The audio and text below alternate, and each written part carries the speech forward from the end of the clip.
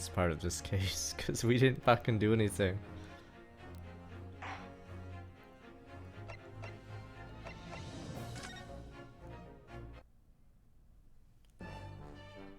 Okay, here we go. The new jury. Open and storming, if you please, Lord Van Zooks. Very recently, Great Britain signed an alliance. I should probably read up on that. With the rise in power in the Far East, the accused and the doctor is a student from that same land, a certain Mr. Soseki Natsume. And while our country extended his foreign student the warmest of welcomes, regrettably, the kindness has not been returned. In fact, the student is accused of most sinister act. Jesus, plunging a knife into the back of an innocent woman who was doing nothing but walking down the street. Nothing! A knife crime, I tell you from bitter experience, those are the worst. Bloody oath they are. Oh, just look at that sallow complexion, short stature. He's one of those dreadful Japanese monks. Damn Japanese. Those dreadful Japanese. Oh, let's get this over with. Me now, everyone. 1, 2, 3. Hey, sorry, didn't quite catch that. Oh, I like how they skipped the juror who's the person we were solving for yesterday. Those damn Japanese.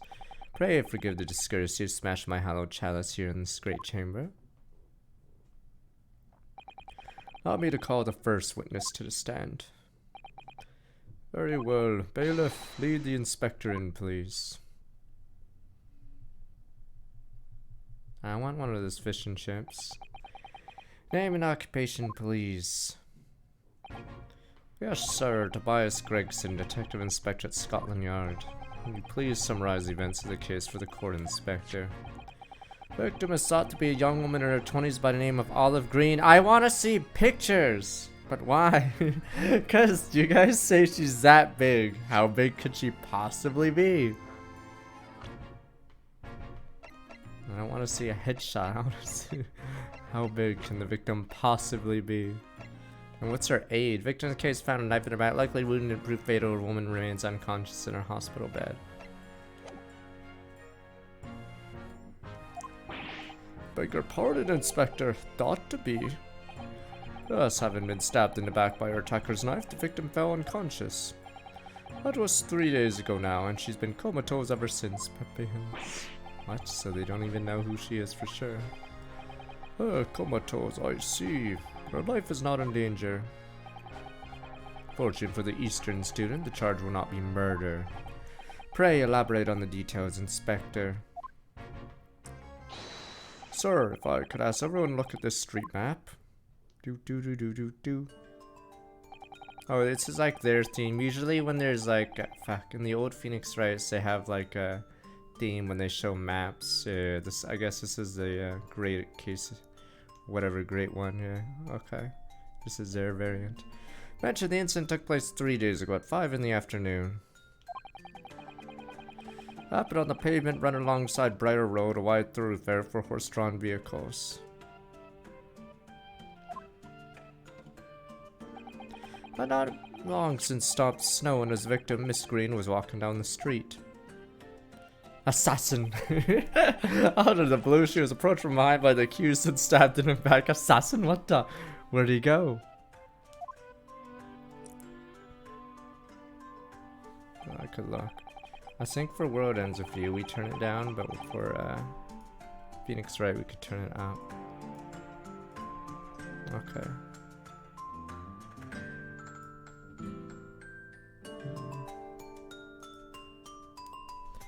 Luckily, the young lady's life was spared, and she's currently being treated in one of the city's hospitals.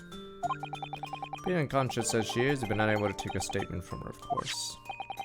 Oh yeah, we're doing Ghost in the Shell 2.0 as a Monday movie. Case file with everything we know about the victims so far. They don't have the original, only the remade version. Thank you, Inspector. The court will accept the documents as evidence, if you please.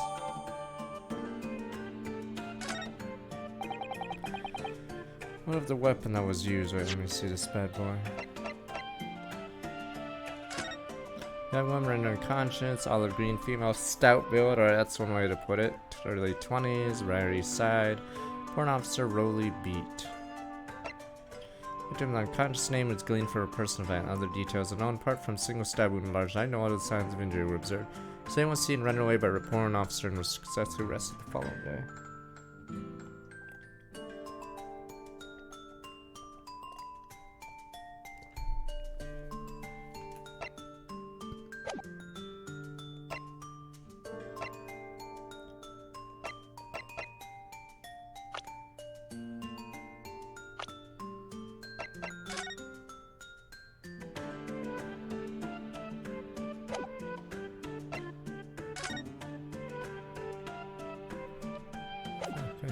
Swear it probably has something to do with the cheating incident, but we'll see. The weapon that was used. Sir, how did that here was removed from the victim's back. Ouch, that big thing is starting to make me scared to walk down the street now. Heavy blade like that, almost anybody could have been able to stab the poor woman. Even this scraggy looking Suseki son, I suppose. Common or garden jackknife, I'd say, rather nondescript. Thank you, Inspector. The court accepts the blade as evidence.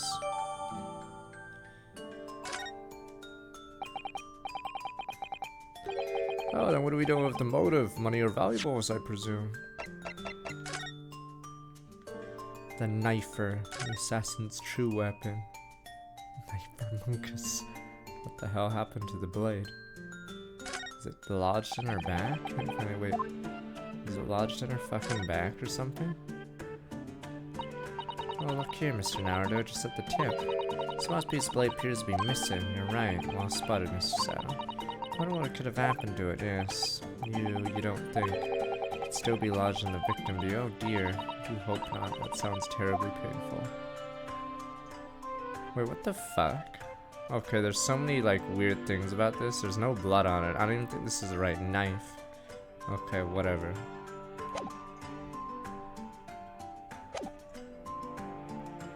Now, what do we know? The motive, money, or valuables, I presume. What we can tell by looking at the woman's possessions, seems like she's a poor student herself. I would imagine she would have anything much worth pinching, my lord.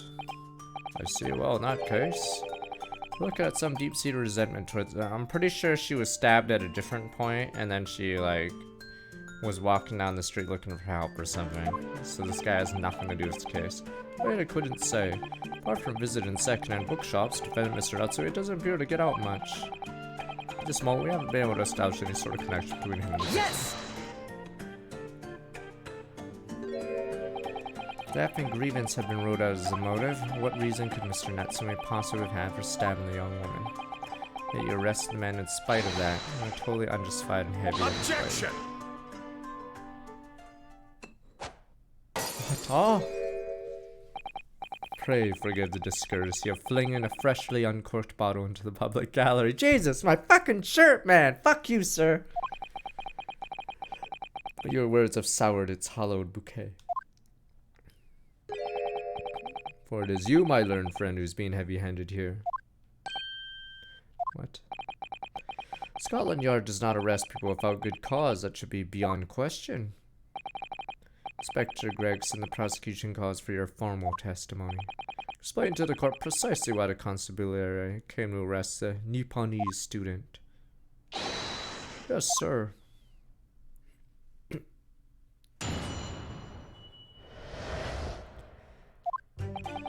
As I said, it was 5 o'clock in the afternoon when the incident occurred. There's an unusually light fog. Visibility was reasonably good, and there was no one else about but the victim and the accused. Out of the blue, the victim was stabbed from behind and subsequently collapsed on the pavement. The accused ran off, scattering his belongings all over the floor. Always being a number of old books he'd just bought, he was on his way home from the bookshop, it seems. Just a matter of working out who the books belonged to, and we found the bloke arrest him. This is such a dumb case already. So the guy was holding books when he stabbed it in the back randomly. Old books, you say? Bookshop 789 Summerstone, welcome back 54 months. Jesus, good men got, sir! Yes, my lord, a photograph here of the scene of the crime taken immediately after the accident. Good God, sir. Men got. There's a clear to see the books which we're referring. Take that photograph print as evidence, please, Inspector. Good God, sir, I don't see a woman here, sir. Why do you have a picture of this? Oh, sir, the green thing's a woman. Oh. You Nipponese are a spineless breed, too cowardly to admit defeat. Denying everything despite overwhelming evidence to the contrary. Well, forgive me, Lord Van Zeeks, but the defendant is not denying everything, as you put it. What are you doing, Mr. Saddle? Do go on. Satsume has admitted to playing some part in the incident. Oh, what did he say? Isn't that right, Mr. Naruto? Well, now you mention it. We visited him in the prison yesterday. He did tell us what had happened. As I was walking along that accursed pavement, I could make out the sole silhouette of another ahead of me, a woman wearing a green overcoat she was, and just as I went to overtake her, she suddenly let out a little scream and collapsed onto the cold hard slabstone at my feet. Terrified, I had to get away from there, so I ran fast my legs carrying back to my cursed legends. A green overcoat? Oh, that's exactly what the woman that print is wearing. Oh my, a photographic print in full color. What will the world come up with next? The defendant has done nothing more than admit he fled the scene of a terrifying incident. Does that mean she's guilty of the heinous crime of stabbing the woman in the back? Major Martin 157 Keys, 7 star, welcome back 28 months. There's nobody else there at the time, just the two of them, the victim and the accused. In other words, there's nobody else who could possibly stab the woman. The fact that the accused concedes.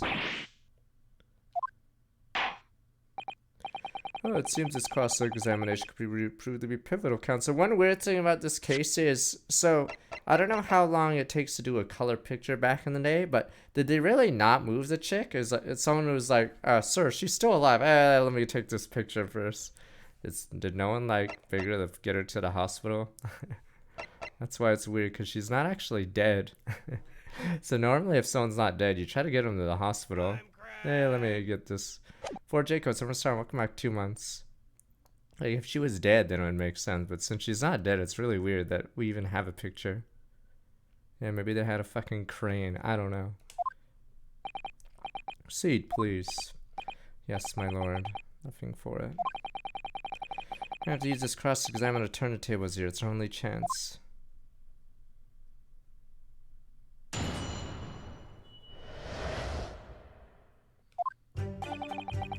There were 5 o'clock in the afternoon when the incident occurred, and there was an unusually light fog. Visibility was reasonably good.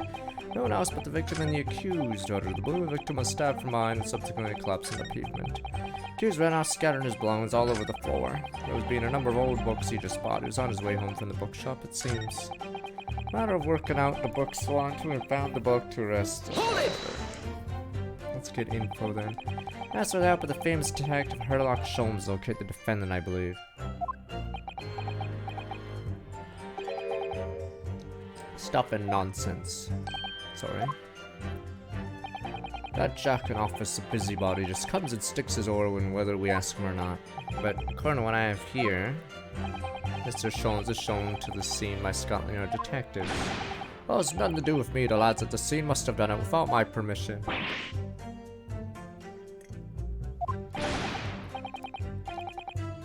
Oh, time and time again, whenever something happens, send word to headquarters and follow your bloomin' instructions. Damn bloomin' instructions. I see. Medler gets his hands on any details. We'll all be reading in Rents magazine next month, and you can bet your last farthing that I'll be in there too, stripped of all my hard work on the case. In fact, is that a currency farthing? Fuck the old way of British, whatever, the currency system was so dumb. Yes, Mr. Sholmes. No, Mr. Sholmes. Aren't you clever, Mr. Sholmes? That's all the thanks I'll be getting. Spectre. That man has proven detrimental to the Yard's activities. Perhaps I should step in and deal with him. Wait, so what's a pence then back then? Is it farthing pence? I don't even know. Shilling. Fuck, what else? Okay.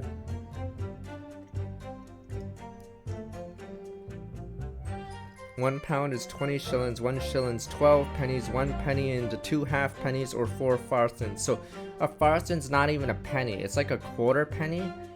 Yeah, so yeah. So British money was terrible back in the day. I'm gonna go. Farfin's like the lowest currency, but apparently 4 of them make it's whatever. Give me a sec. Okay, there we go. As I step in and deal with him. Oh yeah, and again he has 21 shillings for some bizarre reason. Okay, whatever.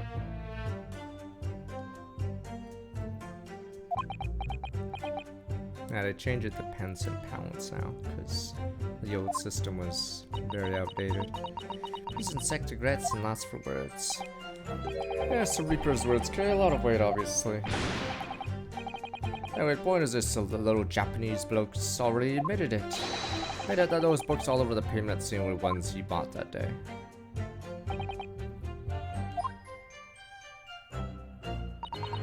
What do you think, Mr. Naruto? If you're unable to sway the jury during this question, then I'm afraid that Mr. Natsume's fate will be sealed. Yes, they're sure to find him guilty. One way or another. I have to expose undeniable inconsistency in the inspector's testimony.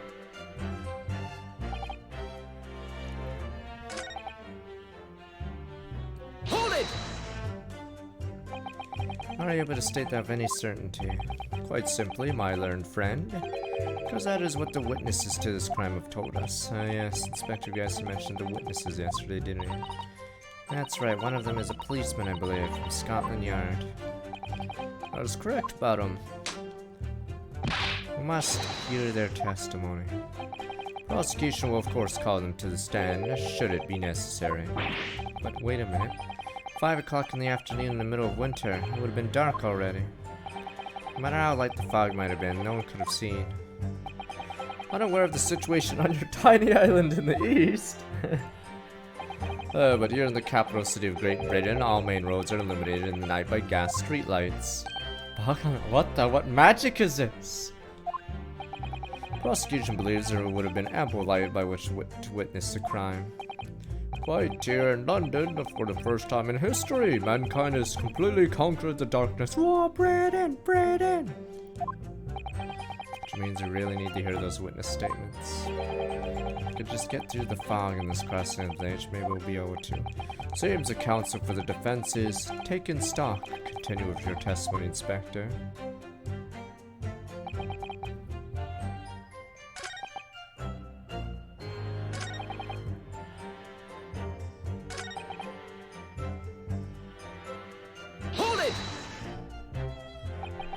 Natsume's belongings, I think you'll find it all there in the photographic print of the crime scene.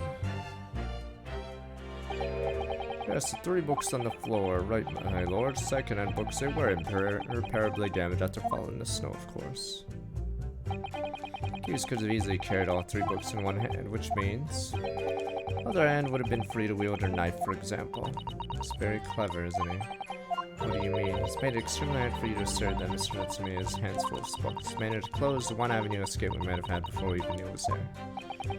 Sir, the defendant was holding his belongings as he thrust the knife into the woman's back. Must be what happened, my lord, yes. I'm gonna look at something.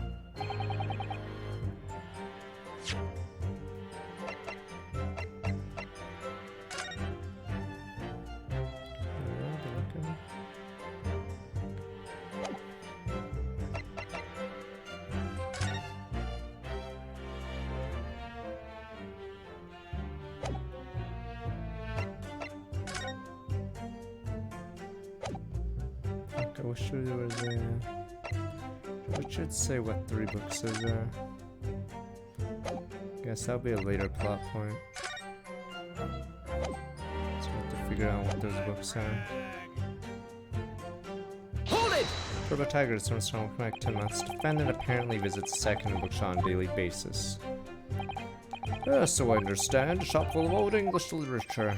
I commend the accused on the lofty subject matter of his scholarly attention. Bloke's room was stocked floor to ceiling with those musty old books.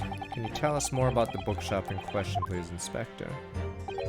Well, if I must, I'll have to ask you to look at the street map again, I'm afraid. Bourbon Books. That closes the second-hand bookshop to the accused. Lodging is this place here. Bourbon Books, a little place on the corner of Briar Road and Meerschaum Street.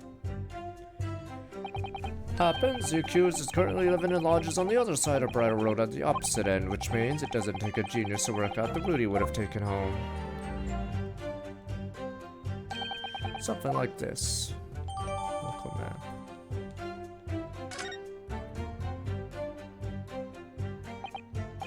As to concur with your conclusion, Inspector, defendant would certainly have passed the scene of the crime on his way home from that particular shop. I don't know, though. I think that's what the inspector just told us. Could turn out to be of vital importance. Yes, I agree. Most important point the inspector just made, being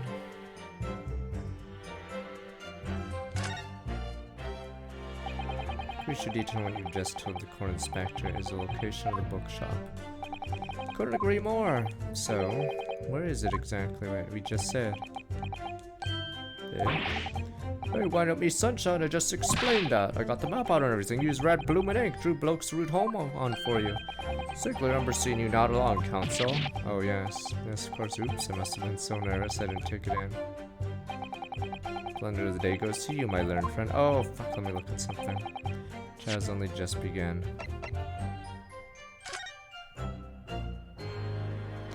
It's not in the right bookshop. Fuck. I would strongly advise you look carefully through the court record to stage. Yes, miss, I once missed, so I made a mistake, miss. So I have to continue your testimony, please. Hold it! I have to go through this. So why male models?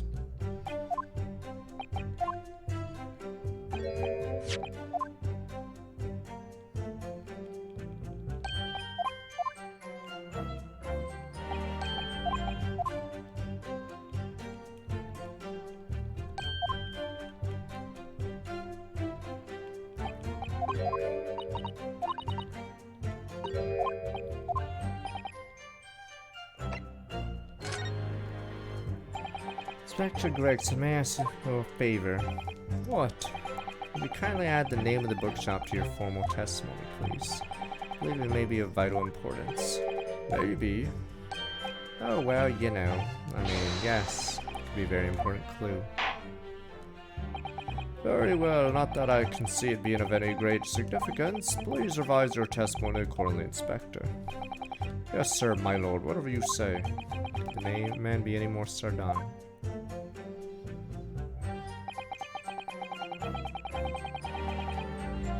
I was way home from Bourbon Books. Objection! If I could just stop you there, Inspector Gregson. What is it, Sunshine, or busy man, you know? This is a receipt we found in Mr. Natsume's room. It was issued on the day of the incident and details purchase of 3 second-hand books. And you found that in the accused room, did you? Yes, but the point is not where the receipt was found, but the name of the shop printed on it. Go on. This receipt was issued from a bookshop called Your Books. Your Books, Y-O-R-E, I presume. Yes, my lord, so Mr. Natsume did purchase a number of books at a second bookshop that day. However, the bookshop in question was not Bourbon Books. What? Inspector, do you know this other bookshop? Yes, sir. Your Books, another second bookshop not far from Bourbon Books. It's just that, well, it's such a small place, I didn't think the accused would have known about it. Objection! The fact is, the bookshop which the defendant visited in question. This receipt proves it.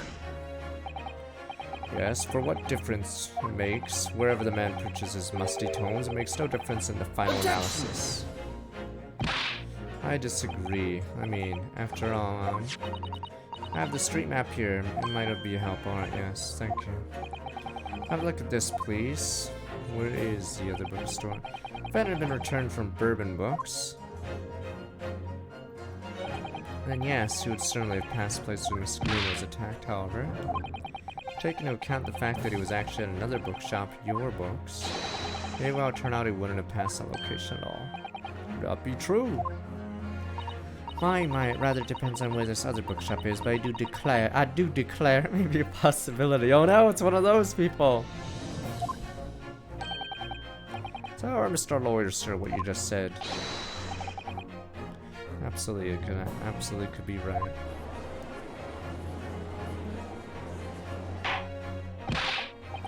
Dr. Gregson, where is your book's establishment? Well, obviously we looked into that. Turns out that your books... Oh. Just here, the next curve of Meerschaum Street going is, right? That was pointless.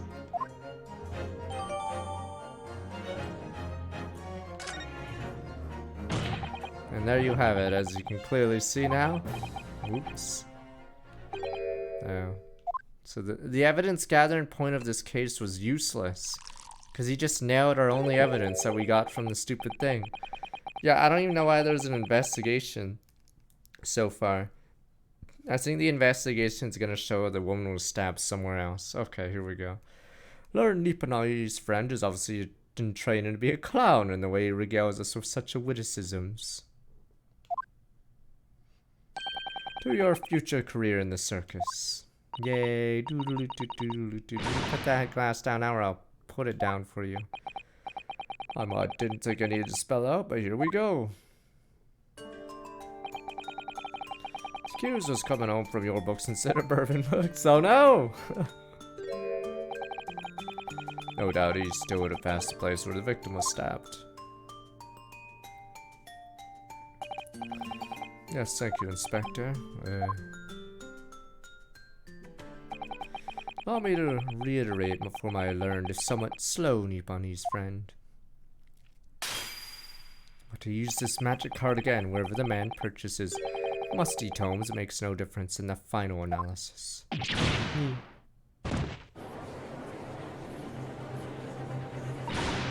As I suspected, you can't fool me. Don't suggest you try. What did I say? Hey, I've had enough of this now. Beg your pardon, terribly sorry, but would you mind repeating that? That's like chat, damn you. Mr. Naruto, we mustn't give up. What do you mean? The prosecution's assertion is correct. Members of the jury may very well decide that Mr. Natsume is guilty. Yeah, she's absolutely right. You must think, we must consider the assertion just put forward by the prosecution very, very carefully. Claims to Uzaki-san must have passed location. It's not on the way home from your books, but...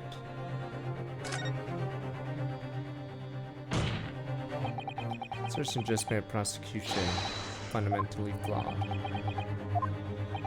Explain yourself, counsel. Yes, my lord. You can see what I mean on this map. Am I getting destroyed? One turn from your books to his lodgings.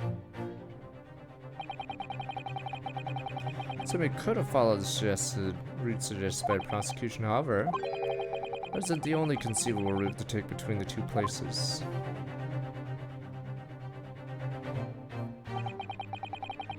If I didn't use these streets, look what happens.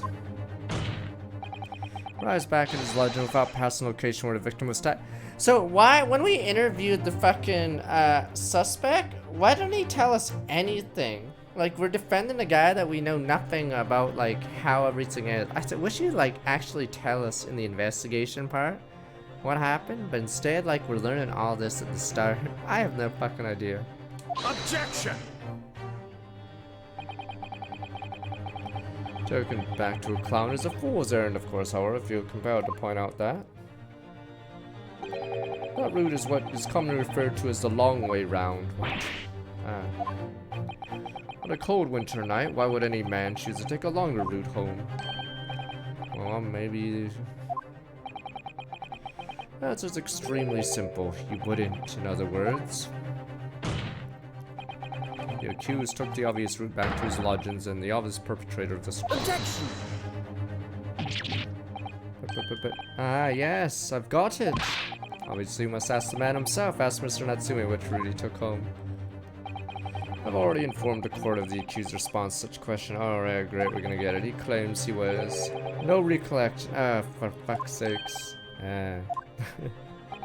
That's right, as I said, the bloke seems to spend his time outside wandering aimlessly from A to B. That day was no exception. He says he doesn't remember where he was or which route he took home.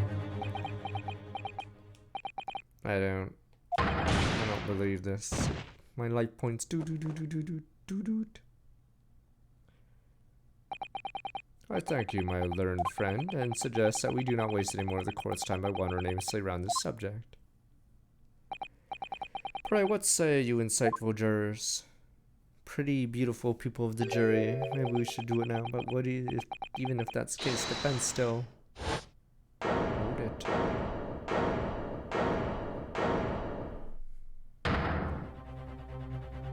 Ah, grief, Lord Don Zig so early in every way.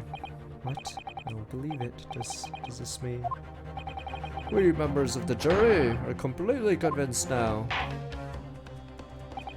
Very well, in that case, I hereby call upon all members of the jury to present your findings to the court. Guilty! Guilty. No! Guilty! Guilty! Guilty! Guilty! Well, that was quick. Do. It's my life points because it's 0. Do. What the 2-turn move?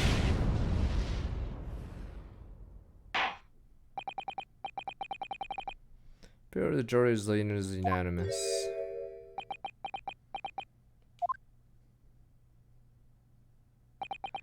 To the insightful members of the jury, I applaud your brave resolve. You serve queen and country admirably. Long living in the fucking, yeah, well, there we go. Long live Britain.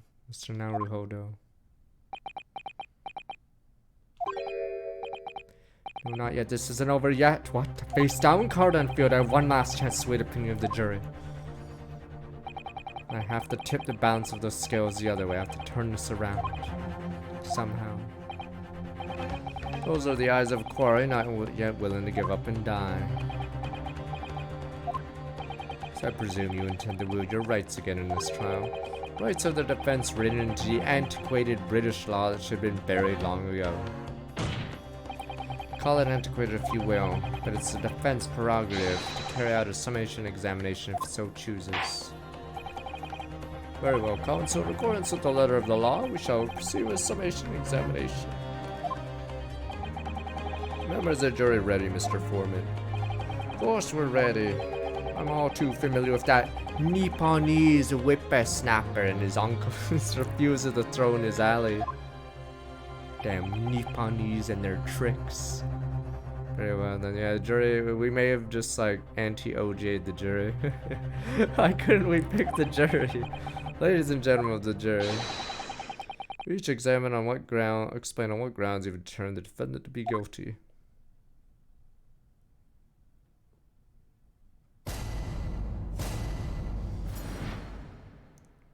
Jurors' contentions. For pity's sake, that little Nipponese oddity already admitted himself, didn't he? He said that a woman in green clasped for his eyes. Why, it can only have been the victim, I declare. He couldn't have gone round houses on his way back to the bookshop, not in winter. Oh, the poor woman was attacked from behind, was she? How dreadful. Really don't care, can't we just wrap this up now? I got work to be doing. Oh, your old books, yes, nice shop that, but bourbon books, huh? No, not worth a visit.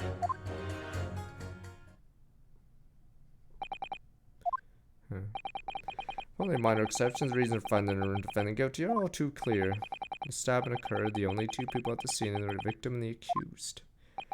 Accused himself was admitted to seeing the victim in a green overcoat sink to the ground before his eyes. Furthermore, we've heard from the inspector the defendant then fled the scene. Must say, I would have ample grounds to convict this man already. Oh dear, even the judge appears convinced Mr. Natsume's guilt now. Why did he have to run away like that? How are we supposed to believe in some phantom attacker nobody could see assassin? This is impossible. How can I possibly make a case for the defense? However, no time for grumbling if we want to force the trial to continue. Yes, I know.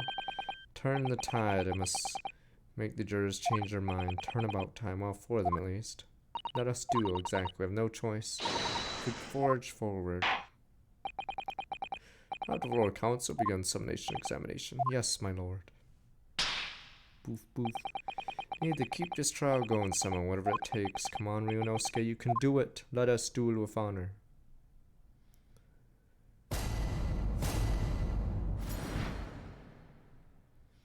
Defense rebuttal. For his sake, Nipponese friend already admitted himself. Said a woman in green collapsed his eyes could only be the victim. Only a man would have gone his way back from the bookshop. Poor one was attacked from behind. How dreadful. I don't care. Fuck you, Betty. What the fuck? Hold it! Your statement sucks dick, yo. Man's life is on the line here, sir. Take as long as it takes. Don't get clever with me now, son. My life's on the line too. So is my family's. Like some of you wouldn't understand, but a laborer like me can't afford to take time off. I don't work, I don't eat, and neither do the wife and kids. Oh, I see. That must be very hard. I go to the union every morning to find out what needs doing. If your lane work's taken, it's tough. This time of year, there's water and gas supply pipes bursting left, right, and center. They're after cheap labor to get the roads dug up to fix it. It's hard slog from dawn to dusk it is. So you're out digging up the roads the day of the incident as well, were you? That's right. In fact, if I remember rightly, it was just around the corner from where it all happened. By that old bookshop it was. How convenient. What? Another coincidence? This jury seems stacked. Oh, that's right. Meerschaum Street it was. Meerschaum Street. In the map now, there's only 3 named streets. Juror number 5, I need you to add that information to your formal statement, please. What's the point now? Can we just get this business over with now? Please, sir, it's important. Fine, I'll do it then.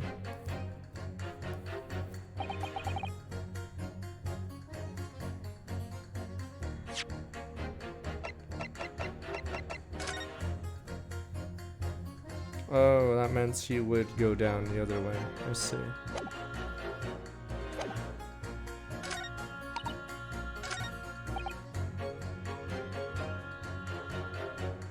Let's see if it's this one. Objection!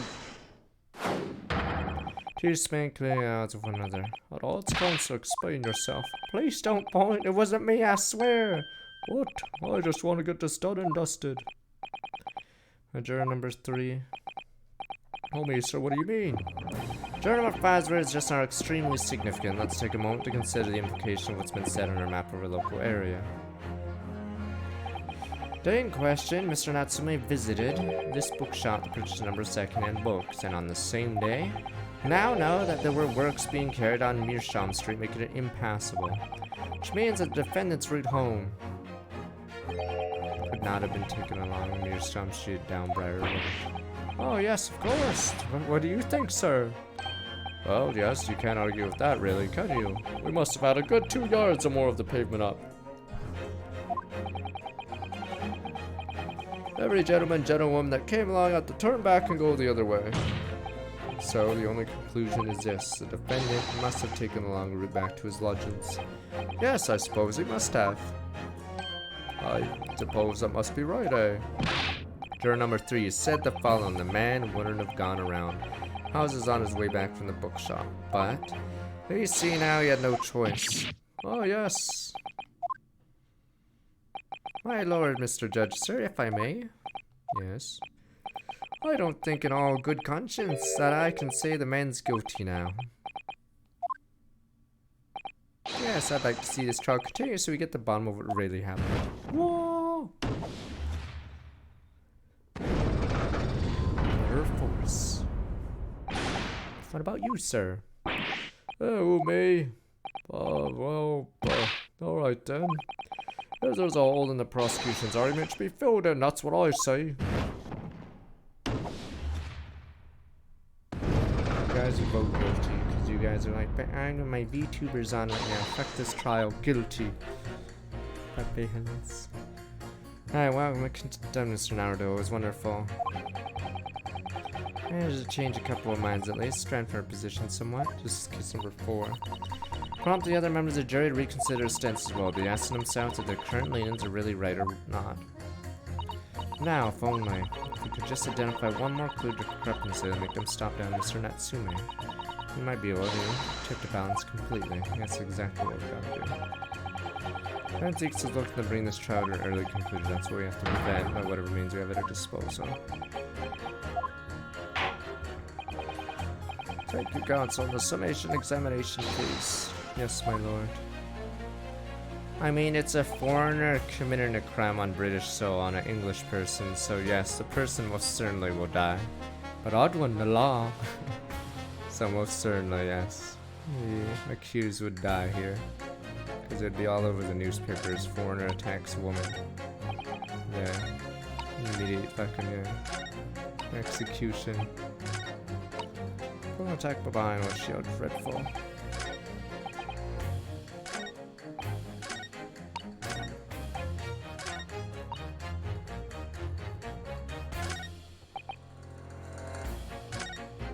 Hold it! You're right at the time of the incident. Defendant admits to having seen someone wearing a green overcoat walking ahead of him. Oh, quite, that's precisely my point. Clearly that someone wearing green was a victim. Clearly that funny little Nipponese man with the disturbing mustache is a cop out, you fucking racist bitch. Let us not forget, madam, the defendant vehemently denies attacking a woman. Why, of course he does. If he admits to stabbing her, his life is over. The man is obviously a liver-faced coward, honestly claiming the woman simply collapsed before his eyes. That's a lie as you're suggesting. Do you not think he would have concocted something more credible? Oh, I really couldn't say. After all, you are foreign. What's to say what goes through your funny little minds? Racist bitch! Racist fucking bitch! You foreigners think differently, of course. Inferior minds, yes. Tell you what's going through my funny little mind right now, but you wouldn't like it, you fucking racist bitch! Racist bitch! I do declare the man has already made the omission. He himself stated there was nobody else around. Surely the conclusion is obvious. No one else could have possibly committed this awful crime. Yeah. No one else could have done it. The accused must be the man. Really, it couldn't be more simple.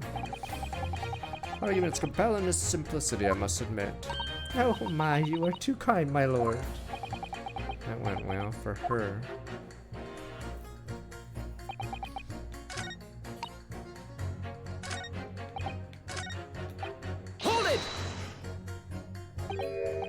Sorry, fold it, you say? Fold what? No, what I said was hold it. Fold it. What I wanted to ask was, do you visit your books often? I like the old books they have in there, yes. I enjoy reading them over a nice cup of old tea. That's my daily routine, you see. Same thing every day, including the day you're all talking about. Now, what time do you visit your books in the day in question? Well, oh my god, he's fucking wearing green. God damn it. Well, I was picking out books in there all afternoon. It would have been just before 5 that I left. Oh my god. That's my daily routine, you see. Same thing every day, including the day you're all talking about. Just before 5 is exactly when the victim was attacked. Are you sure about the time? Oh yes, no mistake there. I remember it well. I'm not about to forget that day in a hurry. Not after the dreadful time I had. Let me guess, you tripped. What do you mean? Well, I was walking down Calabash Road when I slipped on the ice and donked my head. Always worse after the snow stopped falling. That's when it's most slippery. Knocked myself clean out, I did. Really thought my number was up. Wait a minute, let me get this straight. This happened on Calabash Road. That's right, I live in Cornpipe, you see. Heading down Calabash Road's the quickest way for me to get back from your books. Juror number 6 must insist you add that information to your formal statement. It very well be extremely significant. Oh, sorry, extremely sick. Oh, no, I'm quite alright now.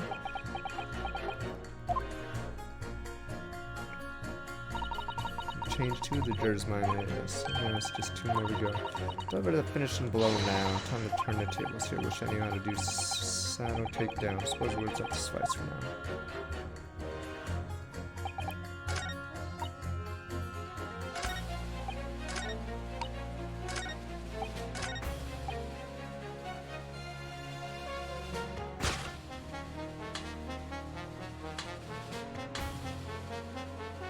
Objection!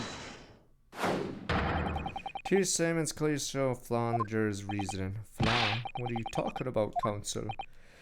Well, juror number 2, juror number 6? Why, whatever do you mean, sir? Damn foreigners in their little minds. I think perhaps the old man didn't hear you. Unbelievable. It's not like I was loud or anything. There's at least one fact of which we can be sure here. Bookshop receipt found in the defendant's room clearly indicates that on the day of the attack, he had been to your books and purchased a number of second-hand titles, then returned home on foot. The man says he has no recollection of his return journey. That's correct. But what he does remember is seeing someone appear in front of him on the way.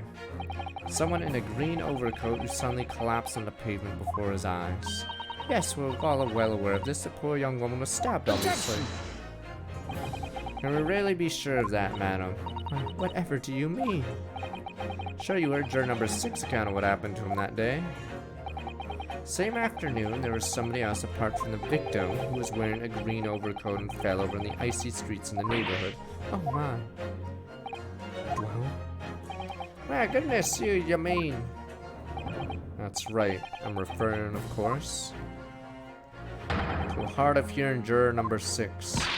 Are you really suggesting that the person in the green overcoat whom the defendant saw collapse in front of his eyes is the jolly old gentleman at the end of the bench here with me today? That is entirely possible, yes. After all, the old man, somewhat similar build to the victim. He's not that fat. Well, look at that! My goodness me. Sorry, you need a pee? And crucially, know precisely where the old man in green overcoat fell. On Calabash Road. Therefore, if the person who Mr. Natsume saw collapse in front of him was in fact juror number 6, means the defendant must have taken the long route back to his lodgings, and if that's true, then clearly crime scene on Briar Road where the woman was stabbed was not on his way home. Oh my. You idiot old man, if you hadn't been so daft to be roaming about there, we'd have boxed us off hours ago. Really? What were you saying wearing such a befuddling coat? What did you say to me? Is it a crime for the elderly to walk the streets these days? Is it a crime to slip over the ice? Damn you young people! Poor old people. Is it a crime to keep up with the latest styles and wear a beautiful green overcoat, is it? Damn you people. Damn youngins. My lord, I do hope it won't cause any inconvenience, but you would like to change your lien, I presume. I do declare that I would. I should like to call for a verdict of not guilty. Thank you. I would too. What? Is it a crime to change your mind, is it? Well, damn you whippersnappers! Always changing the rules. Back in my day, it wasn't a crime to do that.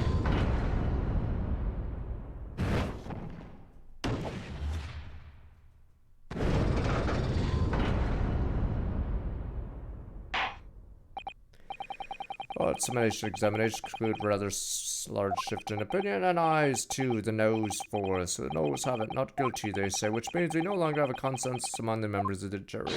Trial will continue. Objection!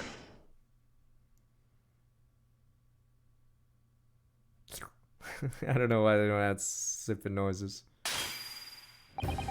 Could it seem churlish of me to drink from my hallowed chalice moments after raising an objection? Only that crush it in disgust, pray forgive the discourtesy. Von Seeks. Seems I must retract my earlier remark. What do you mean? Mistakenly credited these jurors with intelligence by describing them as insightful. Yet we have just witnessed them falling for a cheap trick performed by an Eastern entertainer. What you say? Whatever do you mean? Objection! Haven't tricked anyone, everything I said is the truth. Indeed, the stalwart juror number 5 was undoubtedly repairing a road as he claims. I do believe he said it was a good 2 yards of the pavement which you excavated. That's right, took me the whole day and they paid me a measly tuppence for it. Fuck. Is a tuppence is a halfpence, right? Or is that something else? Whatever. Was it 2 pences? Whatever. Now, my learned Nipponese friend, tell me. Do you have any notion of the distance that the 2 yards represents? Well, if I'm honest, I don't have a clue now. 2 yards is a little less than 2 meters. Less than 2 meters, that's not much at all. Other words, a distance readily vaulted by anyone of moderate vigor. Would you not agree, my stalwart friend? Well, I can't say you're wrong, no. What? Did you perchance erect a sign and prevent pedestrians from passing the site of your works? I wouldn't dream of it. What a waste of time. No coaches would have had a hope of passing anyway. We turn any gentlefolk back when they come. Kids just jump right over us all the time. Hughes is no gentleman. As far as I can see, racist! I've little doubt, however, that you could spring over a 2-yard trench in his meanderings around town. Oh. Is that true, is it? Incontrovertible truth is that the books just purchased by the accused were found at the scene. No doubt on his way back lodges, Mr. Natsume walked down Briar Road. Crushed in a single sentence. An old man. Old man, you can talk. Say that around 5 o'clock in the day in question, you slipped and fell in Calabash Road. Pray, was there a suspicious-looking Nipponese behind you at the time? Oh, why, can't say I remember. You don't remember. How about a wager, my learned friend? You say it was this old man the accused saw, but I would lay 1,000 to 1, gamble stream, against you being able to prove it. Me.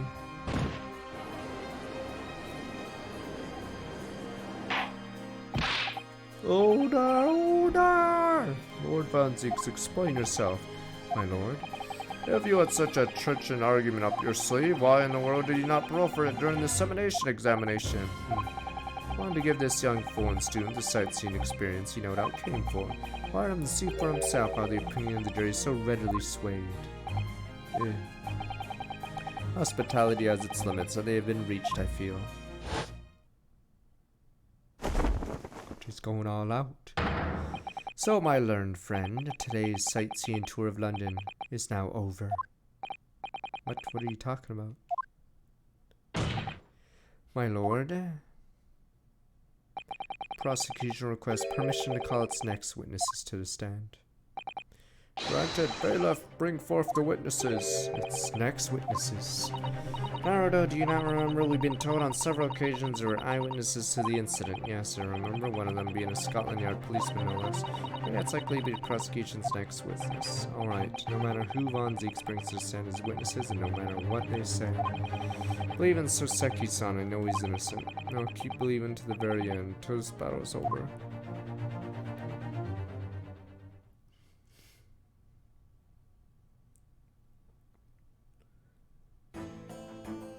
Poor people, but sir, witnesses, please say your names and occupations for the court.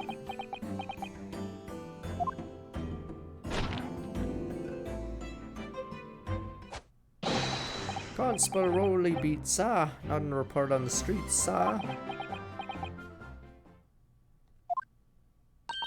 I'm Miss Beat. Patricia's my name. I'm proud to say I'm this young town hero's wife.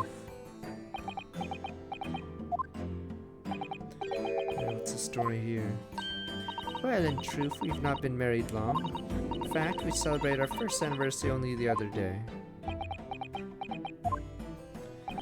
Oh no, it was your husband I was asking about. He seems tired. Hardly surprising. It's been an honorable occupation, patrolling the bee's most demanding work in the world. Oh really, I'm sure I've heard that before actually. Indeed, apart from rare days off, our gallant officers trudge some 20 miles a day, you know. Patrol boarding houses and pubs, collect taxes, survey the streets, check that meters are reading true. Responsible for keeping the streets clean and light and extinguishing our street lights. Number of items unlisted don't sound much like policing duties at all. I wouldn't just be falling asleep on my feet, I'd have collapsed long ago. Goes without saying, a policeman's primary duty is the apprehension of criminals, even when he's off duty. Constables expect to investigate and resolve any crimes on his beat. For a London Bobby is a man of honor. L'honneur. Man of slumber. In question, this man and his wife were walking down Briar Road in the opposite direction, and they witnessed the incident as it occurred. Is that not correct, Mr. and Miss Beat? That's right, sir. Isn't it, Rowley? So there's no one else around this too. Constable Rowley beat Sa, having the report on the street, Sa. What a great witness he's gonna be. Very good. I'd like to hear your formal testimonies now, please. Tell the court exactly what you saw in the afternoon of the incident. Yes, sir.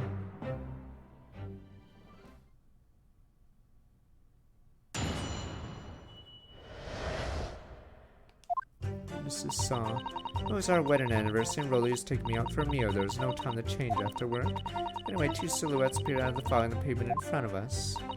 All of a sudden, one of them just collapsed on the floor, then the other scattered something before running off. Ran straight over, of course, and went out for a nearby police box. Definitely that Japanese man on the dock. Rolly and I saw him clear as day. Ah, there we go. Press that. Alright. I am gonna be very sad if the books on the ground don't even match the fucking paper. Alright. Extremely compelling testimony, I must say. Oh dear, this policeman and his wife would claim they would positively identify Mr. Natsume at the scene. Testimony is true. The alternative course of events that you established in the summation examination will be squashed. It's deaf now, in fact, because that alternative was never viable in the first place. Fortunate by chance, and not on your wedding anniversary too. Oh, I know, but I still managed to go out for the evening with my man. I thank the Lord for that. People, Christ. Gosh, life of London Bobby sounds very hard indeed. Indeed, however, this cross-examination will be over in minutes. You may very well have time to rest this afternoon. What do you mean by that? Well, I learned, friend, the witnesses saw the face of the man fleeing the scene. They are testifying under oath. It was without doubt the accused Mr. Sasaki Natsume. One of these witnesses is a policeman, no less. You appreciate the gravity of the situation, I'm sure. Except the man's so tired his wife has to do all the talking. Enough preamble. Counsel for the defense. Commence the cross-examination, please. Yes, my lord. I mean, Larry Butts should be in fucking jail for how much he lies on the stand. Fuck Larry Butts. You guys are like, but Larry Pepe Hands. No, Larry Pepe Hands. Larry fucks over everyone.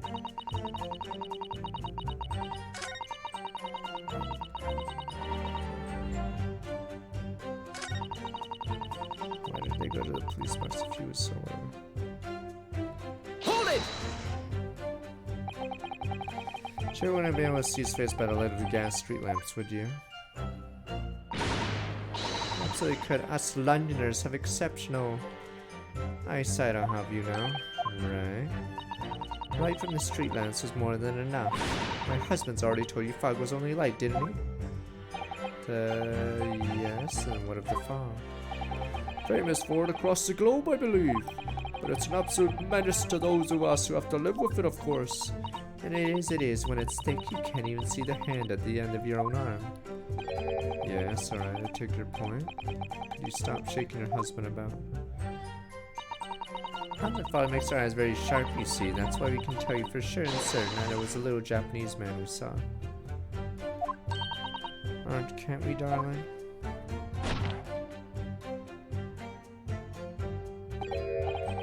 What? Yes, it was the accused, and no mistake. The mustache, the hunchback, the cat-like eyes. Whoa, whoa!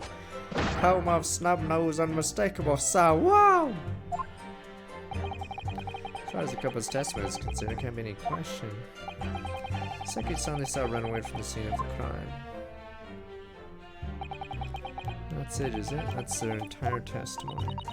What do you think, Mr. Naruhodo?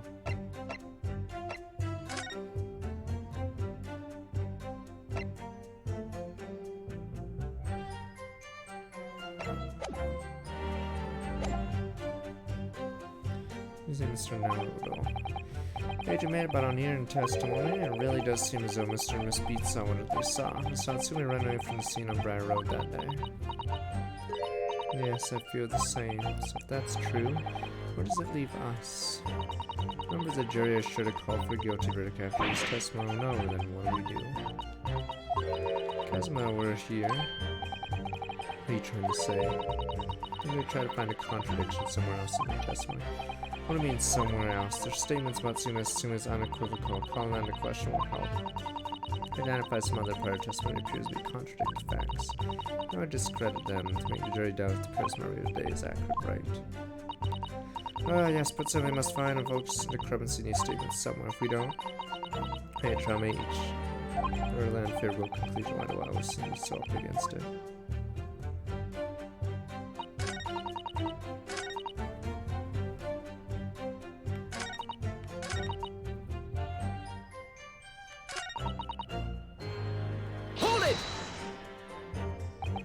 Your husband who went to fetch help. Oh, Oh no, I win. I may not be a police officer myself, but I am the proud wife of one after all. Is that right, my darling?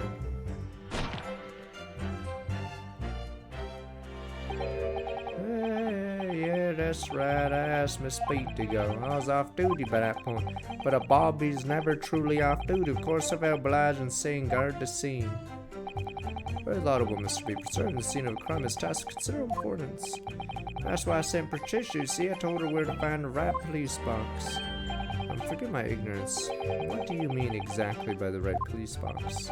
Depends on the crime's location, you see, as to who deals with it. Where the woman was stabbed wasn't actually on my beat, so I told Patricia to wait at the police box for the beat incident fell in her so she could go and report it. I ran there as quickly as I could and asked for help from the Bobby on duty. There's something more important than a young couple in love working together, you know? Thanks to your swift response, case was quickly resolved. The actions of two model citizens. Oh, please, you're making us blush, isn't he, darling?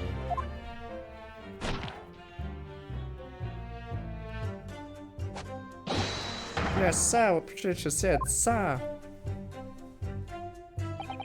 Let's move on, shall we?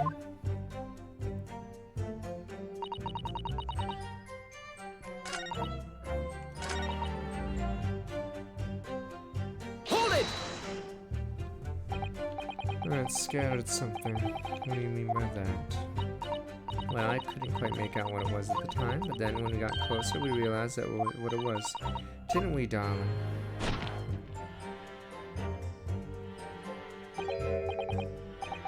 But, yes, that's right. There was some old books.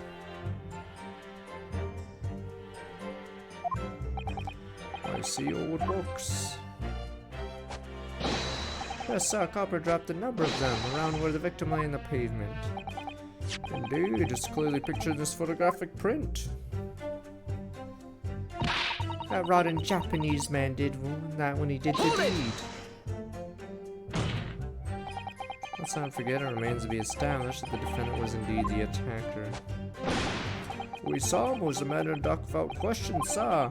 Mustached, a hunched back, the cat-like eyes, taut mouth, and the snub nose. Everything. Any more insults you want to throw in?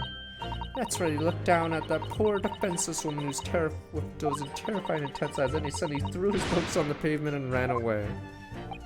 I see. This is tough. Seems as though they're telling the truth here. Provide the court this unambiguous question comes to a policeman and his wife. Please continue. Yes, sir.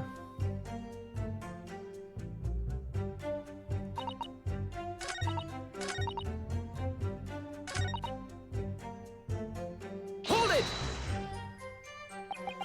No time to change after work, you say. You're a member of the police, Miss Beat. Oh no, sadly not. It's a job for strapping young men only. Women, children, and the elderly can't even apply. Well, I think you can probably see why children and the elderly can't do the job, can't you? I think Rolly looks ever so handsome in his uniform. It sits you down to the ground, doesn't it, darling?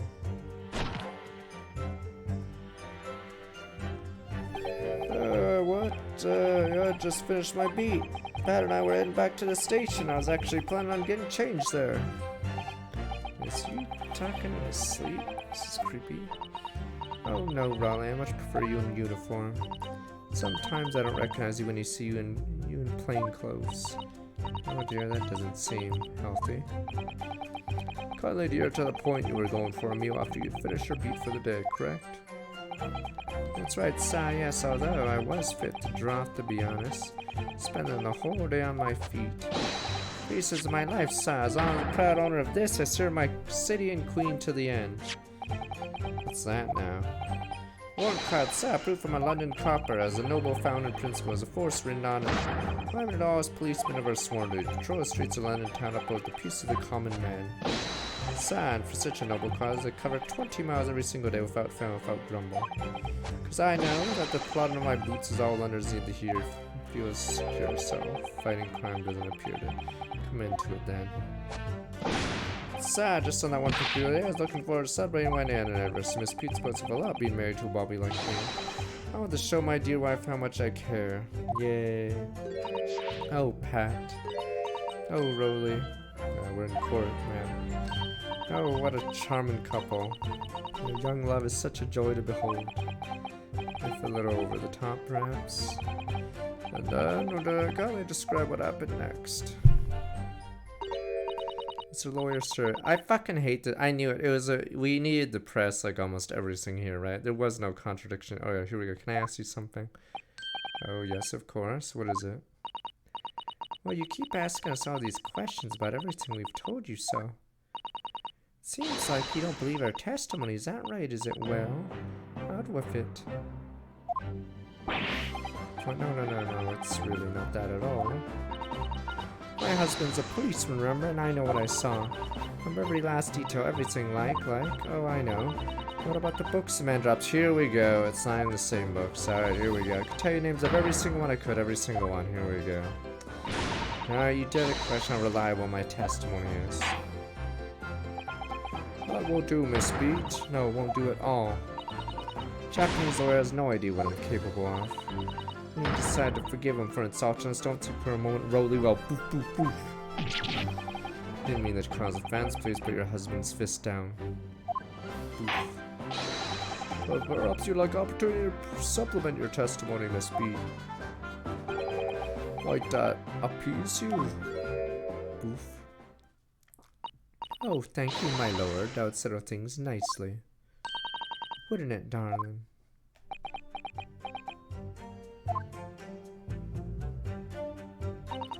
Could even tell you the names of the 4 books he dropped at the scene.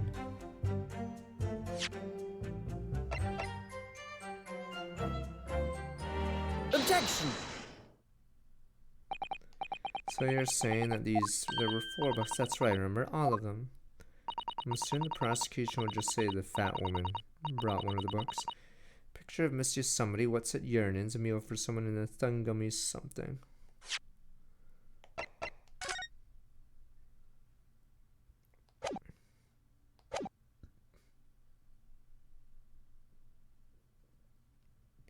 They are the right books, so no. Sorry, Miss Beat. There's a fundamental flaw in that statement of yours. Oh no, what flaw? Simply that the scene of the crime. There are only 3 books, not 4. What? This is a receipt from the bookshop where the defendant bought his books. Your books? Yes, and it details not assuming his purchases that day, but as you can see, only 3 books are listed. Only 3, but no, that can't be. I remember seeing them. There were 4 books, I tell you, 4 dirty books. Boof, boof, boof. Stop punching me, sir. Boof, boof. Oh, really? Have a good look at this photographic print of the scene of the crime. It's not even a good photo. There's a massive thing in the middle. I can't see shit. There could be a 4th book, but it might be blocked. It's clearly see evidence as well. There are only 3 books. I can't see anything. There's just a large green thing in the middle, sir. I just don't believe it. Saw them, I swear, I saw them. No, man, I'm afraid your powers of observation cannot be relied upon. Cannot be denied. Although you say it was a defendant you saw, you could very well be mistaken. Oh no, oh no, oh no, oh no. No! Objection!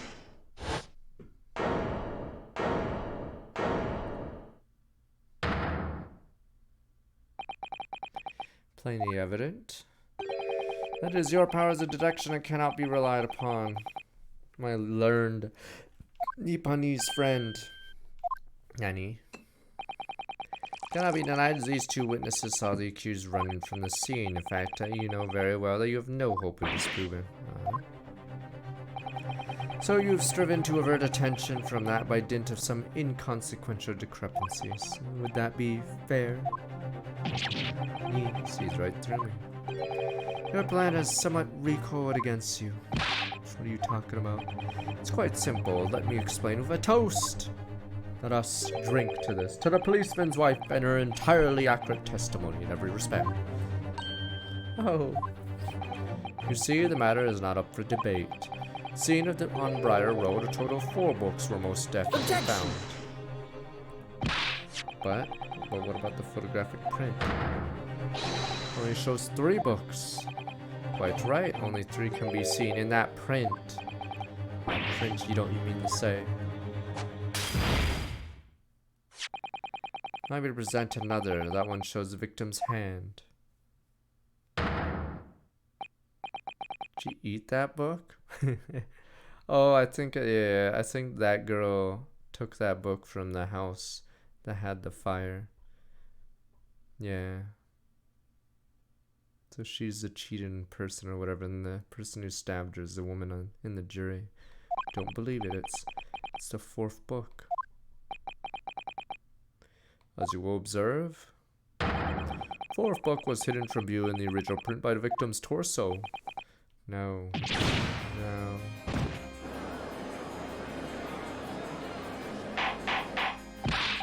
Order. There you see, look at that, look. Yes. Just like I said, isn't it, my darling? Yes, sir, Patricia's always right, sir. Let us study the receipt for the books purchased by the accused in the day of question. Miss Beat, the titles once again, if you please. Yes, of course. Picture of Monsieur somebody or other. Picture of Monsieur Lacour. Was it yearnings? Canterbury yearnings? Meal for someone. A meal for Gabrielle, in fact. As the court has just heard, the witness remembers the book titles flawlessly, save for a few minor details. Miss Beat's powers of recollection can only be described as exceptional. Did you hear that, Rowley? Gentleman paid me a compliment. Yes, sir, flawless, sir. Patricia is flawless. But there are only 3 books in the receipt, and Miss Beat mentioned 4. There's nothing surprising about that. Clearly the 4th book is which is shown in this photographic print. I'm sorry, counsel, but does that not seem odd? Why should the 4th book be omitted from the receipt? It's not odd at all, my lord.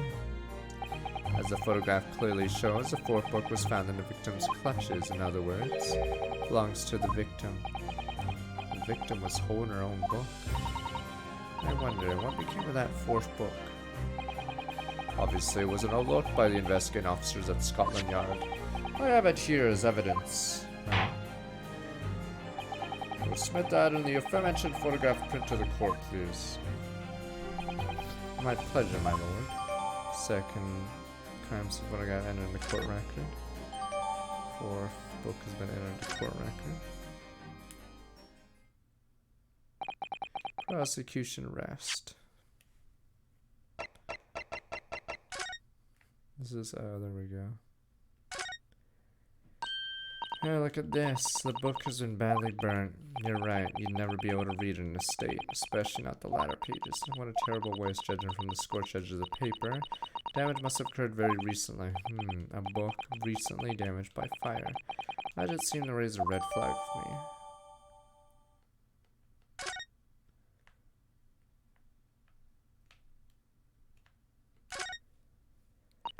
Let me see, it's a book entitled The Lion's Pride. I'm afraid I don't know any English literature at all. Wouldn't be something I've heard. Wait a minute. Lion's Pride. That's strange. I think I have heard of a book by that name before. And very recently, too. Title I recognize too, Mr. Naruto.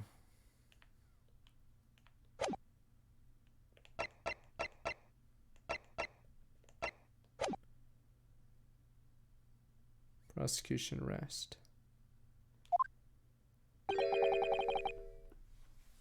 Nothing further to add. We're watching Ghost in the Shell, you bananas. 2.0. What? Seems surprised, my learned friend, but your resistance till now has been in vain. Entertaining, yes, but futile. Yeah, we saw Tomorrow War on Monday and it was pretty rough. And it goes on like 40 minutes too long. Spurious longer reads the accused legend that you tried to establish in your summation examination. Attempt the discrediting of the witness powers of recollection in your cross-examination. Futile, what right into this? Yeah, it's the one of Puppet Master. See, everything we've said is true. Isn't that right, my darling? Yes, Pat. Marry me, Pat. Perhaps the ladies and gentlemen of the jury would like to reconsider their positions. Should the court waste any more time on this Nipponese travesty? Or is the decision you will have to make all too apparent already?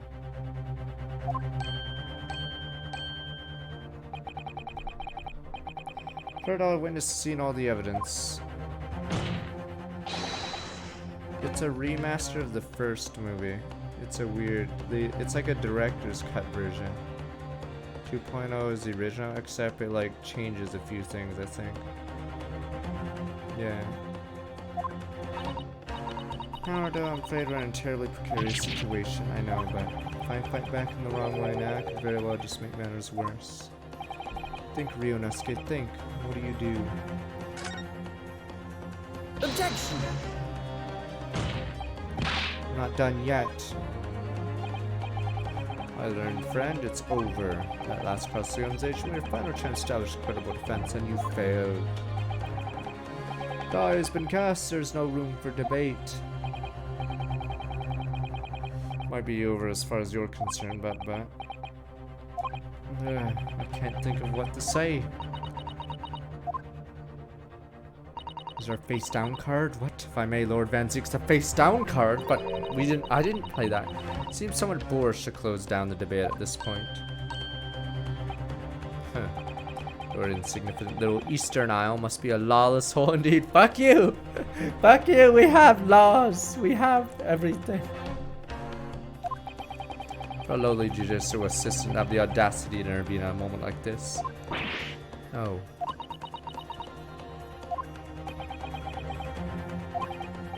I am, to my shame, still a very inexperienced lawyer. So you will have to forgive me, but I consider my assistant's advice essential and her opinions invaluable. Mr. Naruto. Oh, one of this land's great guiding principles is tolerance. So the court will hear you, madam. Go ahead, Mr. Saddle. Please use face down card. Here we go. Very well. Ray, what insight can you give us? Here we go. What have we all overlooked in this matter that you see fit to pursue further? Well, the court has been presented with new evidence, but only after the last cross-examination finished. I see. You believe that this new evidence warrants further examination, do you?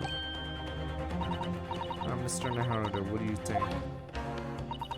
Just possible this new evidence might be the decisive proof we've been waiting for. The judge is sure to ask members of the jury to announce their leanings in a moment. Of course, he's sure to ask you to explain what the crucial piece of evidence is and why. You must take this opportunity. So I'm nearly presented evidence as thoroughly as possible, as I understand. Thank you, Mr. Sano. This is it. Susano-san has managed to win us one last chance here. Can't let it go to waste. Defense wishes to present evidence, my lord. What? Very well. Defense may present one further piece of evidence. Evidence apparently offers profound insight in the case here, though it has been overlooked.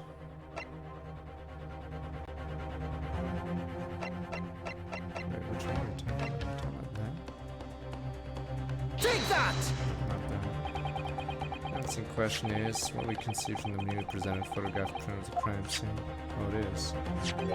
Fourth book found in the victim's hand. Are we not gonna like talk about the murder weapon or like no blood or anything else? Already discussed the fourth book at length. Other than it being the victim's grasp at the time of the incident, no significance has been attached to it. Soon the matter further be a fragrant waste of the court's time, as you well know. Yes, I'm afraid counsel must concur with the prosecution on this matter. I afford you this opportunity. You led the court to believe that the evidence in question contained a huge undiscovered clue. So I must insist you elaborate, counsel. You identify this clue at once. Make myself clear. Yes, my lord. It's Naruto. I believe the prosecution is trying to avoid a thorough examination of the evidence, which means you may very well be on the right track, but yes, I think you might be right. Counsel, precisely where the vital clue to this case, which fourth book conceals. I mean, the problem is, if they have the person not dead, how the fuck do they have two photographs of the victim on the crime scene if she was still alive? Yeah, it's so bizarre. Why would you take a picture of someone still alive instead of, you know, get them out? But I guess we'll see. It's been badly damaged by fire, so much that you couldn't read it all anymore. That's right. Such a pity. You see the flaking edges of burnt pages on it. I think that's a sure sign the damage occurred relatively recently. Yes. Book damage in a recent fire. That definitely rings a bell. Got it! But ask the court to observe the back of the book in question. Back, what do you mean, good gracious? Put burnt to a crisp. I have to ask ourselves, why was the victim clutching what is clearly an unreadable book? Damn, I've never seen something this large, sir. Let me take a photo. Undeniably extremely unnatural thing for her to have been doing. Yeah, that was an oversight in the script in Real World Ends of You. They established that Ryan cannot see or hear fucking Neku. And then she clearly responds to him before even understanding that Neku's there. She wasn't even told Neku was there. She just randomly replies to him. Not you saying what of it, my Nipponi's friend. Or I concede the point that bears no relation to the case. There's nothing to discuss. So you wish to assert that this fire damage is some veiled clue of what happened that day. Pray do enlighten us all. What truth does this charred book hide? Charred book. There's just one possibility here, which I can't quite bring myself to rule out. Outside chance certainly, but worth a try. This is, I think this is a way too long drive or Hail Mary, because the prosecution has no idea about this theory. Alright, explain my theory, don't keep us waiting any longer than counsel. Explain this theory of yours. What are you suggesting you can ascertain from the fire damage the story Thomas suffered?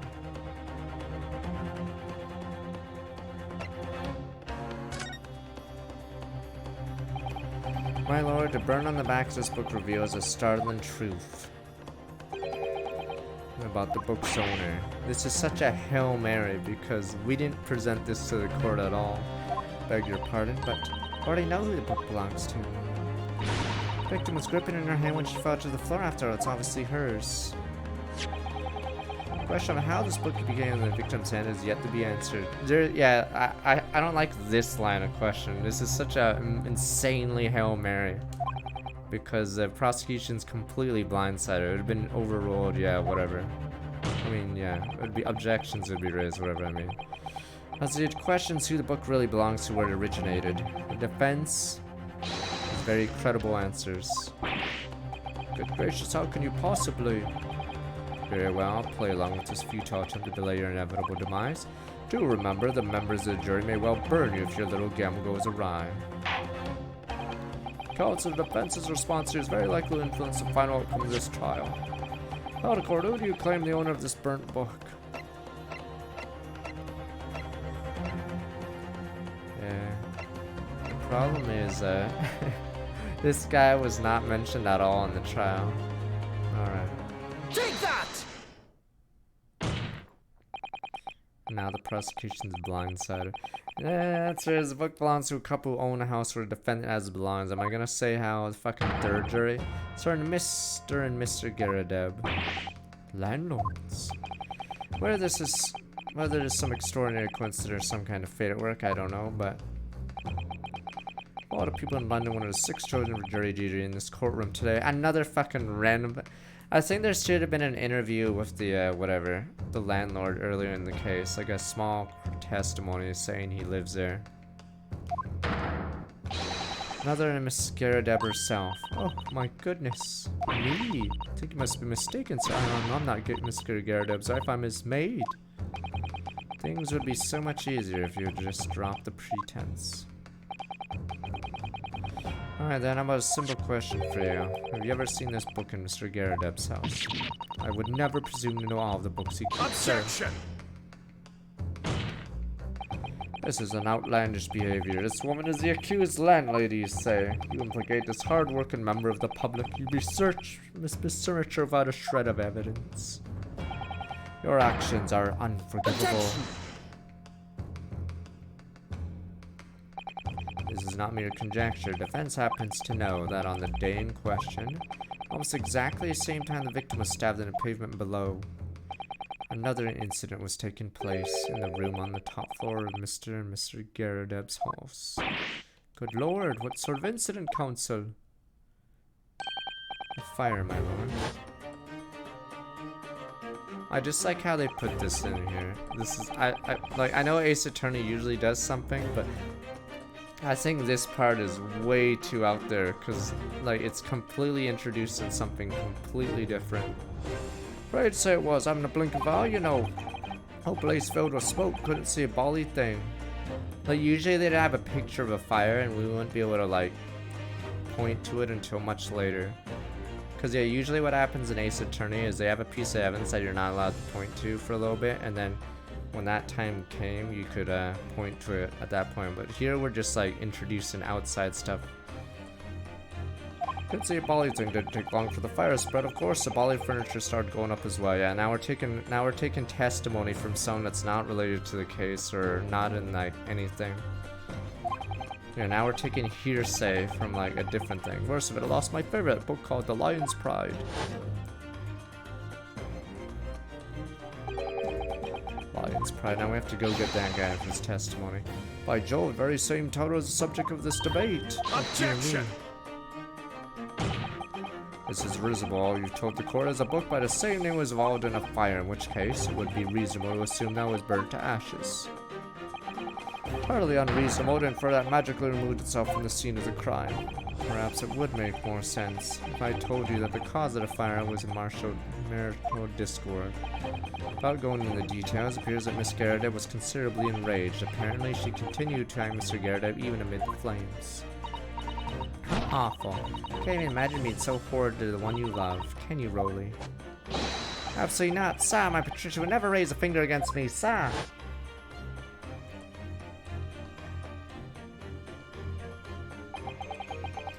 Oh, my favorite old novels in that case. As soon as the fire got hold of them, that was it. Whoosh, up and so. No, this is. No, okay, so usually in another Ace Attorney game, they'd have like a testimony from earlier that you could use, but or at the time it was said, it didn't seem important. But here we're introducing testimony that no one else has heard except me. So you're basically, or I'm saying what he said or whatever. Yeah, it's like weird right now. Okay, whoosh up in the sun. The wife started hurling things at me. Oh, threw a fucking book out. There I was, back up against the window under heavy enemy fire. Incendiary books coming 10 to the dozen. And I was back up against the window, and he had burning books thrown at him. Goodness gracious, are you suggesting? The book was thrown through a window and landed coincidentally at the scene of the crime. Objection! A thorough investigation of the surrounding area was conducted the very evening of the incident. There is no report of the Garredev's window pane being broken. That's quite true. We also saw no sign of broken glass when we visited the Garredev household. It is not inconceivable the window was open at the time. Not even remotely. Let us not forget the season and the chilling weather that accompanies it. No Londoner would ever leave a window open in the middle of winter.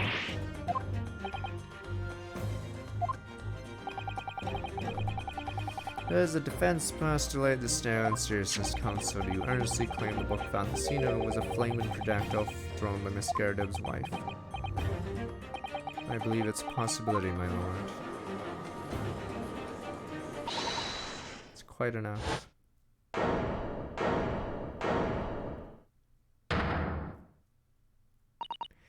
Well, I hope that everyone can see you for what you are now, you little foreign trickster. You call yourself a lawyer, but you're just a coward. A mean coward. Fuck this bitch. Domestic abusing bitch. Claiming a little tiff set the whole neighborhood alight, honestly. Implying that I'm merely posing as a maid for appearance's sake. How could you? Nothing to do with this beastly case, not any of it. All you've done is sully our family's name. Oh, I assure you, that was never my intention. Drag an upstanding citizen's name through the mud simply to divert attention from your failing defense. Should box your ears, that's what I should do. It's utterly unforgivable. Too right. Here we go.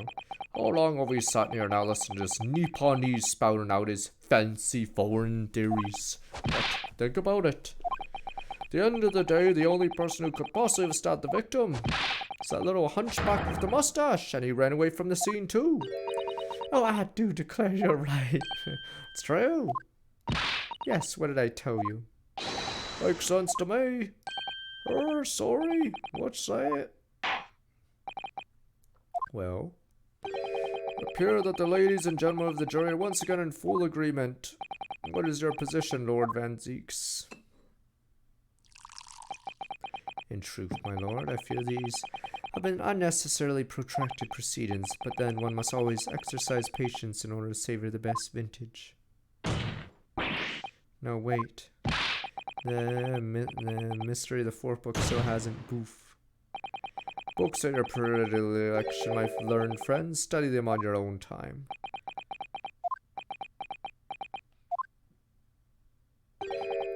What? No, forgive the discourtesy this time. I'm in that case, ladies and gentlemen of the jury, will now state your individual decision regarding defendant's culpability for the court. Guilty! Guilty. Damn you people! You're Guilty. gonna kill an innocent Japanese Guilty. man! Damn you people! Guilty. Guilty.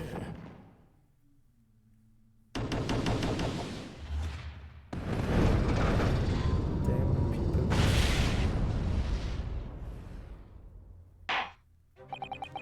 Thank you for that unambiguous response. It's twice now. It's over. This duel's over. Do I have any cards on the field? Mr. Naruto, don't give up. Mr. Naruto, have you forgotten? What? Battle isn't over yet. There's still one card on the field again? Chris, why don't they clear the board? You're not suggesting, of course. Vance has a right to another summation examination at this point again. So convinced the jurors to change their minds. You have one more chance. My lord, the defense asterisk has the right to a summation examination. Huh. You believe you still have tricks up your sleeve. I don't intend to trick anybody. And then uncover the truth. It's no time to be down, because as long as there's a chance to stay strong and determined.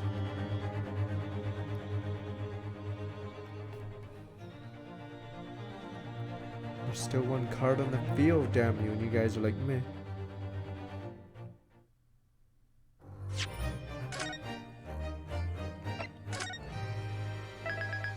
It's not black hole. Why would you have a black hole face down on the field, you banana? The odd one is face down on the card, and he can't use it because it's not a trap. Does his life points go to 0 anyway? Yes, he's gonna play black fucking hole. Alright, I'm gonna be right back as you guys. I'm waiting for a song to play. Consider defense counsel request for further summation examination of the jury. Determined that the court must uphold the defense judicial right to the procedure. Just in that case, I'm going to come back 15 months. Counsel now proceed your second summation examination. Presume the jury is ready, Mr. Foreman. We are, my lord. Very good. In that case, I must ask each of you now to state clearly and concisely for the court grounds which you find the defendant guilty of this crime. Karibo is the first hand trap in the game, right? It's a weird card because hand traps weren't really a thing, except for fucking Karibo. Yeah, I think almost no other card in many of the early sets could be played like that. On the opponent's turn from your hand. Yeah, that's why Karibo was like bizarre, because he was actually a hand trap, but except it was made in the first set. Okay. I'm gonna be right back real fast.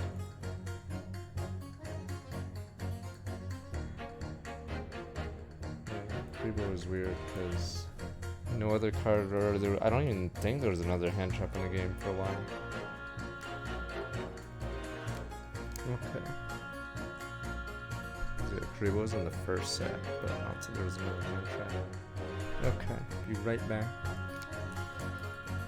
Oh please, you guys would want to go home to your VTuber if someone was guilty. If Odd was on the stand, guilty. You don't even know the case for that.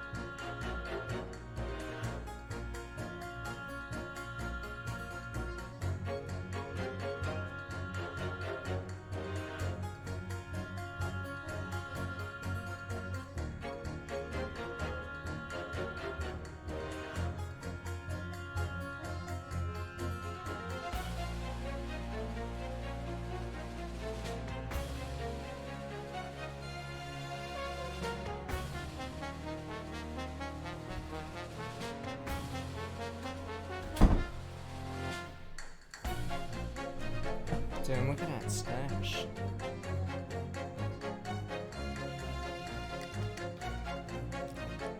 I think I got a different new chair, but it wasn't as good as this one.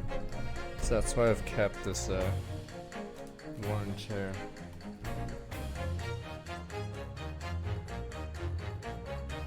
Yeah, there was another one, but it wasn't as good as this one, unfortunately. Maybe I should just fucking put a drape over it. I could put a towel or something on it. Alright.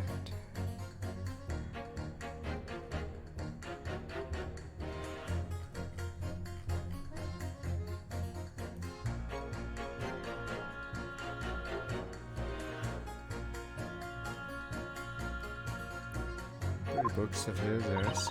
If there was some novel alternative explanation about how the victim was stabbed, I might reconsider or declare. And so all the certain books can't be related to this crime if the window was closed, can it? Dearie me, it was only a little book, hardly life-threatening with a direct hit. Look, I just want to get this over. If I don't bring home some pay tonight, I'll be a tiny bit of trouble. Come to think of it, we had a fire at home a while ago. Give me the sneezes. Yeah, they opened the window because of that, but we'll see. Yes, considering more tangible evidence from all members of the jury this time around, it seems. One notable exception, of course. Learned student friend was anyone to find fault in the previous witness testimony. So the court must accept the fact that was indeed accused seen fleeing from the scene. Moreover, god damn it, no one else was even at the scene to commit the crime. Well, if the eyewitnesses are correct, same as if the conclusion is somewhat set up in stone, I fail to see how it can be argued any other way. Means I'm afraid that during the summation examination, it's essential you establish some other tangible explanation for the facts. Now, what would even constitute tangible explanation here? Is it an obvious? Who stabbed the woman and how? Those two details are all you need to provide. Simply give us the name and method in which the attack was conducted. There was thinking this might be hard. Naruto, you have to do it, otherwise this really will be where the trial ends. No pressure then. Quite enough preamble. Proceed with the summation examination, please.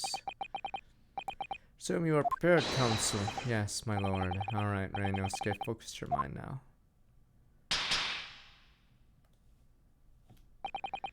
Clearly the key to summation examination is going to be juror number 4, the maid, or should I say Miss Garrideb.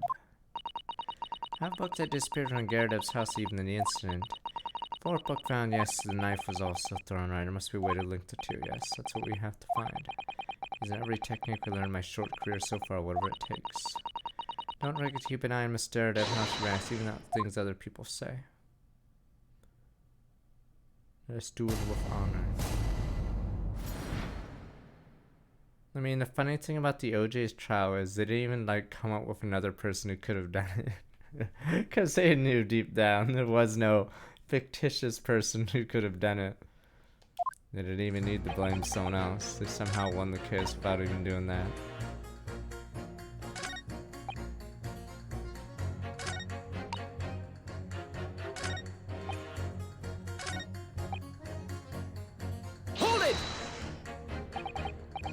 Does that have anything to do with your decision about the defendant's culpability in this case? Sorry, what's that? You'll have to speak up, lad. Can you tell us more about that fire? Last winter, my grandchildren baked me a lovely cake on my birthday. Back in those days, birthday cakes weren't as big or grand as ours. I wish you'd just bother on. 75 candles on the top it did. What a sight to behold it was. Back in my day, we used illegal stuff, but I mean, life was better back then. Candles on a cake, wait, is it some kind of devil worship monks? Get my cross. Of course not, it was an angel cake sold by my birthday, obviously. Demon! Demon! Seems it's a common custom here in Great Britain, Mr. Naruto. Demon! Damn devil worshipping cake. As I mustered all, I popped to blow them out, only I must have blown wrong somehow. The flames didn't go out. Candles went flying all over the room. Furniture caught and everything went up. The whole place filled with smoke. Definitely sounds like devil worship to me. Damon! Where's my cross? Damon! By the sneezes, I presume you mean a cold. How did you catch a cold from a fire? What a fiasco it was. The grandchildren, bless them, threw water over me as they tried to put out the flames. And then, because the whole room had filled up with smoke, of course, we had to open all the windows to clear it. The windows. The bitter air rushed over me like the devil dancing on my grave, it did. Caught a terrible cold from it, put me in the hospital for a while. I won't forget that birthday in a hurry, Jesus. I mean, if you're that old, yeah. You can get killed like that. Pneumonia, yeah. Okay, I knew it was devil worship all along. Something about this old man's story played my mind for some reason. Yeah, they could have killed him that birthday, Jesus. That's the apartment Mr. Not even could have tapped the young woman on the street as well. He or she could have done it, yes. Once again, there are statements full of personal prejudice. I don't seem convinced of writing in the face of logical arguments to the contrary. Putting and need to put them against each other first makes up utter explanation, yes. Honestly, the fine contradiction between their assertions, just connection might do the trick. Alright, I'll see what I can do. Any thing stands out to go in for a strike. That's a spirit.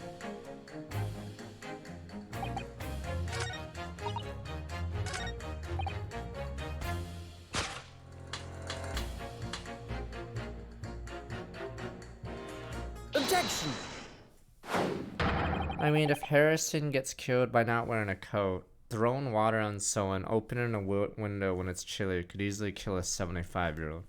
So yes, Pepe Hensi could have died. Two jurors' statements clearly contradict one another. They do well, exactly, counsel. Hey, don't point at me again. I told you it wasn't me. What's that you say? Speak up, lad. Speak up. Juror number 3, do you see? Oh, my, well, see what, sir? You hear juror number 6 account of his birthday celebrations last year. Seems, despite being a Londoner, he wants to open his windows in the middle of winter. What the? God blimey, who does that? Of course, because there's an emergency. Who does that? Open a window in London? I mean, obviously, if the room is filled with smoke or a fire, you'd be mad not to open the...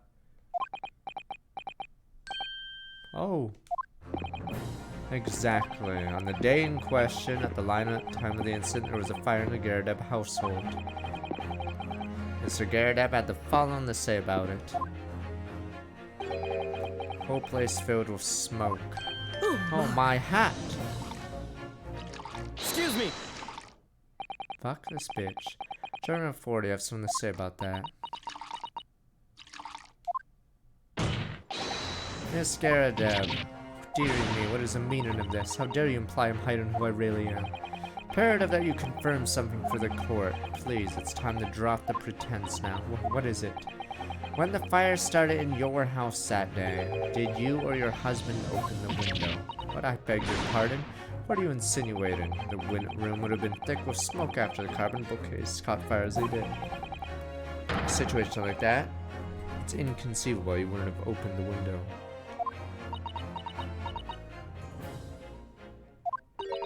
What if we did? Fuck this bitch. Alright then. Yes, you're right. Kill her! Husband was frantically trying to open the window, which can't have been easy since I continue to give him a justly deserved book battering. Even though your house was on fire. Oh, you never stop throwing until the anger subsides. It'd be terribly bad for the nerves to do otherwise. Of course, I should have realized. Significant step forward, Mr. Nardo. You managed to establish the window was open. Simply must have that added to Miss Gerdeb's formal statement.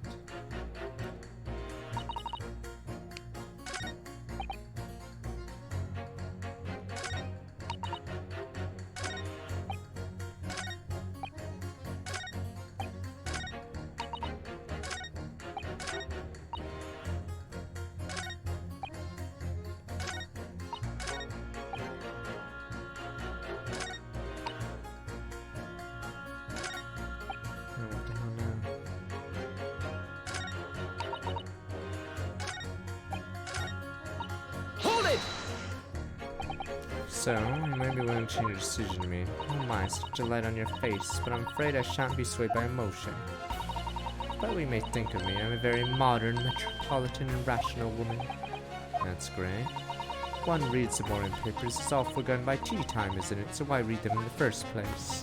You see, modern, metropolitan, and rational thinking, wouldn't you say? You're not at all extreme. As I see it, overwhelmingly suspicious Japanese man has been implicated by overwhelmingly strong testimonies. Despite one or two minor puzzlements, I do declare that the man is overwhelmingly guilty. Modern, metropolitan, and rational logic, wouldn't you say? Overwhelmingly. But us modern gals are always delighted to embrace new fads, you know. So I'd be only too happy to consider exciting new theory if you could come up with one. I'd be happy to do that too, if only I could. So we're very best not to disappoint a modern metropolitan young lady. Right. Glad you made it rational there.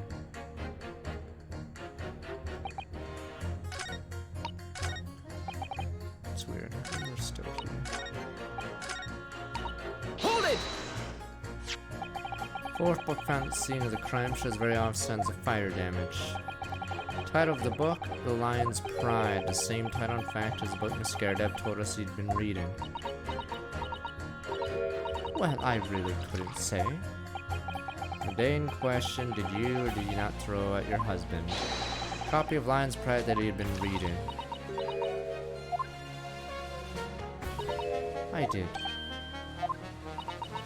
First thing I could lay my hands on, so I hurled it straight at him. Now you come to mention it, yes. I was rather enjoying reading it, you're right. Why did you not reveal this information to court from the outset? Because I couldn't, you insolent little man. I didn't remember. At times like that, you pick up and throw whatever you lay your hands on as well, you know. Really don't. Barely noticed I was throwing a book, much less the title of it. Excuse me! What is it, juror number 5? You know something? I've remembered what it was. That memory I blocked out. It was listening to what this granny was saying, brought it all flooding back. Who are you calling a granny, you cheeky devil? I'm Miss Scaredeb or the maid, I'll have you know. The man doesn't even flinch. Please tell me that's not because he's so used to being hit all the time, Pepe Hands. It was about 2 weeks ago now. I just got back home after work, like. Put my hand in my pocket for the wages I earned that day and I nearly died. There was a hole, every last penny had dropped out, Pepe Hands. Oh dear, what a disaster. You haven't heard the half of it, boy. Oh.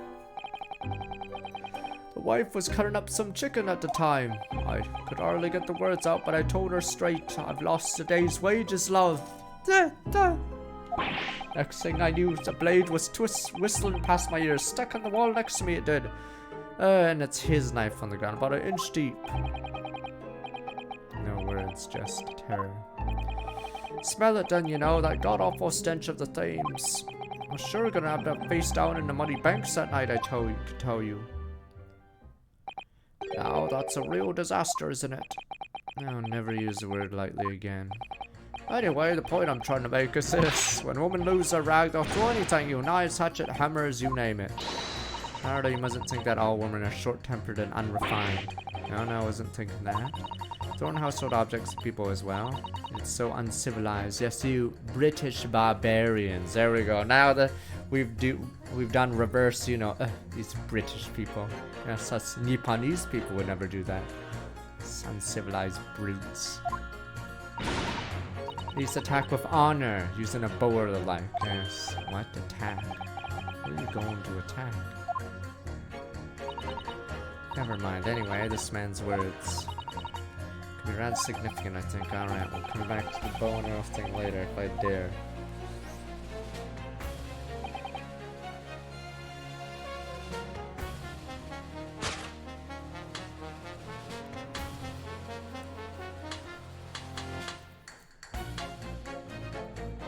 Objection! Two statements clearly have deeply significant connection. Good grief, do you mean they don't contradict each other? Explain, counsel, at once. Juror number 2, do you think perhaps that this could be one such novel alternative? Oh my, whatever you mean. Alternative explanation. Now the victim was stabbed in the back.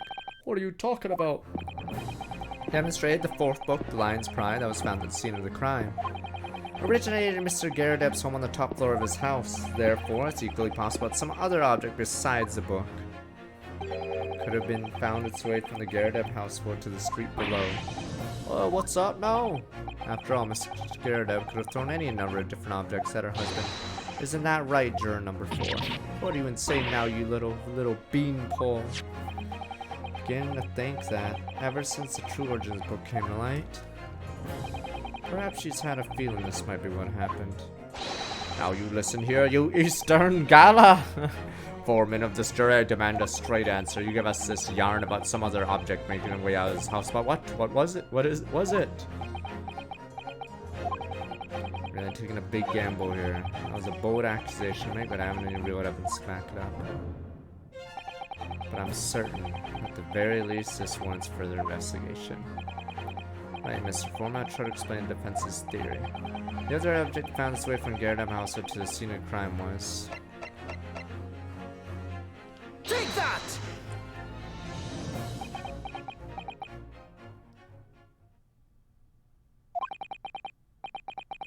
Juror number 4, Mr. Garredeb. What now? Let's apologize in advance for this. Need to confirm something else for the court. This knife. Have you ever seen this knife before? Good lord, Constable, what are you doing? It's the weapon I was lodging the victim's back, man.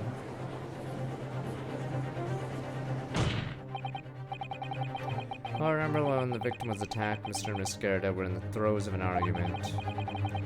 Garredeb was hurling anything she could at her husband, who'd backed up against the window that had been opened to clear the smoke, through which a book sailed to land at the crime scene.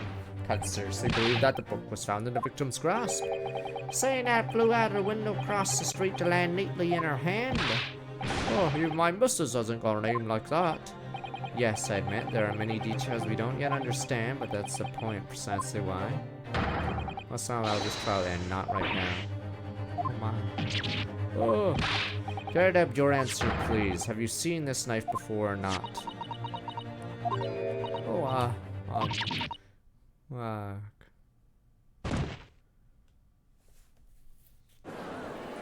she got obliterated reverse Uno. My lord. I wish to change my decision. One of my word, after all. Thank you, madam. I agree. I certainly didn't see this coming, but... just don't think it would be right for this trial to come to an end with so many unanswered questions. Mr. Foreman. I'd have to agree. Not that I think the granny did it, mind.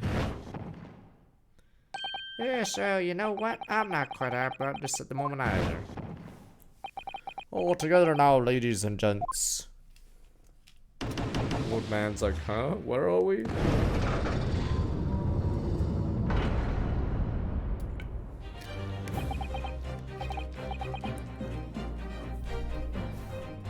We did it. Congratulations, Minister Harholder.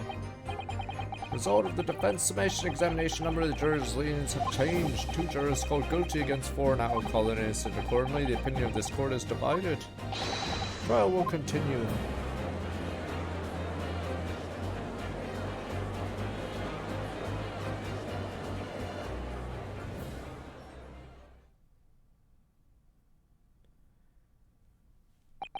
Now then, Lord Van Zieks, how does the prosecution wish to proceed?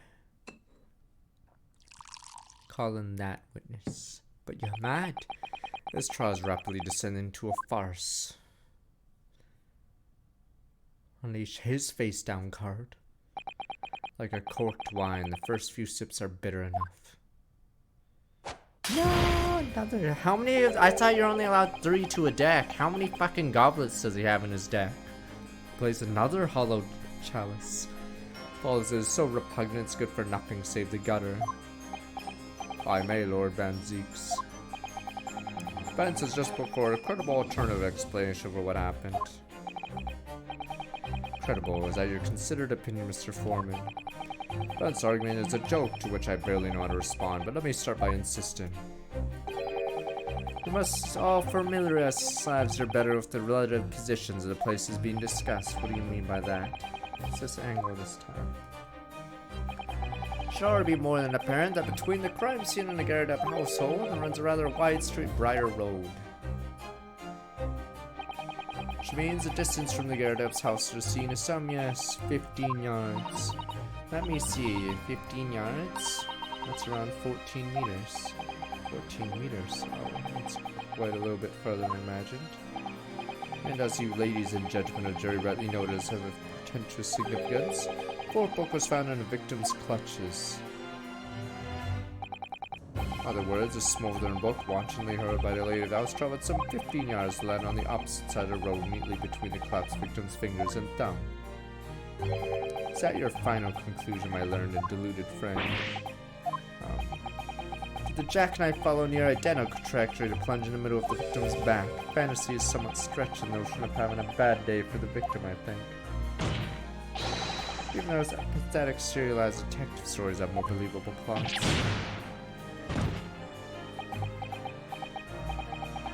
What does my aunt say to that? That prosecutor loves someone of his own voice. Mr. Sato. Serialized detective stories are pathetic, aren't they? How dare you? Maybe let's pick our battles here. My lord, may I be allowed to speak? Judicial assistant may speak for the defense. Yes, go ahead. The prosecution may consider the idea of a fantasy. Defense says the postulate was believable enough to persuade the jury to change its lean, and as such, the court has a duty to explore this alternative explanation as thoroughly as possible. To that end, juror number 4, Miss Joan Garrett, must be called to testify and submit the cross-examination. Fuck it, the real color since I'll have cross-examination of a juror. You're mad? Mad? Order, order. Well, this is highly irregular. Unprecedented for a member of the jury to be summoned to the witness stand. You mean a mistrial? I'm the killer. Why is he a member on the jury? Objection! Oh, terrible tragedy. Hung jury. Oh, god damn it! And unnecessary. Lord Von Zeeks. Already witnesses in the stand whose testimony the defense may further cross-examine. My learned friend's first theory has any truth to it. Both a burning book and a jackknife must have flown through the sky before this couple's eyes. We must assume they would be able to testify accordingly. Oh. What say you, witnesses?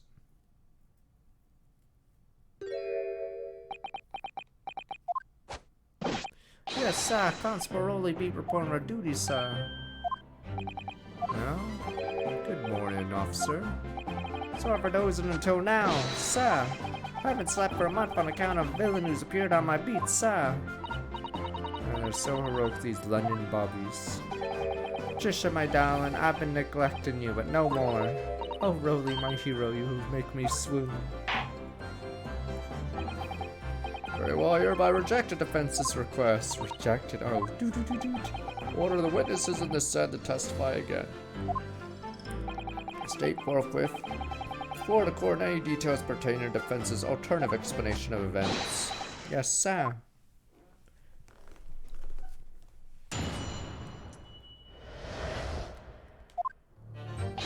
Case nothing to do with Mr.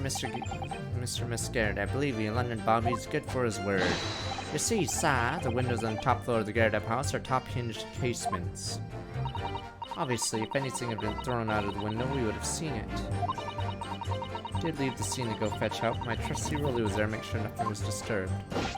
I didn't take my eye off the crime scene for one moment, sir. Nothing strange aboard on that front, sir. All's quite startling. Top-hinged casement windows. The hell? That detail's not in the police report, constable. Ah, yes, well, sorry about that. I must have been a little drowsy, Cannot excuse your sins of drowsiness every time, constable. No, sir. Sorry, but What exactly is a top hinge casement window? Give me a sec. You guys are arguing their ages. 21, 23. Just say okay.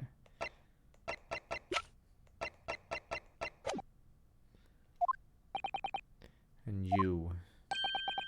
Cannot excuse your ignorance for such trite remarks, my learned friend. Of course. So we... Ah, Mr. Naruto. Cast your mind back on the windows in Mr. Scaredeb's room. Alright, I'll try. No open zone, allow air to circulate inside the house. But as it's a top hinge casement, no, it swings open along the upper edge, you see. Glad you've rectified your ignorance. Casement window's most prominent feature is its stay. A metal bar prevents a window from being open beyond a certain amount. Prevents it opening. It's all news to me. It's a correct sign. In other words, if a book or knife had been thrown through the open window, it would have clattered against the pane and fallen straight down to the pavement below. You see the problem then? Good. Your education in windows is complete. Never any possibility of either the book or knife traveling 15 yards over the road. That is, unless the window pane had been shattered, something we've discounted already. I can't. What are my life points? See that, Rolly? The young Japanese man just collapsed in agony. Oh yes, my darling, I saw how he crumbled before me. Oh, Rolly, you're so strong. How is this happening? I haven't even started the cross-examination yet, and my argument's been destroyed. So if you would draw yourself upright again, the court awaits your cross-examination. My lord, oh good. Another desperate situation.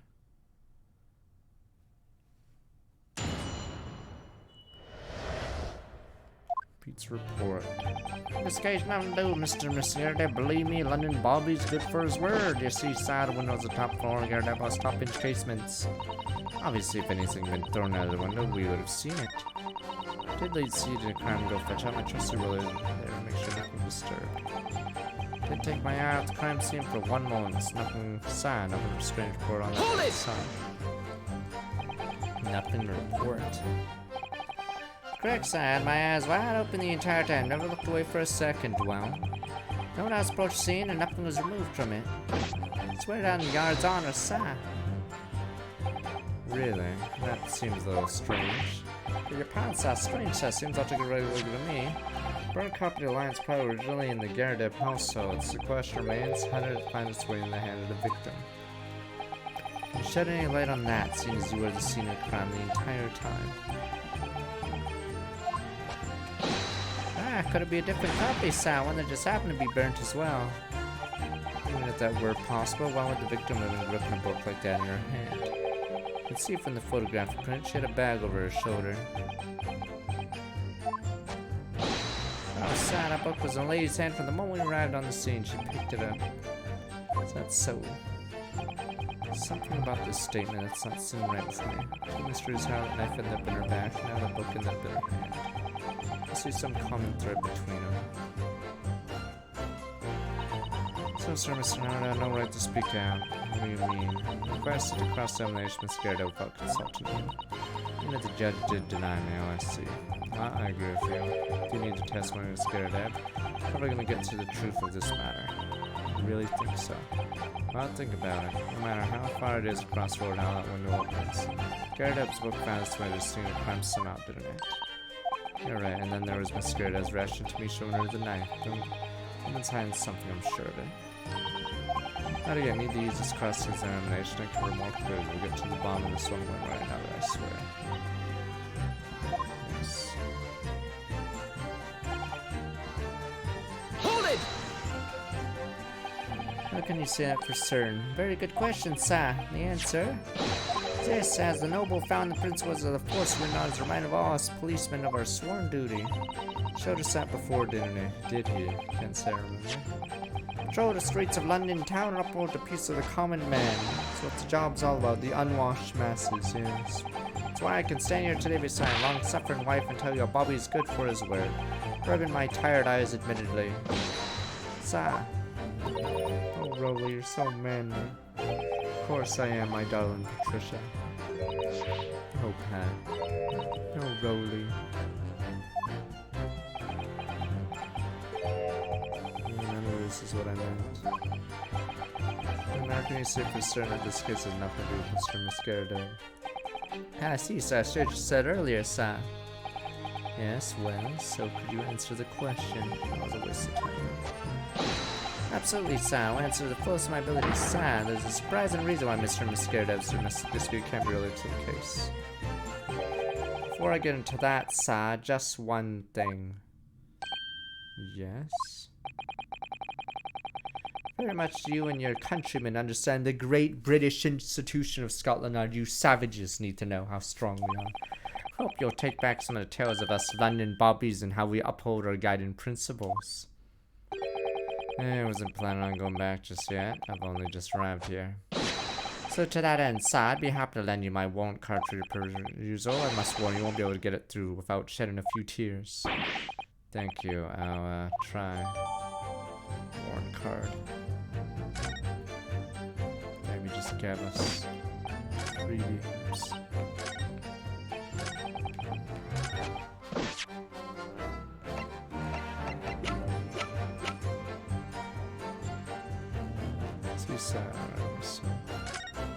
Police must try to preserve the peace within allotted beat. Patrol officers spent about 20 miles every day. I don't want any crimes fall under jurisdiction of the beat in which they're discovered. When crimes are discovered on this beat, police must assist initial investigation and help detectives.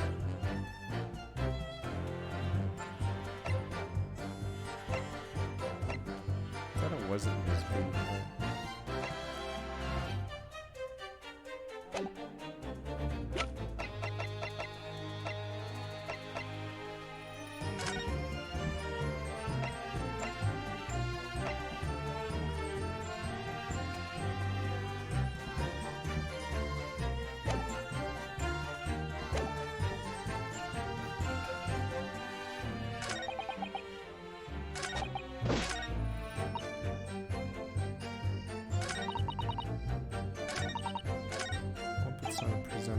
Hold it! Which you mean they don't open full, is that correct? Yes, sir. They're just there to allow a bit of air through the house, you see, so they're restricted how much they open. Therefore, anything thrown out a window from inside the room would simply strike the pane and fall to the street directly below. For clarity, allow me to mark the map. Here's the location where the objects would have fallen.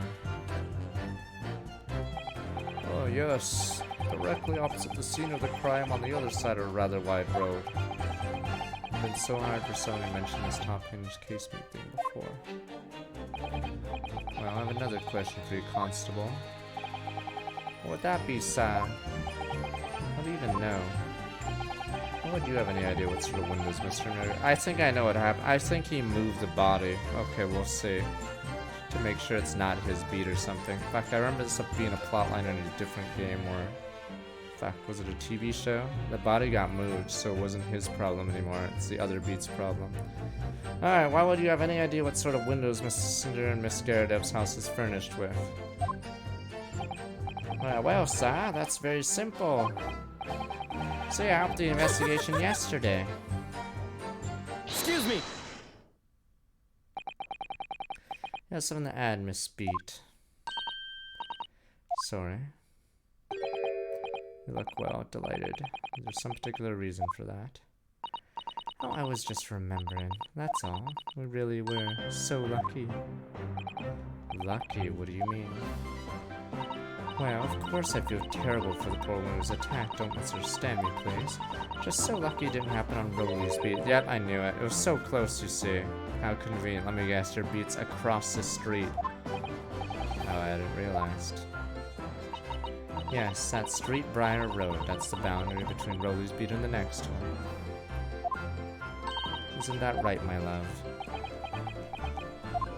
I saw this, I think, was it CSI?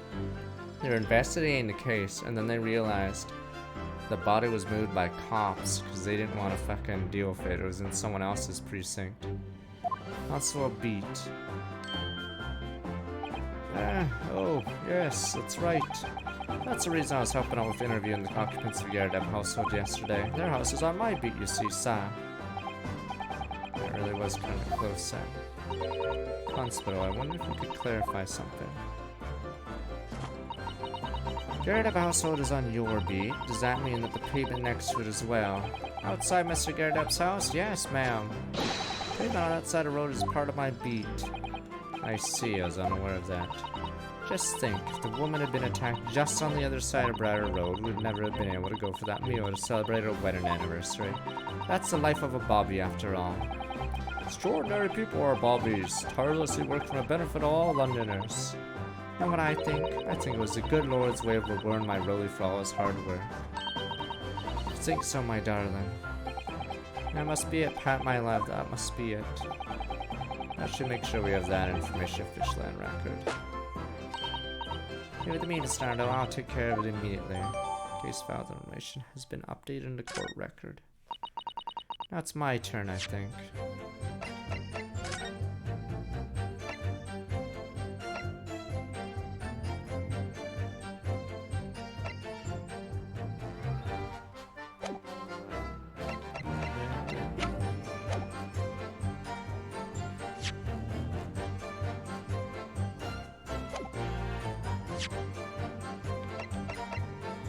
Oh, it only updated the, okay, the text there. There we go, now that we got both information by press. And can I ask you something, please, lawyer, sir? Oh, yes, of course. What is it? You're doubting us, aren't you? I can tell. Well, I wasn't really. I mean, what's she doing? Please, just because I'm a woman, it doesn't make my testimony less valuable. You might just see me as the wife of a policeman, but I'm a woman of my word, I am. I really don't remember ever suggesting I doubted you. Lucia says I don't want to hear it. My voice will be heard. My lord, you'll let me speak, won't you?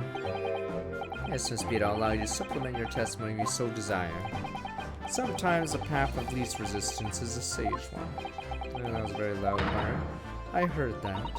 That Japanese man thinks a policeman's wife's word counts for nothing, does he? Well, watch out, sir. I might let you get away with something like that, but my Rolly won't. Boof, boof. Duly noted, Miss Beat. Please, I humbly ask you to continue. What could you possibly be about to say, I wonder?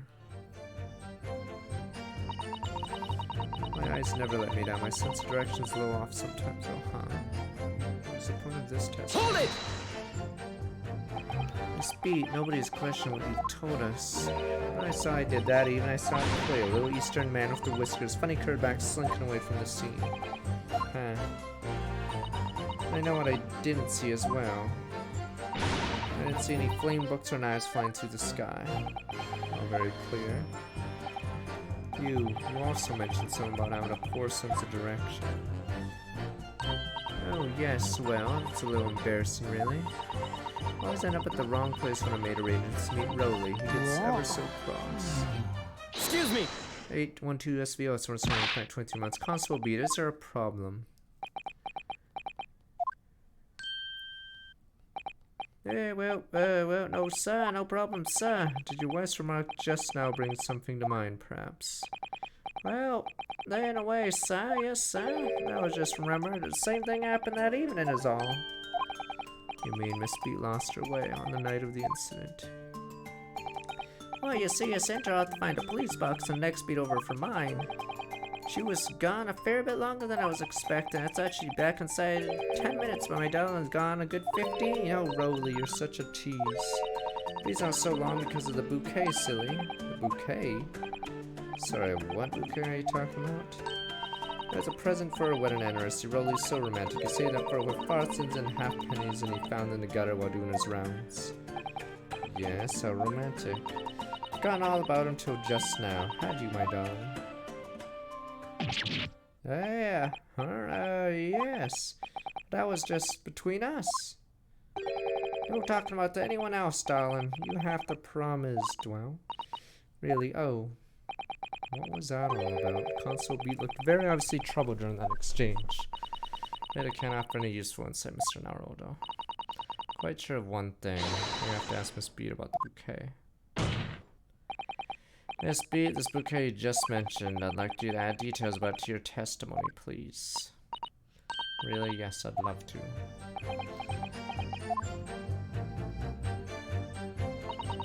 What happened was I dropped my bouquet and ended up losing my way for a while. Hold it! And you dropped the bouquet at the scene of the crime? Oh, that's right. I was so upset when we ran over and saw it was a woman with a knife in her back. So shocked I dropped the bouquet roller gun. There was a dark spot where the streetlights weren't casting any light, so I didn't notice at first. Then you went to the police box to report to the policeman whose beat it was on. Yes, and I came back to the scene together with the other constable, you see. When I spotted my bouquet again. But the funny thing was, when I went to pick it up, it was nowhere near the victim's body. Wait, why is she doing this? Wait, I don't understand. Is she dumb? Okay, so you reminded Miss B, the victim is not deceased. I was all flustered for a moment when I heard a voice calling from the other side of the road. I don't understand how she's so stupid, your husband, presumably. That's right, silly me. I got over the wrong side of the street. So I'm gonna blame the bouquet this time. I can't think of how it got there, really can't. Okay, somehow moved from one side of Briar to the opposite. Or curious indeed. Isn't it? Worst of it is, I forgot to pick the bouquet up again when we left the scene. Beautiful rose Rolly bought me with that change from the gutter he spent so long collecting. By bouquet, do you perhaps mean this sorry solitary rose? Oh, yes, that's it. Okay, Rolly brought me for my anniversary of old bits of change he found in the gutter. Maybe you just call it a rose. For advent, I know, just literally gonna put it on my Lord Van Zeeks. Where did you come by the flower?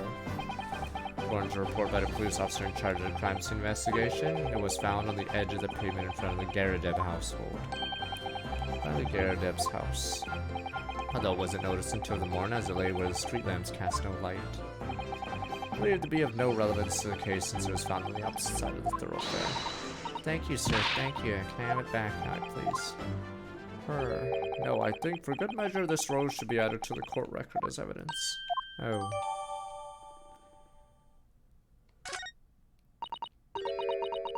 It's a symbol of our love.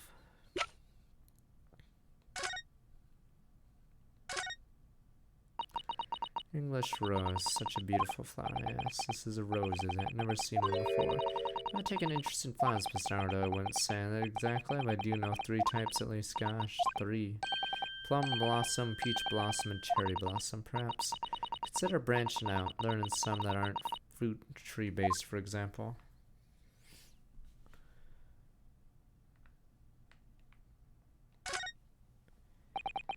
Very stylish paper on the flowers wrapped in, isn't it? It's just an old newspaper, Mr. Nardo. Well, I suppose because I'm not used to seeing English print. Looks so exotic to me. I see. Something wrong. Oh no. No, I was just thinking that if you wrap the stone-baked sweet potato in English newspaper, it might look like some sort of fancy cake. It's out of sign you do love your cakes.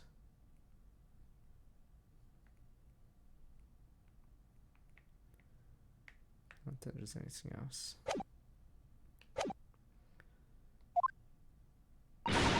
I want it back after the trial. Do you hear me? I want it back. Good grief. Rest assured, I should do my very best not to forget Miss Speed.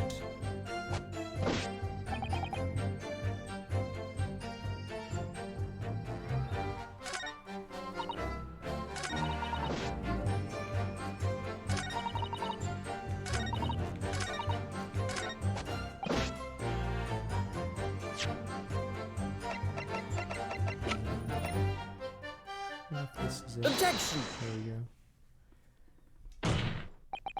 Claim constable beat, there was nothing to report in the 15 or so minutes regarding the scene. That cannot be.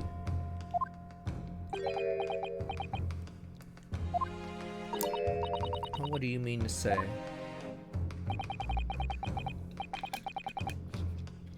The testimony just now must be explained to the court.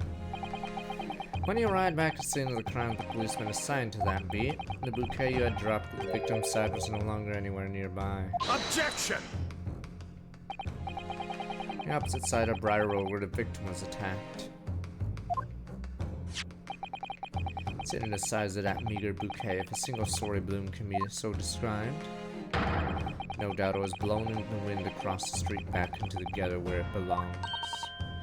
Objection! Puppy. If that were the case, why did the constable be not testify to the fact?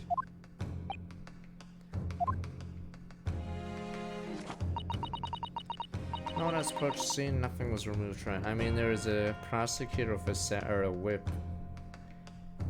And I think, did Blackwell use a samurai sword? So, fuck it, you can bring everything in. And he also brought a bird in. Constable Beat swore that on Scotland Yard's honor.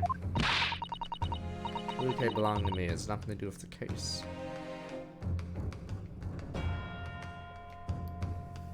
No, wait, so wait, I thought, when were civilians allowed swords back in the day? Because the documentary I saw in Japan, the Hideyoshi, like, confiscated all swords from commoners. So did they repeal that law eventually? Okay, belonged to me, nothing to do with the case. Okay, so that's why I really didn't mention, I'm sure. So like before this game they repealed that.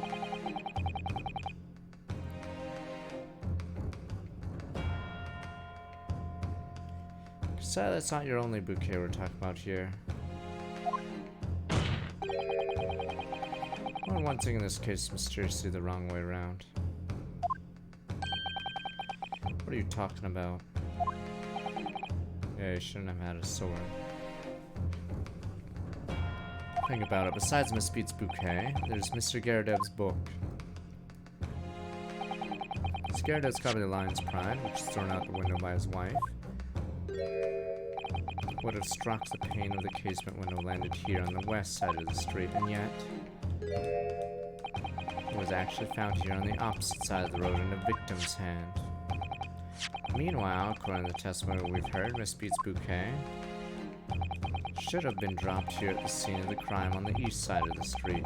And in fact, it was actually found here on the opposite side of the road in front of Mr. and Miss Garadev's house.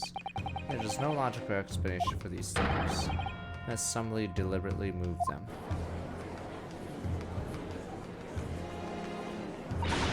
What are you trying to say? The way you're talking, it sounds like you think my Rolly's done something wrong. Don't you listen to a word that scrawny lawyer says. Whether or not about books and bouquets, why should we care? It's nitpicking, that's what it is. Oh good, Miss Garadev's come around. Might call it nitpicking, Miss Garadev, but deliberately meddling with the scene of a crime is a criminal offense. It's called, tampering, Miss Naruto. The person responsible for this tampering cannot admit to it, for a very subtle but compelling reason. Objection! Tampering? You've barely heard the term before. Tell us, my learned friend. Who would have possibly had cause to carry out such an elaborate deception? Yes, there is someone who tampered with the scene of the crime that evening. All the evidence, all the testimony points out one peculiar person. Counsel, I demand you substantiate this conjecture. Who are you saying is responsible for tampering the scene of the crime? Take that! Obviously, there's only one person it could have been. That's for Rolly Beat, 'twas you. But a policeman, a member of Scotland Yard, but our bobbies have honor. But Lana! Nonsense, why would my Rolly do something like that? There's no one straighter than my husband. No Bobby works more tirelessly for the people of London. Miss Beat, you said in your testimony your husband asked you to go to a nearby police box, fetch the officer on duty. 15 minutes you were absent from the scene is the only opportunity anyone had to tamper with it. You're making it up, it's all nonsense, all lies. What about the Japanese man with the whiskers? I bet it was him who did it. If that was true, Constable B would have seen him do it. Oh. Forgive me for pointing it out, but when you dropped your bouquet, Miss Beat, it's after the defendant fled the scene. Well. Objection! First you make an accusation about the landlord and his wife, and now you incriminate a policeman as well. Your accusations lack one very important thing. You claim the crime scene was tampered with. There's only one reason anyone would commit such a reckless crime, to hide something. That's right, he's right. My husband and I just have to be there, that's all. Why would we have anything to hide? Doesn't make sense. Offered no motive for this alleged temper, and until you do, accusations are nothing but empty threats. Constable Beat had a very good reason why to temper the scene of the crime. That's the key to this entire affair. Naruto, have you managed to solve this mystery? Counsel, you've made a very serious accusation against a London police officer. You were mistaken. I'm sure I need not point out that your reputation as a lawyer will be irrevocably damaged. With that stark warrant in mind, you will now explain to the court the motive for this alleged tampering. Yes, my lord.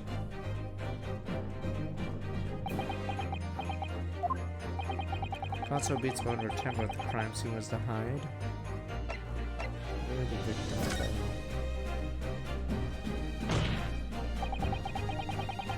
Where the victim fell to the ground. Set this body at the cover up at all costs. What? Where the victim fell, you mean where she was attacked? What are you talking about? We told you very start, didn't we?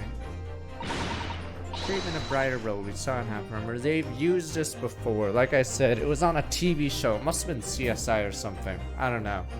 They were solving a murder and couldn't figure it out for some reason. And then they realized the body was moved, not by the killers, but by the police, because they didn't want to fucking deal with it. So I'm assuming most CSI cases are based off real life things. So I'm assuming this game did the same thing. It's right there, as if anyone didn't already know. Yeah, I've seen this plot before somewhere, I just forgot where. Certainly what everyone has been led to believe. In fact, this isn't where the victim was stabbed at all.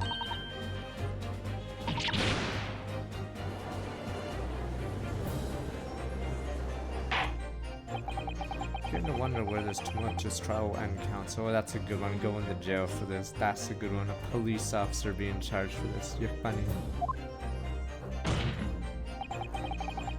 So your assertion the court's dying to know, my Nipponese friend. You're funny. A cop charging another cop for this. You're funny. Hey, you're funny. They would never prosecute it. They wouldn't give a shit. Okay. Where pros in the crime took place that evening? Take that! That's on the opposite side of the road. I don't understand. No, but the fact that this plot points in a CSI episode likely means it happened in real life. I don't know what the punishment was, but yeah, so this must have happened in real life somewhere. You probably look it up. But yeah, usually TV shows or those crime shows usually try to use real life stuff. And then just base, like same with Law and Order. Law and Order does the same thing. They base it off real life cases. An evening question. Here, Dad's book fell directly from the open window above. And your bouquet, Miss Beat, never moved at all. What did move was the scene of the crime itself. Gracious. Objection! Perhaps you haven't been listening to the ample testimony the court has heard. These witnesses both saw the moment the attack took place. That's right, I saw it with my own eyes. 5 o'clock in the evening, already dark, there was a typical London fog on the ground. I saw the incident unfold and ran to the victim's aid. And I was actually on the west side of Brighter Road. That's not true, it can't have been. Constable Beat then arranged for you to be absent for a while by sending you for help. But during the 15 minutes you were away, transplanted the crime scene. Jesus, how did he lift it, though? Moved all the things shown on this print, the victim herself, the 4 parts. I like how she's alive during this. Let me just move her a bit. Sir, she's still breathing. Meh, fuck it, toss her on the other side of the street. Moved everything, in fact, to the pavement on the east side of Briar Road. Extraordinary. Constable overlooked one thing. What? What did she overlook? Bouquet, I presume. Exactly. Prosecution told the court just a few minutes ago about the discovery of the rose bouquet. Lord Van Zeek said it wasn't noticed until the morning as it lay. where the street lamps cast no light. Yes, couldn't be seen in the dark, obviously. Because wow, only the bouquet that was found in its original position on the pavement on the west side of Briar Road. Now the defense theory about what really happened that evening. How do you respond? Constable Rolly Beat. It's time for his villain face. I'm the villain! You can't trust coppers! Well, I'm very sorry. I didn't mean to nod off again. Haven't slept properly in a month. Did I miss anything important? Oh, Rolly. It isn't true, is it? What the lawyer said is all lies, isn't it? I know it is, because you're the most upstanding, righteous man I know. I had a dream. Yes, a terrible dream. Oh, the things I did that night. Everything come out. Everything exposed. Aaron's like, only it seems. It wasn't a dream at all. Good golly.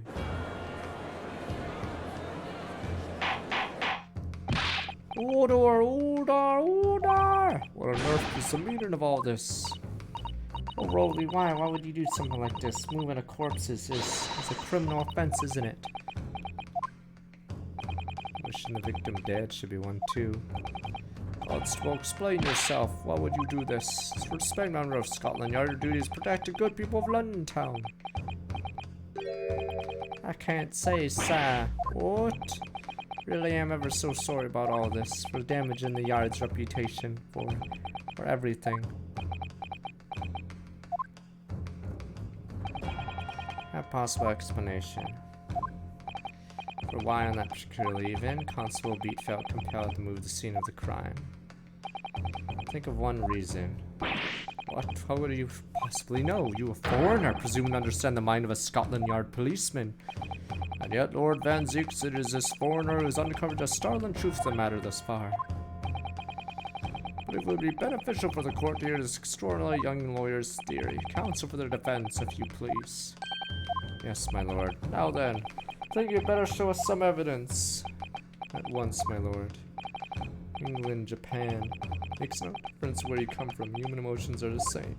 I think I have a fairly good idea of the feelings behind this man's actions. What gives away the motive for Constable Beat's unthinkable actions? Take that!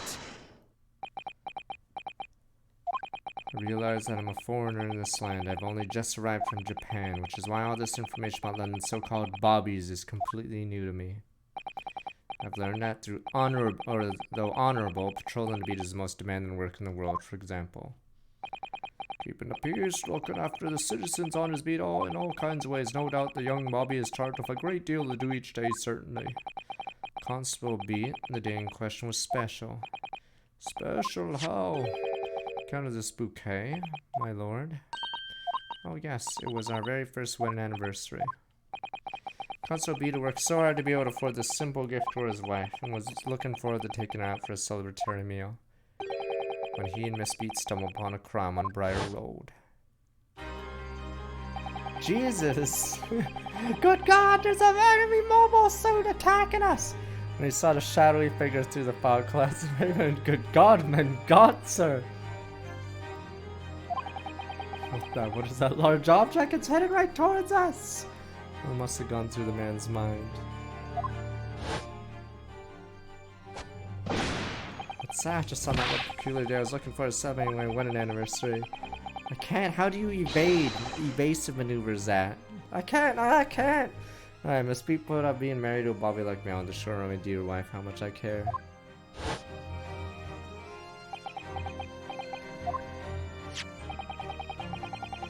This is the warrant card asked Constable Beat offered to lend me earlier. Inside among the rules for patrolling policemen it says, when a crime is discovered on his beat, a policeman must assist with the initial investigations and help detectives. Aha! Constable Beat. Is that, or is that not the reason why you moved the whole scene of the crime that day? Yes. Everything you said, it's all right. So that's it. It was all to do with the boundary of your beat. exactly. I think I know it's like but I feel like certain cases in this game are weird. I think they should have given you a beat map at the start, just make it seem irrelevant or something to say why. Because in this game, or what they did was have the Patricia literally lay it out for you, how obvious it was. But I think, like, yeah, I think they should have just had the evidence all in your court record near the start of the case, and then you could bring it up, like, when it randomly shows up. But instead, Patricia literally gives you the answers, like, very obviously, yeah. Because, yeah, they make it so, like, obvious. Yeah. No, I think the problem was the court record was fucking empty in the investigation. Like, I think you should have been given a ton of stuff at the start, so it wouldn't be, like, really obvious, like, what is what. Yeah. So the problem was you get, like, one thing at the start, and then suddenly everything else happens, yeah. Alright. It's actually kind of constable's beat. Because usually, even in older Phoenix Wright games, usually I have like a dozen pieces or some crap of evidence ready. And then obviously they still like show some in the court, but the fact that we had one piece of evidence in the investigation phase is bizarre. Constable, do you realize the gravity of what you have done? First time since I became a copper that I'd ever cursed God. Damn you, God! God! Stay close to me, Pat. The criminal could still be looking, so I damn you! As he pulls out his cross, throws away his cross, Pepe hands. Damn you, God! Why did you have this woman in front of me? Ran over to the scene. I had every intention of doing my duty as a police officer. We gotta report this to the station as quickly as possible. But then it dawned on me, wow, damn you, God. Realized where we were, where the victim was lying, and what that meant for me. Crime is discovered on his beat. A policeman must assist with the initial investigations, help detectives. Why here? Why does this have to happen here? And why tonight of all nights? Why?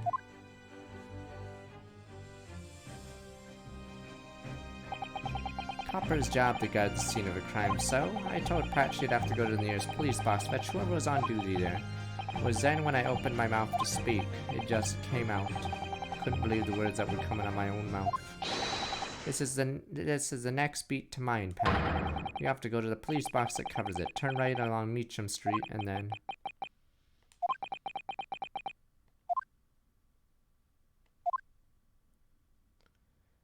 Damn you, God. And I like how she was still alive.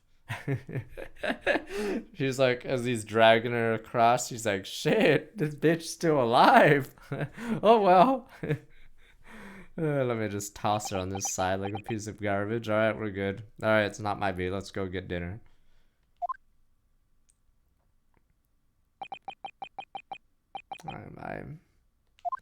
I don't know if there's a reason for making her not dead, instead being in a coma. Sorry, I'm so sorry. Yeah, okay, we'll see at the end of this case, my criticism. Yeah, weirdly, there's no blood this time. Constable. I just wanted just that one night to take my Patricia out for dinner. Oh, Rowley, just that one night. Pepe and I'm the victim here, not the girl. I am. It's like I was stabbed that night. Pepe hands. I was stabbed. If the incident was on your beat, your evening celebration would be ruined, and so you decided to move the entire crime scene outside your jurisdiction. Just across the street to the east pavement in a Briar Road, which falls under the neighbor and Beat's care. I'm the fucking victim! I got stabbed! You see, I thought, well, I was sure the victim was dead, you see? Then she started saying, help me, and then I started smothering him. Beg your pardon? Oh, of course he did. Otherwise, my Rolly would never left poor one in the freezing cold pavement. I see your meaning now.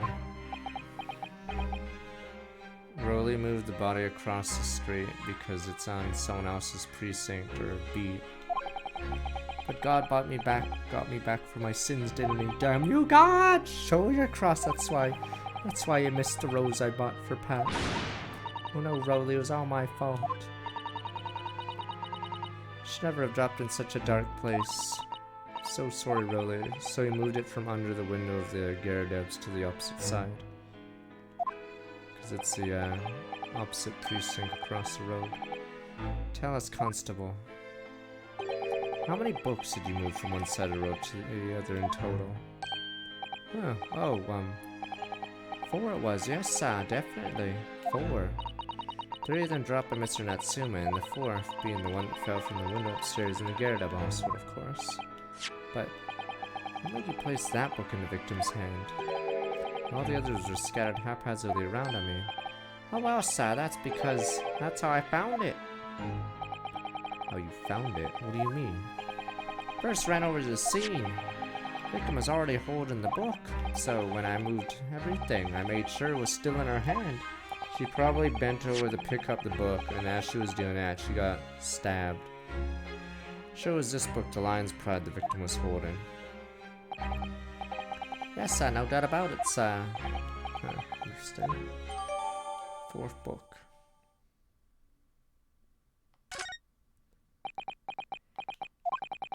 Thought it was an open and shut case at the time, you see. Only 2 people at the scene, and Pat and me both saw it happen, however which way you looked at it. Had to be the fellow who ran off who'd done it, I thought. Couldn't see the harm, really. I didn't think moving it all over the road would make me a jot of difference. I suppose this is it for me now. I've had it. God damn you, God! My lord. Yes, Lord Von Zeeks. I believe that concludes the cross-examination of witnesses. Constable, you may withdraw from the force. Yeah, fired. Yes, sir. Mr. Prosecutor, sir, what will become of my Rowley? To the gallows. You will now be a widow. Kill him. For now, you are free to go home. The police will contact you in due course. Please don't punish my husband. This was all my fault. It's because I'm always moaning at him for coming home late. You guys are like, yay, we can use the guillotine the French invented, sir. Leave it now, Pat. Let's go home. I'm tired. Alright then, my love. One last thing, Constable. Sir? Let this be a lesson to you. Criminal investigation, every detail matters, however insignificant it may seem to you. Yes, sir. Carve that lesson in your mind. Never again make the mistake of tampering with the scene of a crime. Never again, sir? You mean to say? Leave now. This trial is not yet over. Oh, well, see, cops being punished. Well, time to go. Do, sir. Do. Walks out a free man. Do. Well, see you guys later. Quite a startling revelation, I must say. Who would have thought of third party transmitting the entire scene of a crime like that? Indeed, my lord, nevertheless, there are some immutable facts here. Principally, accused Mr. Soseki Natsume is the only person who could have possibly committed the crime. I like how the Russian girl... No! You guys were saying hang the Russian girl, even though she's 15 years old. And it was just a push. Like, you don't expect a push to fucking murder a dude. Like, maybe off a cliff, not on the fucking floor he's standing on. And you guys are like, kill him. Throw the book at her, sir. And then hang everyone on the ship. Fuck it. Hang everyone. That case is so dumb. Hang them all, sir. They're Russian, sir. They're not British. Hang them all. Damn you people. You guys would have hung Boo Radley. Fuck you guys. Poor Boo Radley. Hang the cat too? Fuck it. Hang everyone. Now we know the true scene of the incident. There's someone else. Another person who could be responsible for the knife in the victim's back. Forgive me for being presumptuous, but I believe the prosecution is probably well aware of this possibility already. Lord Von Zeeks, is this true? Very well. Name the person if you will, and further investigation is warranted. Prosecution has no objection to the trial continuing. Even this other person could have perpetrated the crime. Fuck this domestic abusing bitch. Take that! Hang her. Okay, defense would once again like to request cross-examination of a new witness, my lord. Fuck the beast. Fuck this bitch. Domestic fucking abuse bitch. Okay. Once again. Sister made the same request earlier. I wanted to finally reveal the truth about this case. Imperatively cross-examine juror number 4, Miss Joan Garadeb. Me. Objection!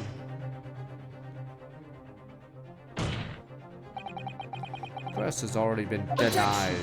Counter-denied. Tools, 7 tools of the bandits. Situation's very different now. Garadeb, answer me this. What do you want now, you little toad? Time of the incident, you were engaged in a violent argument with your husband, Mr. John Garadeb. In the course of the argument, a minor house fire was ignited. Clear the smoke from the your husband opened the window, looks over Briar Road. Well, what of it? You threw this book at your husband when he was cornered with his back against the window. Upon striking the pane of the open top hinge case window, the book plummeted directly down, finding its way to what we now know to be the true scene of the incident. And yes, as I said, what of it? During the argument, you were beside yourself with rage. As such, you threw not just books, but anything you could lay your hands on. So let me ask you one more time, Miss Garadeb. This knife, the one removed from the victim's back, have you really never laid eyes on it before?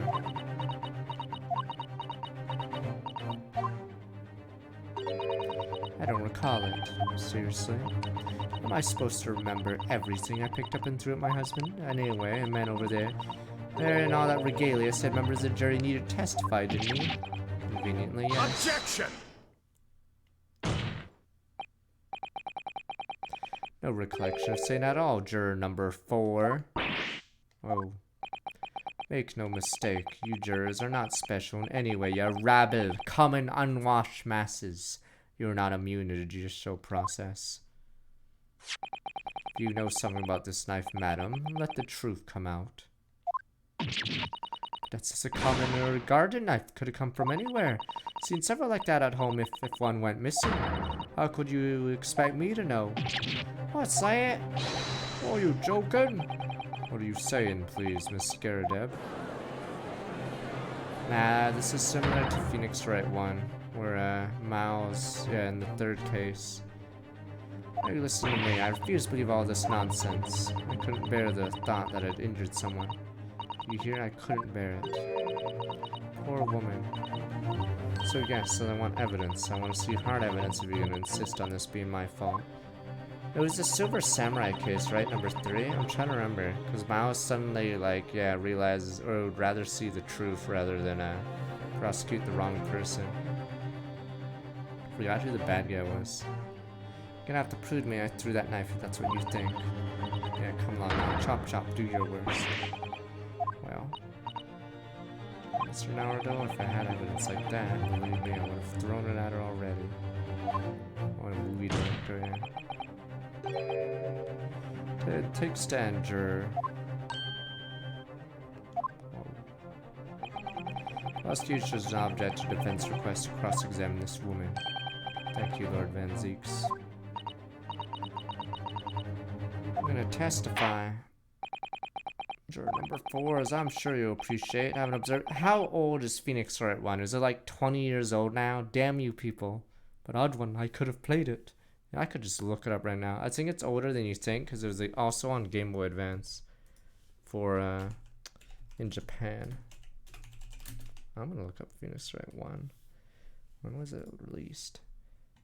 2001 on the Game Boy Advance, but it came overseas 4 years later. Okay. Yeah, so it's actually 20 years old, the original game. Yeah. I see.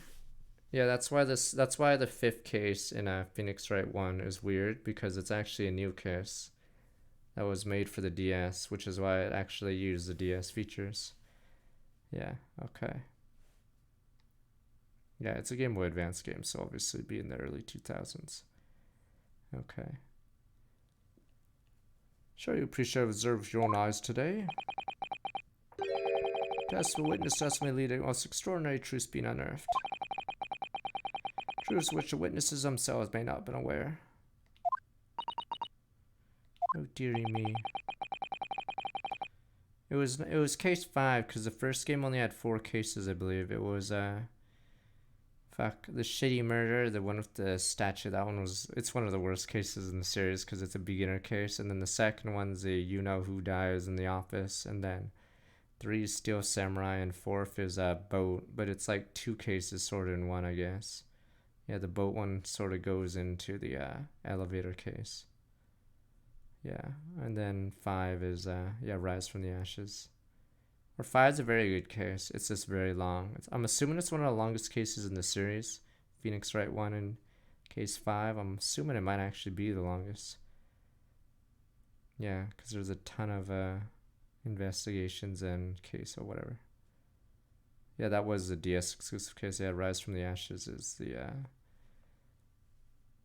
yeah, it's one of the longest cases in the series, if not the longest. Demand your full order to the testimony, Miss Garadeb. Mark my words in this court of law today. Shall extract the truth. You concur, counsels.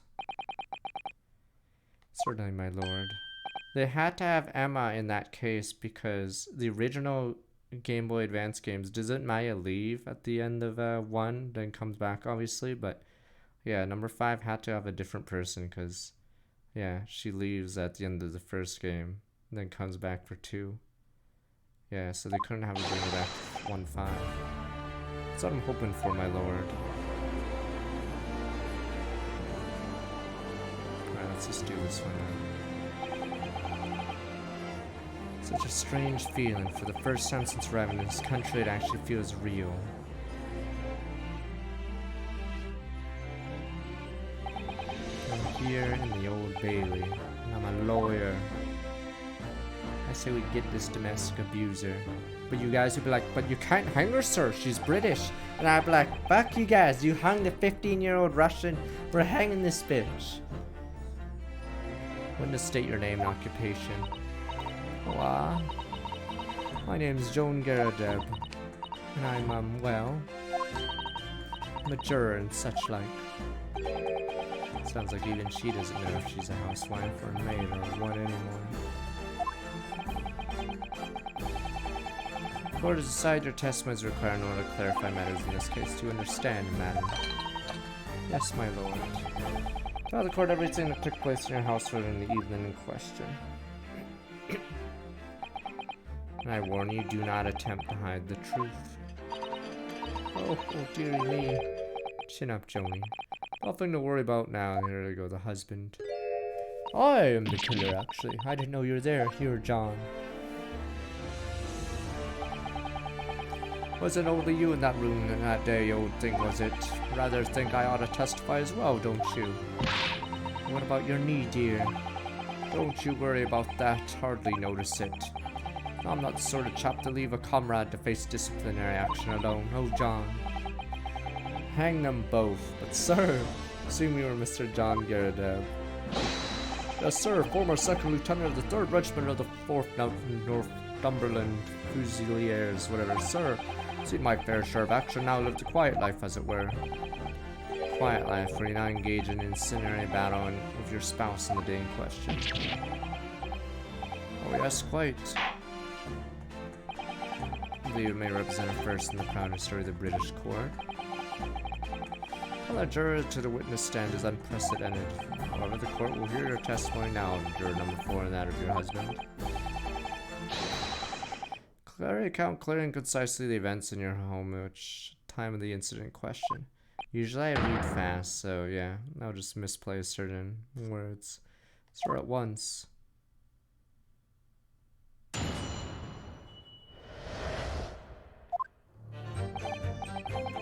Day referring to, the wife and I did have a bit of a skirmish. Can't recall the reason now. Got the candlestick over and set fire to the carpet. Soon had it out though and got the window open. I was pretending to pick up whatever I could find and throw it at him. Plenty of knives around our place, can't say I've noticed if one or two went missing, I'm afraid. But if that bally thing in the victim's back really was one of ours, you'd have a job proving it, I think. They're gonna fucking review that it was blunted. And then they'll be like, how do you know that? Sounds as though quite the battlefield your household that evening. Though not entirely one-sided assault, it seems. Enemy caught us on the hop, sir. No choice to dig and take defensive measures. Honest, if the enemy had kept shelling us for another minute, we'd have been toast. Of course, a veteran such as myself is only too aware that on every battlefield you're just a knot's whisker from death at any moment. Still talking about a marital quarrel here.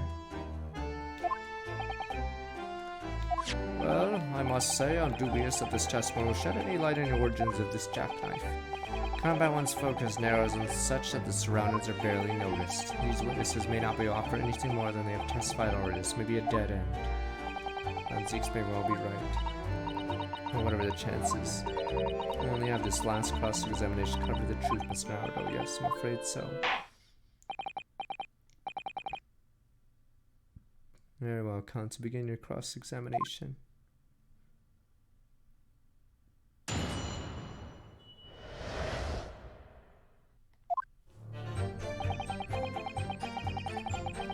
What are you referring to? The wife and I did a bit of a skirmish counter-reason now. We set the candlestick over set fire to the carpet. So I got the window open. You know, I was picking up whatever I could find to throw at him. Plenty of knives around our place. Can't say I've noticed one or two went missing, I'm afraid. Hold it! Sorry, could you care to elaborate? Not to say, really. Well, they're partial to a spot of carving, you see, pipes and whatnot, fishing tackle, you know, sort of thing. Passion we both share. I like to carve little wooden trinkets too, and then there's my leatherware. Sort of say, we're always losing knives about the place, and we have dozens of the things. We sell them at the market, sometimes 20 for the price of 19. Needless to say, I snap them up. John prefers to use 2 knives at mealtimes too instead of a knife and fork. Now, Joan, we don't want people thinking I'm some sort of savage. Here we go again with the skeletons. Why are they being so evasive? Not just because they don't want to believe it. We can't bear the thought that it might have been one of their knives that injured the victim. Entirely understandable, of course, but still. Going with your testimony, witness. Sir.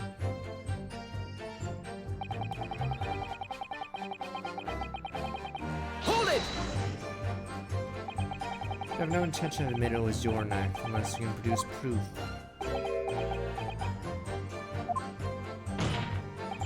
Even though there is no other credible possibility of Mr. Matsuno is innocent. You forget, my Nipponese friend. That is yet to be established that the accused is not responsible for the attack. As if I could forget. Only there was some way to know who handled the knife, but I suppose wizards like that is just a dream. Perhaps you're thinking of fingerprinting, Mr. Naruto. What? You mean it's not a dream? Sort of wizardry really exists? Whenever people touch anything, they leave behind a unique pattern from their skin. We can't use this. Or so they say. I can't see anything. There are already countries in the world where these so-called fingerprints are used as evidence. Lord Strongheart is currently discussing the matter at the Ministry of Justice. Yes, I believe we're rapidly approaching an era of scientific methods of investigation. Now we shall have to find an alternative method of proving our assertion. This knife could be found in the victim's back originally when Mr. and Miss scared it, so if only I could transplant this whole incident to several years in the future.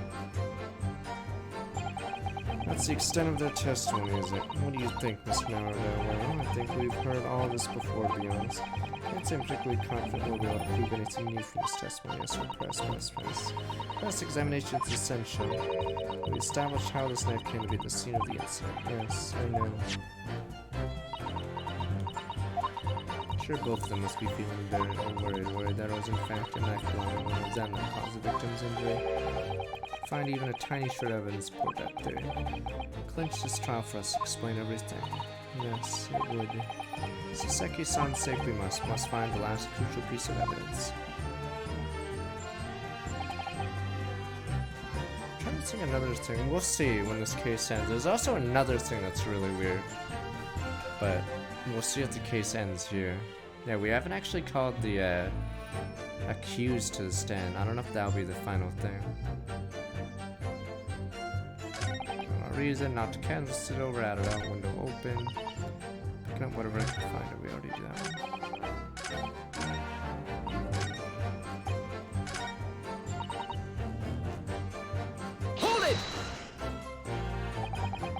Even though the room was on fire. As far as I consider the time, more important to extinguish my anger than the flames. When a woman wants to throw, she must throw. Most certainly not prove Susano takedown, Mr. Naruto. How did she know I was thinking that? So please cast your mind back and try to remember. Was a knife among the items that you threw at your husband that day? In all honesty, I don't recall. I feel I must point out that I'm no monster. Let me see. Some bread, a cabbage, garlic, a towel, and a sponge, a napkin. Jupiter! Excuse me! You have something to add, sir. The beast. Mr. Garadeb. Hey, don't shoot us. Sorry, I beg your pardon. Did your wife's remark just now bring something to mind?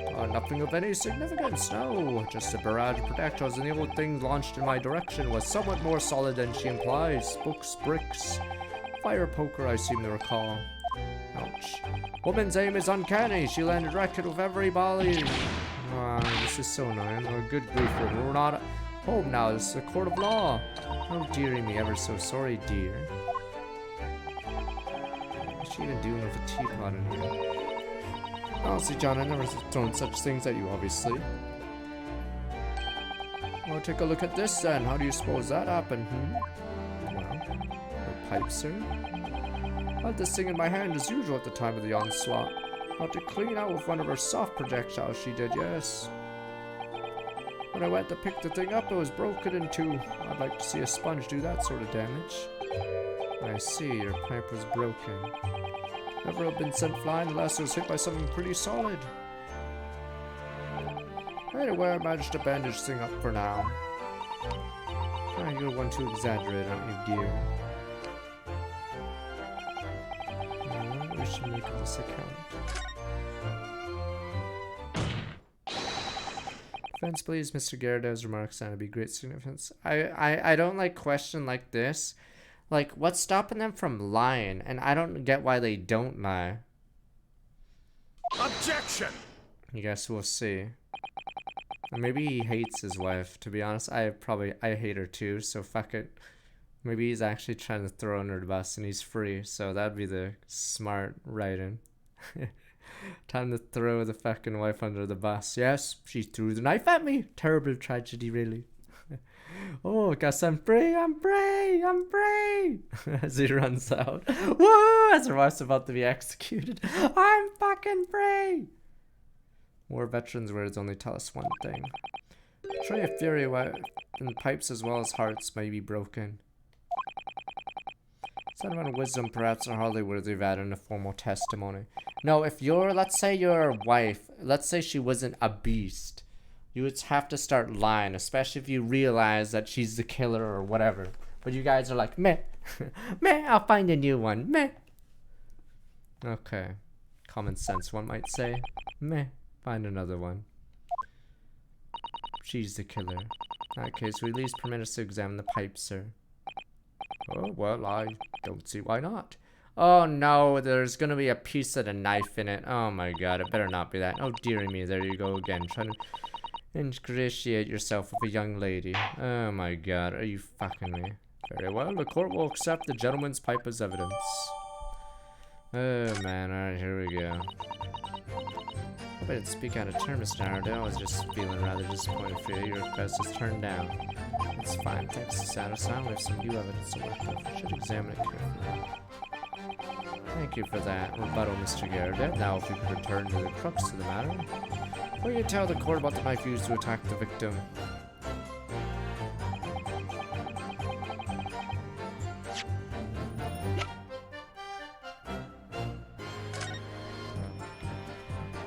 Oh, well, come on!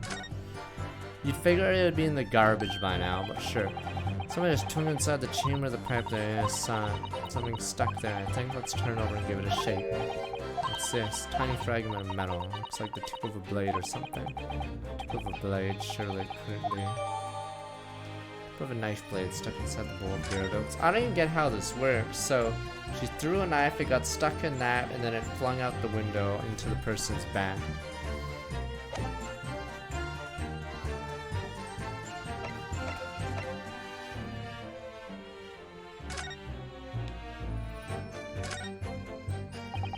This is a tiny piece of metal we found in the chamber Gyarados pipe. It looks like the tip of a blade or something.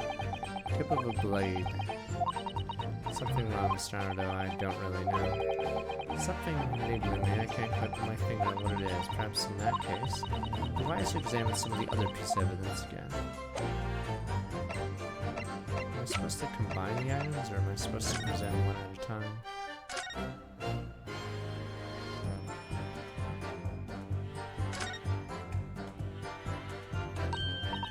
Here, Mr. Naruto, just the tip. A small piece of the blade appears to be missing. Part of it's missing. Could be wrong, but I've just got a feeling. Remember this? Yes, that's tiny fragment of metal that we found inside Gyarados' pipe. Yes, and just maybe. Oh my, it's a perfect fit. Somehow I just knew it.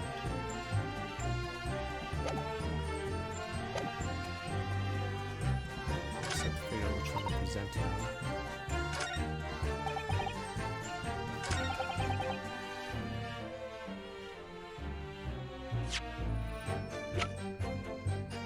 Objection! Gyarados, could I ask you to take a good look at this, please? You can ask, but I can't see a bally thing. You can't. Used to call me Dead-Eye Deb back in the regiment, of course, but that was some time ago now. Even when I'm trying to enjoy a large print book by the fire these days. I struggle to tell a B from a D and a P from a Q, to be honest. Oh, he does, dear me. It's rather weird being asked about every other letter and every other word. You must be very dizzy. What is that? A tiny scrap of metal. Yes, almost certainly from the tip of a blade. What may appear at first to be just a tiny scrap is in fact a crucial piece of evidence. Interesting. Where did the defense come by this evidence? It was lodged in the chamber of Mr. Gyarados' pipe. Why, pipe, you say? By Jove, I wonder how that got there. What precisely does this fragment of metal signify, Counsel? It suggests that it is in some way related to the matter of the stabbing on Briar Road.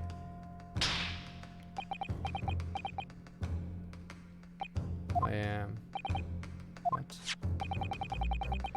Put together with another piece of evidence already in the court record. I believe this tiny fragment of metal will unravel the whole truth of this case, my lord. I really hope this isn't the end of the case, because the weird thing about this case is the accused doesn't matter at all. It could be an alien from outer space. It could have been a dog. He's actually, like, completely not needed for the case at all. Like, we didn't even need to know who the accused was, because... yeah, like, they don't go on the stand, you don't talk to them almost at all. It could have been anybody. Except, yeah, we haven't talked to them at all in this case for some reason. Yeah, the accused is completely irrelevant to the case. Yeah, he's, like, not related to anybody in the case. He's just... could have been anyone. Could even be me. Oh, no. Yeah, okay. You're confident in the extraordinary statement, Counsel. Very well. Present the pertinent evidence to the court. What evidence, when paired with this fragment of metal, allegedly reveals the truth of this entire case? Take that! This is a knife I found on the victim's back. Look closer, you see there's a small piece of the tip of the blade that is missing. Common issue with inferior blades so that unsavory street markets criminals use them regularly leave the tips lodged in the victim's bones. But with this particular knife, no doubt its tip has suffered a similar fate, now languishing somewhere near the spine of the victim. Oh, that's not the case. Tip of this peculiar knife's blade is a very fragment of what we discovered in the chamber of Mr. Gyarados' pipe. Yeet. Good grief, Lord Von Zeeks. Don't believe it. The knife from the crime scene and this fragment of metal. A perfect match. Good golly gosh.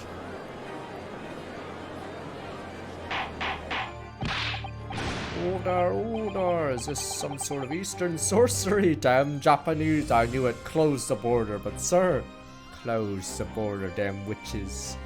Jesus syndrome, turns around back 85 months. This is no magic, my lord. This is a miracle. Miracle. Van Zeek's figured out, has he? Well, so explain an extraordinary coincidence at once. Yes, my lord. The crucial point we have to ask ourselves here is when did the fragment metal find its way inside Gyarados' pipe? Something that was clarified for us in the most recent witness testimony. Yeah, there's still that, there was a guy that appeared at the end of the investigation that hasn't shown up at all. I don't know if he's baiting for the next case. This thing in my hand, the usual time of the onslaught, not to clean out with one of her soft projectiles. She did, yes. Never been sent flying unless it was hit by something pretty solid. Oh, well, dearie me. During the argument between those two that occurred just as the victim was on the pavement below, Gerda flung this knife at her husband. However, the knife missed Mr. Gerda, instead striking the pipe in his hand at the time, which caused the tip to break off, of course. Good lord. Yes, and that is when the tiny tip of the blade comes to inside Gyarados' pipe. The chances of that are 1,000,000 to 1. And yet there's no other clear explanation how the tip of the blade ended up in your pipe. Then, after losing its tip, the knife ricocheted off the pipe and flew out the open window.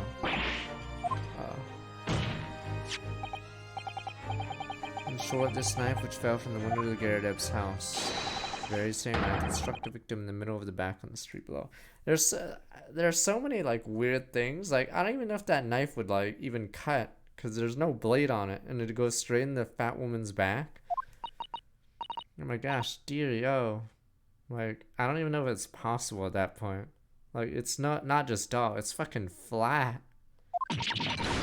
Gravity, yeah, it's like gravity's plunging it in. It would just like yeah bounce off like any body. Yeah, unless her back for some reason is made of some like easy material. Full-bodied deer, I'll give you that.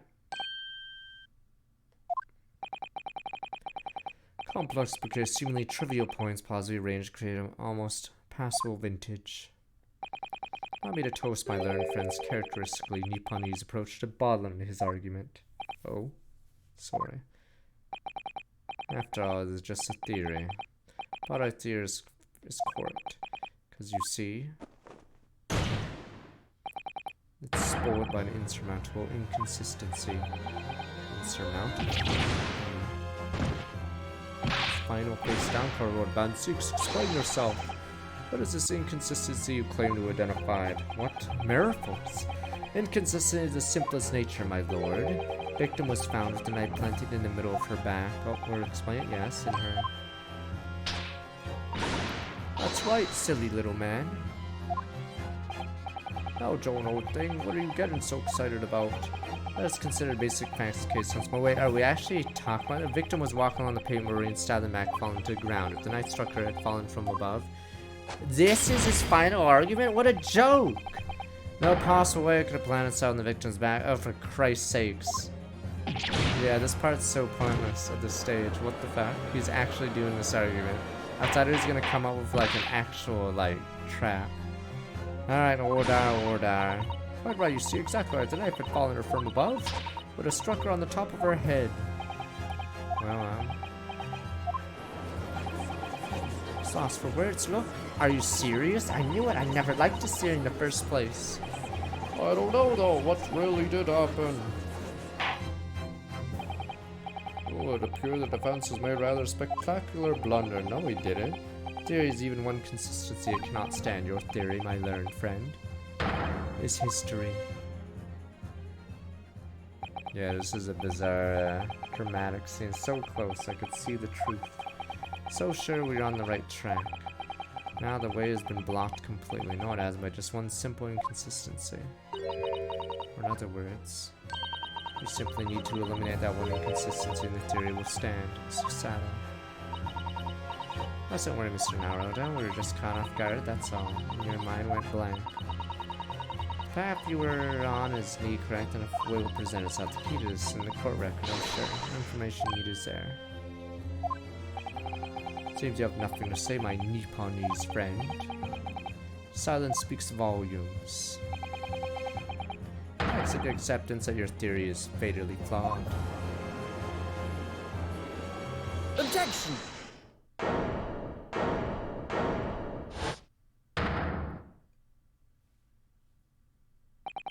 This inconsistency doesn't mean I was on the wrong track. It means I need to sharpen my mind, dig deeper for the truth. It's a test! Yes. Knight fell on the victim from above. There's no way that could have hit her on the middle of the back. Under normal circumstances, that is. What are you applying? Counsel! A piece of evidence in the court record explains inconsistently. Explain how the knife that fell from above could have pierced the victim's back. I already have the answer. Goodness! Utter madness! This must be the last time. Counsel, present the evidence of which you speak. This is the last inconsistency, final piece in the puzzle. I can success to make sense of this. Truth will be laid bare at last. That explains how the fallen knight became lodged in the victim's back is. Take that! This is the fourth book found at the scene. Final piece of evidence the defense will present. The burnt book. Oh, the music's playing! Oh, not Mr. Gerdov's book.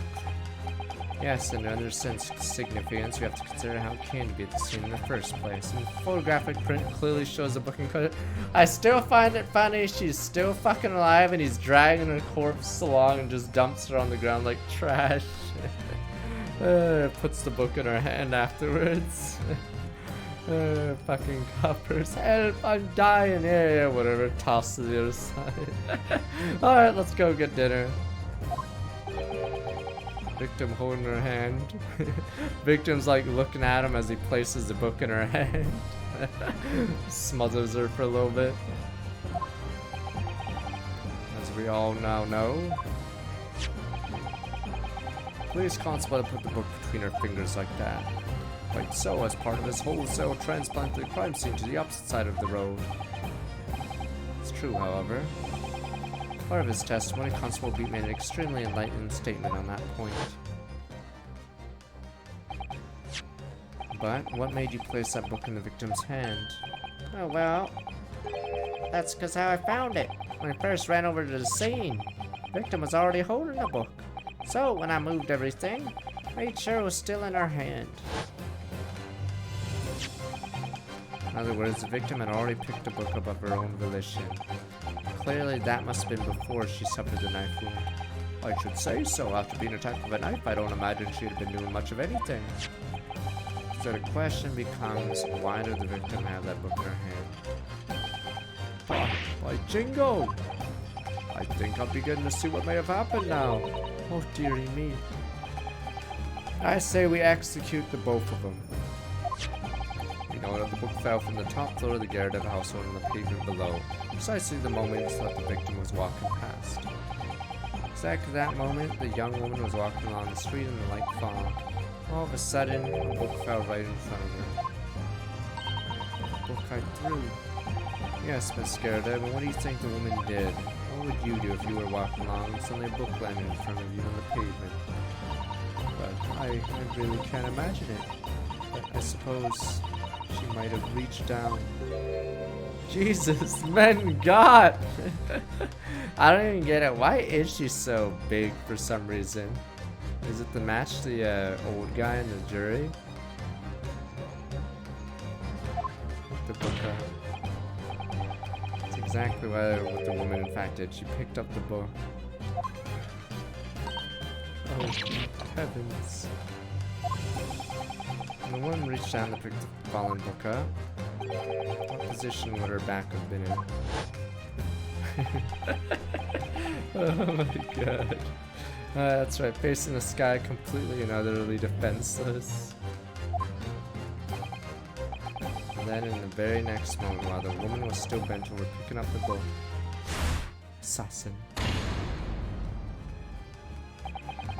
Next object fell from the room above, the jackknife, straight in the middle of her back.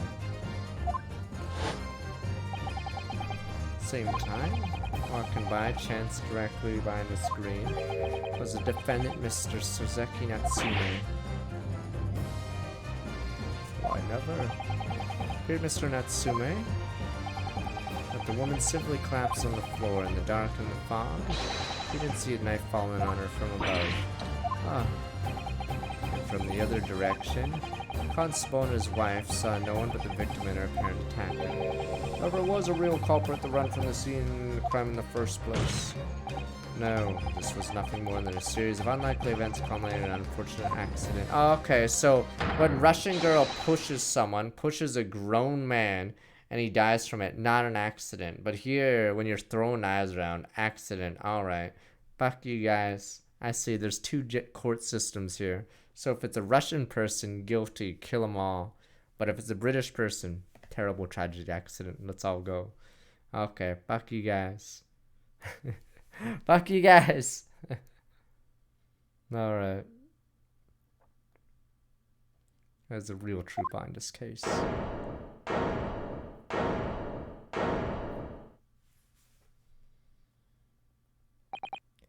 Oh, Mr. Misgaradev.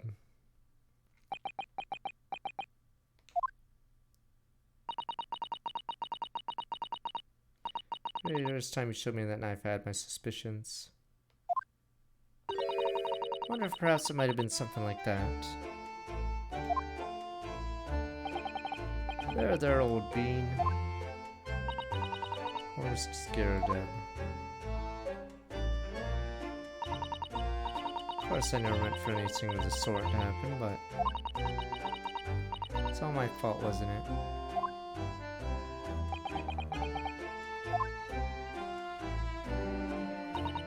I take full responsibility. I let my anger get the better of me. I threw that book. I threw the knife as well.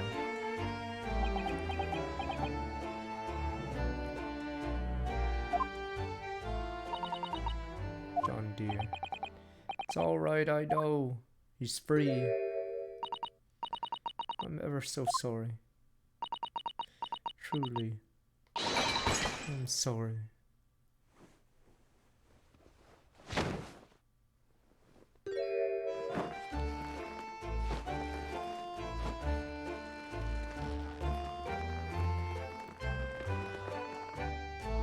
Is everyone white in Britain? What the hell?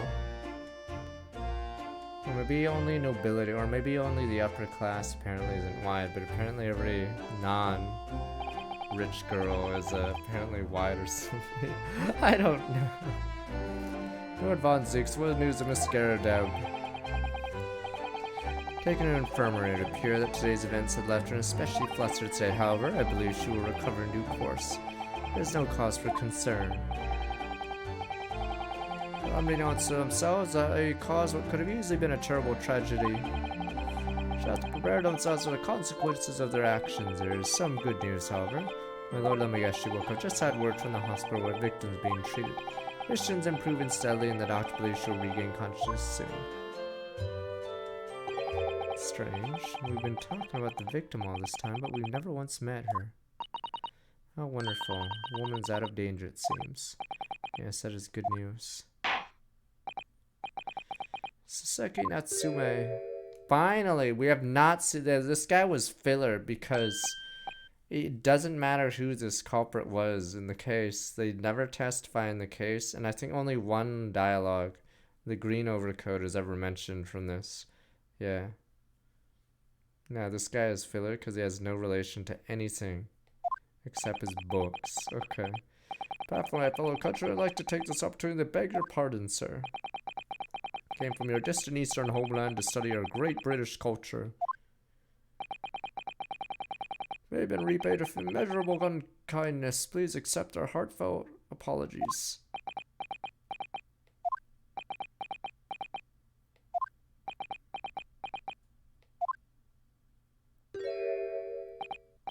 No, it is me who should be begging your pardon.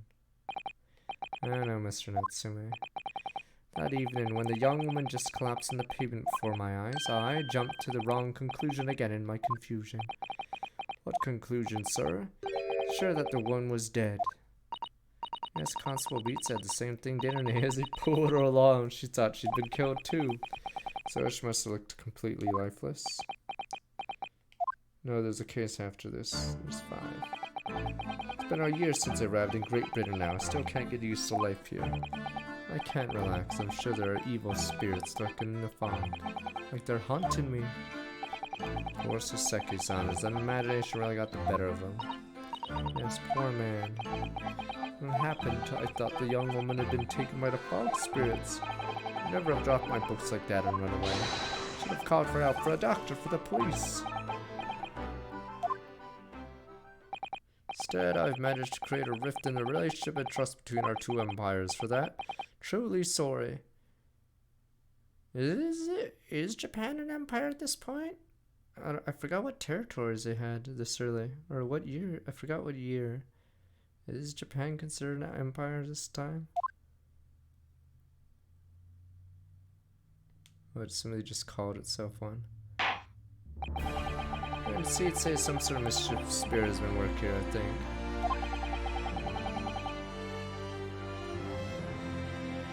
Fuck, I think we had this argument before, like, wouldn't like, you don't need an emperor for the empire, because then Britain doesn't have an emperor, for instance. Like, I thought an empire is just like a bunch of hold-ins, or whatever, but I think we argued about this, yeah, about this when we played Crusader Kings.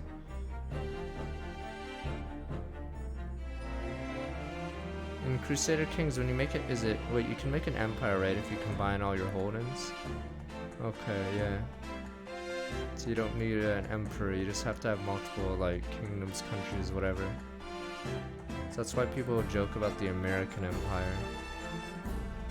That they own a bunch of stuff. Yeah, 2 kingdoms. So that's why I don't think you need an emperor for an empire or whatever. I create a chain of unfortunate mishaps. Fooled by the spirit led to false conclusions. Thanks to Lord Van Zeeks, our young lawyer here from the east. The chain has now been broken, the spirit exorcised. Heartily commend you both.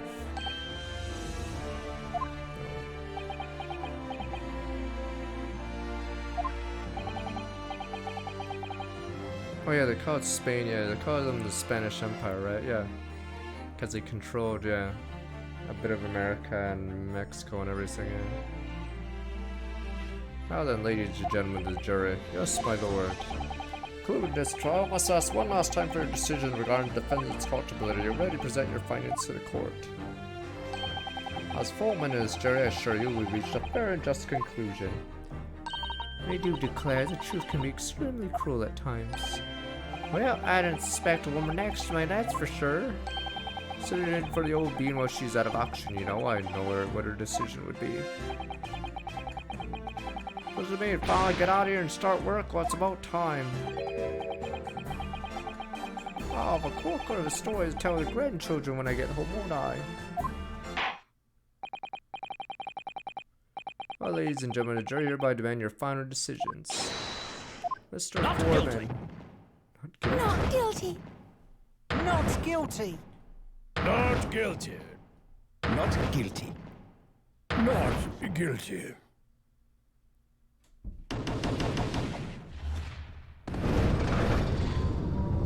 No show tonight, no guillotine, no hanging. Let's all go home. Very well, Mr. Seki and Natsume, I hereby pronounce you.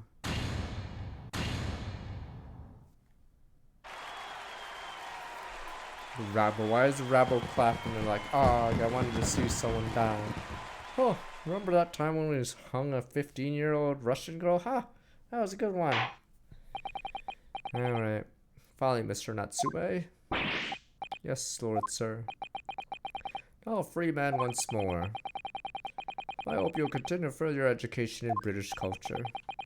May you never again be brought before me.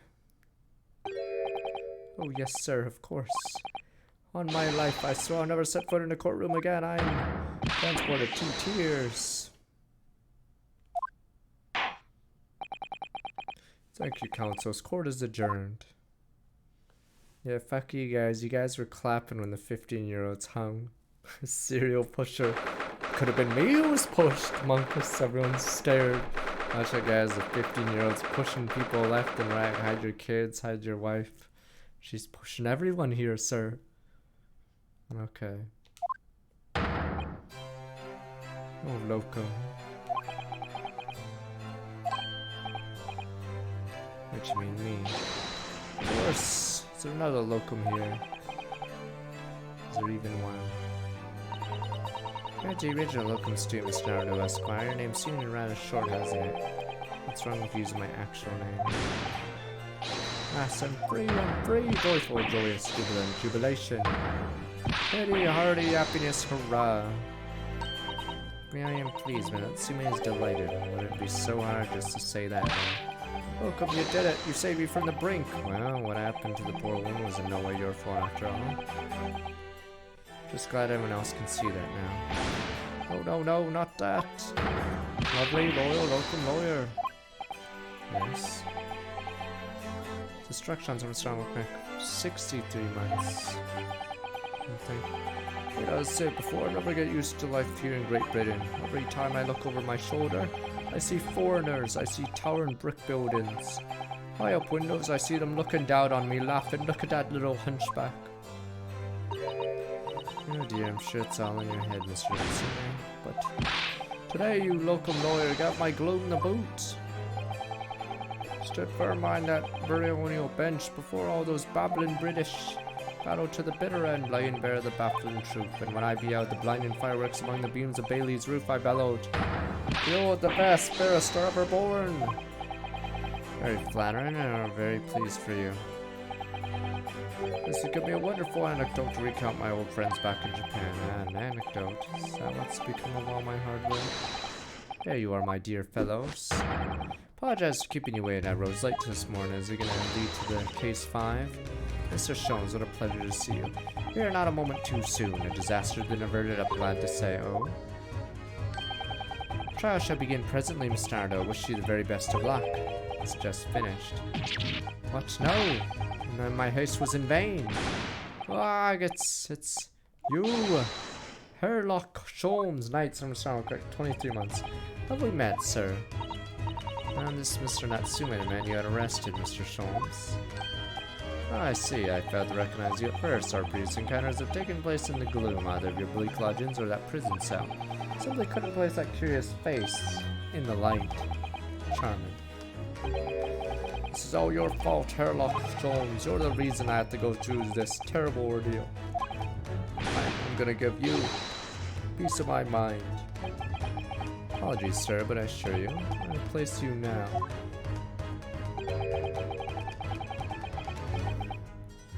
Fellow who abandoned the poor young lady and ran off, are you not? She'd been taken to hospital more urgently. I feel perhaps she would have regained consciousness by now. Oh, you're a villain. It was unavoidable, I'm sure. We are but human after all. Anyone would have been shaken by such an experience. I do feel very badly about how I behaved. Well, never mind then. Now, what was it you wanted to say to me, sir? Nothing. Ha ha ha ha. Priceless. Oh, I am sorry, really, but that was quite priceless. Poor Suseki-san. So on the bright side, you've had an extreme entertaining experience without paying a penny. And it would seem you were not even found guilty. There's no bright side. What do you mean, Mr. Natsume?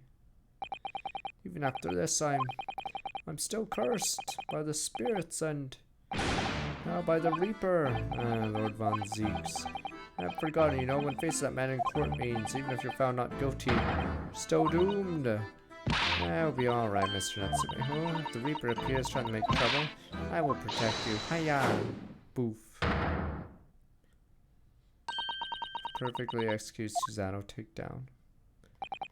Much as I like being turned on my head, a bit of warning might be nice next time, Miss Susanoo. Is it time for an anime cutscene? No, not yet. Mr. Natsume, what do you intend to do now? Are we gonna get Jack the Ripper case? Is that gonna be the final case? Dun dun, the Ripper. Mention something about recounting your experiences to your friends back in Japan. The Ripper. Yes, I intend to return to my homeland soon.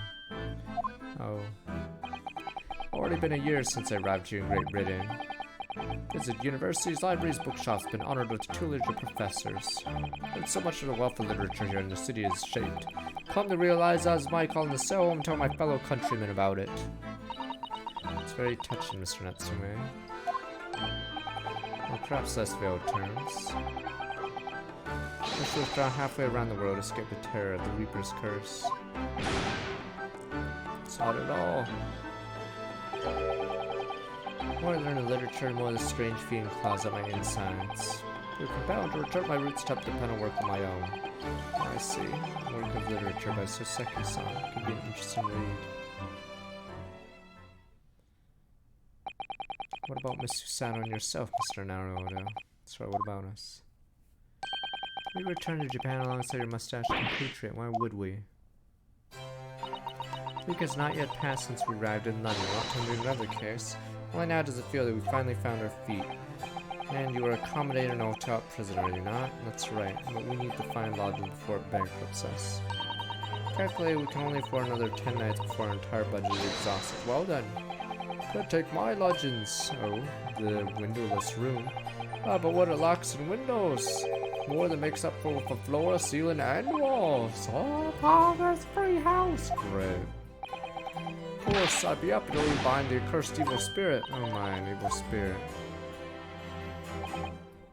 Yes. Tries to suffocate you while you sleep. That's his infallible wake-up call. We'll think about it, if that's alright. That's gonna offer a more welcome alternative. Would you consider taking lodgings with me? Really? Yeah, so we have to stay with that girl. Vacancy conveniently present itself, though it's up in the attic, I imagine. Sure it isn't just a storage loft. Spoke with the landlady is very more on the matter of price, and Iris is cleaning the room as we speak. Come at once, I presume you have no luggage to speak of. Simply wonderful, what an honor. The entire taken lodges in the great detective's office attic. Too overcome for words, so suggesting we look elsewhere is out there. Let's set it. Let me see what it looks like on that note. Oh, I see.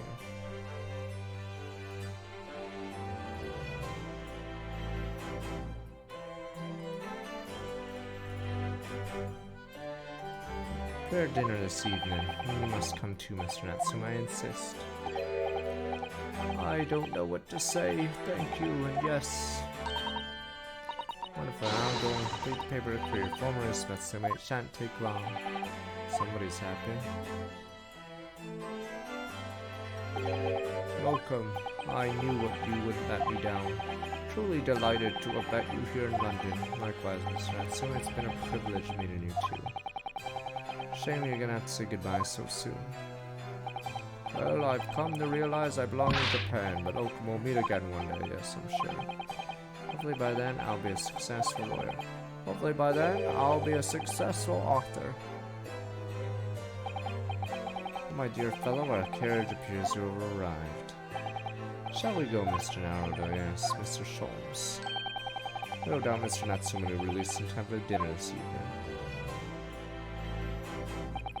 And so, Seki-san's innocence successfully established, we rode with Mr. Sholmes to what was to become our new home, 221B Baker Street. Is it time for an anime scene where someone gets stabbed or shot on the street? Hi, who are you, lad? And then, no! The Ripper is back. Attic room.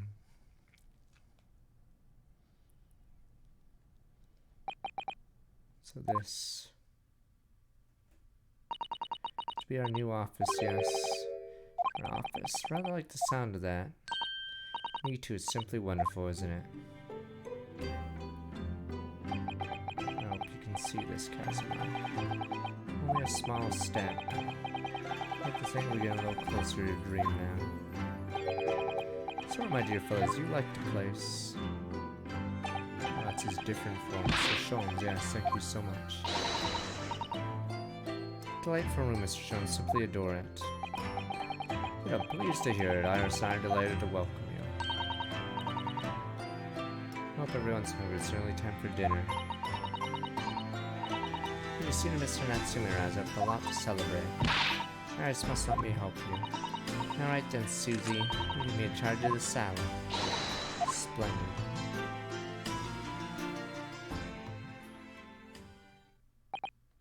So, Mr. Naruto, how does it feel?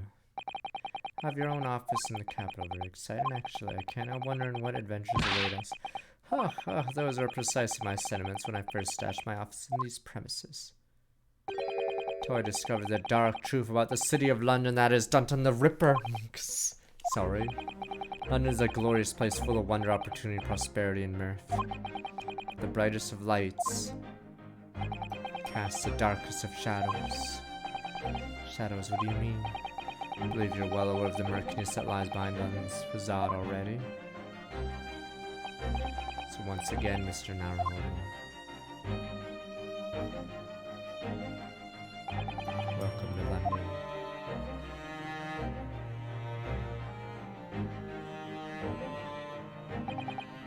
Of course, at the time, no idea what the significance of those words Mr. Sholmes so casually spoke.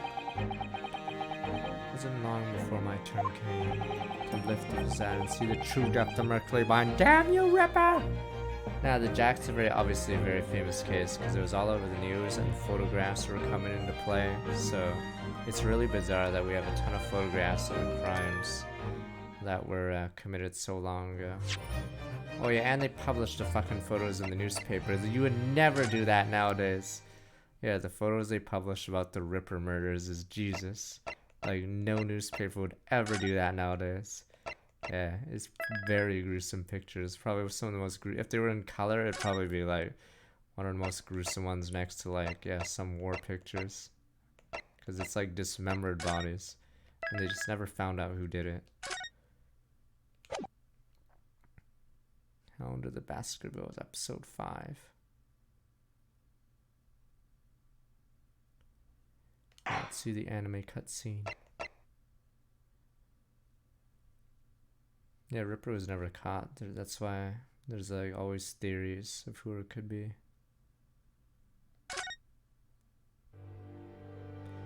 But it was not out anymore. Those scene signs go smoking again. I don't know how the actual Sherlock Holmes story of this, but yeah, on BBC they have a Sherlock show. It's coming! And this was one Jones's of its worst cry episodes. pierced through the So thick boring. wall of fog around us. Wisps of vapor flowed over the pistol as I cocked it, and I waited, breathlessly, in the stillness. The silence lasted for what seemed an eternity, until, at last, it appeared. From the shadows of the cloud, an enormous beast sprang out upon us. A hound it was, but not such a hound as any mortal has ever seen. Its eyes glowed with a smoldering glare. The whole of its ox-sized body was outlined in white-hot flames. Its rumbling pant and hideous howl, so terrified was I that I began to tremble with fear. Look well, Wilson, Sholmes declared, gazing upon the mystical beast. For this is the diabolical hound of the Baskervilles.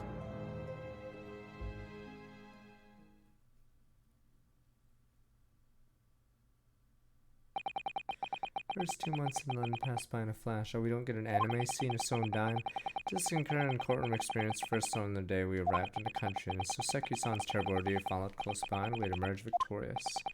However, then came an abrupt end to our opportunities to appear in court, which was hardly surprising, of course, since I was nothing more than an amateur, unknown student of law from faraway land. So life in our little office was very quiet. That is until dun dun the knifer was shattered one day by that fateful telegram.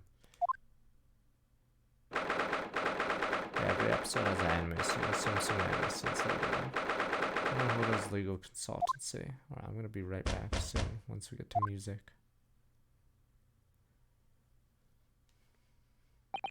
That morning, I was woken by the unreserved knocking on the door by a telegram boy. Telegram for you, sir, after he'd gone.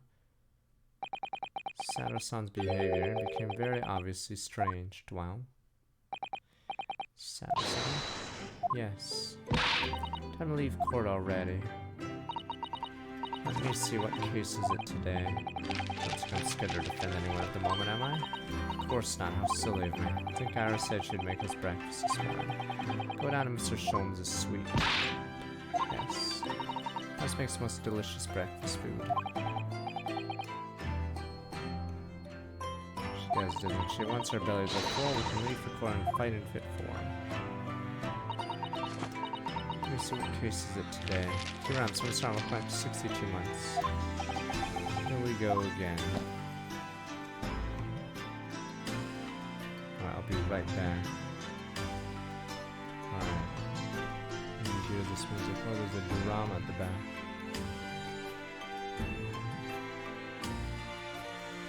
This is the attic, I believe, of Baker Street. Or 221 Baker Street. Look at the shovel, the one I'm gonna dig your grave in. Is that what shovel I'm gonna dig? Sir. Oh, look at the shovel. Poof. I'll be right back. Anyone else wanna look at the shovel? Ooh, there's a red spot on it, sir. Duh, duh. Look, right there.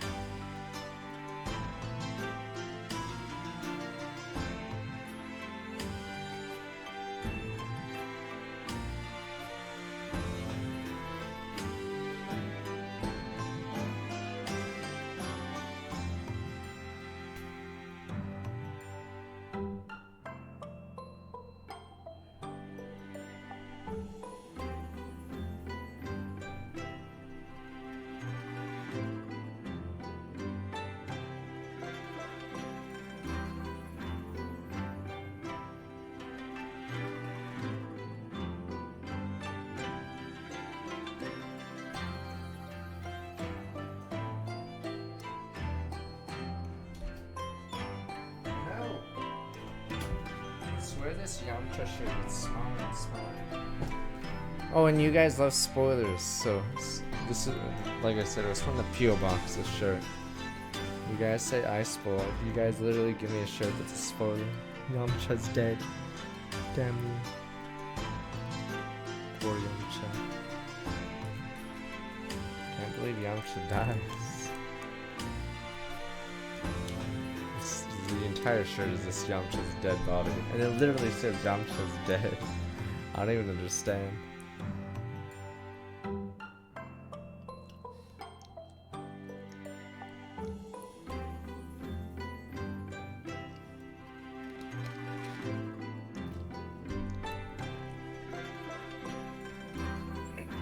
Alright. Final examine the shovel for some reason. Spade has been here since we started renting the place. That's not a spade now, Hiro-san. It's a shovel. No, shovels are for digging, that's for scooping up loose material. It's a spade. No, spades are for digging, that's for scooping up loose material. It's a shovel. I don't want to dig a hole for myself, so let's leave it.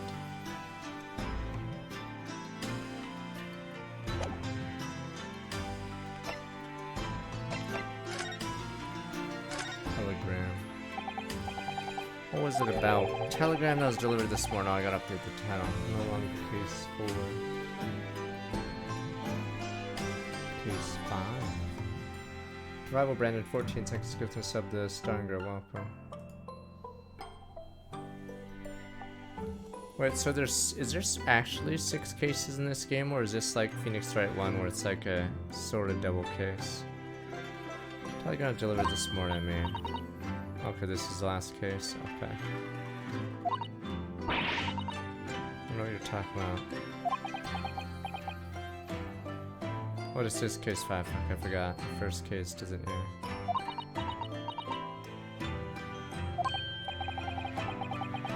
Sorry, not gonna get away with that. No, I didn't think I would. Actually, we'll give it a moment's thought. It's nothing. Nothing interesting. Born, in fact. I was born on a telegram. 3 times in a row she tried and failed, couldn't see us.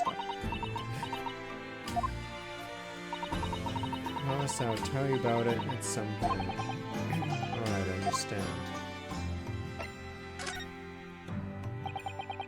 So suppose Soseki's on a ride back in Japan by now, won't he? Yes, I should think so. Wait, what? Wait, how long have we been here? Well, I guess we've been here for like a month at least. Jesus, 2 months. Right after that terrible ordeal. She should have completed the voyage already, or just a few days away. A fortnight ago we had that very long telegram from Yammer complaining of seasickness. By and large, seems the voyage has been going well. Something wrong, Naruto-san. Just wondering, what might have become of Soseki-san? He stayed in London, that's all. In his regards, Lord Van Zeek's the Reaper. Yes, I cannot wonder if seasickness would have held insignificance in that case. The Reaper. What is it they say? No one stands in the dock can be saved from the Reaper, right? Nah! Like the way that nightmare's trial ended on the very day we arrived in London.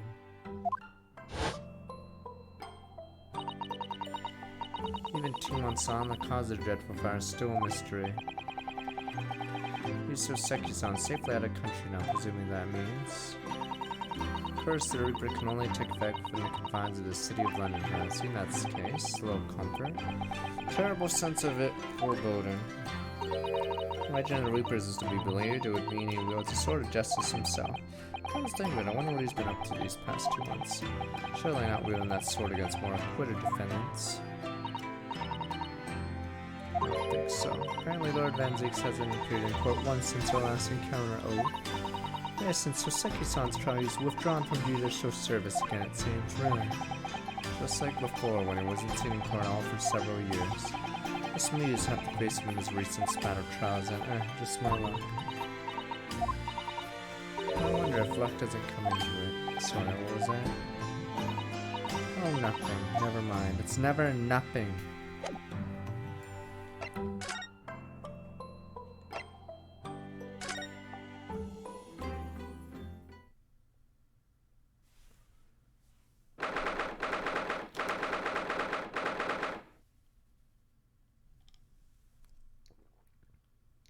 Yeah, it's April.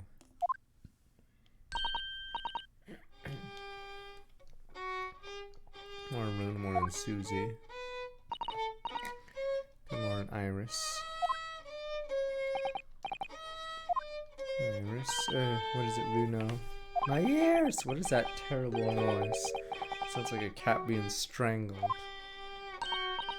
Yes, well, you noticed that, did you?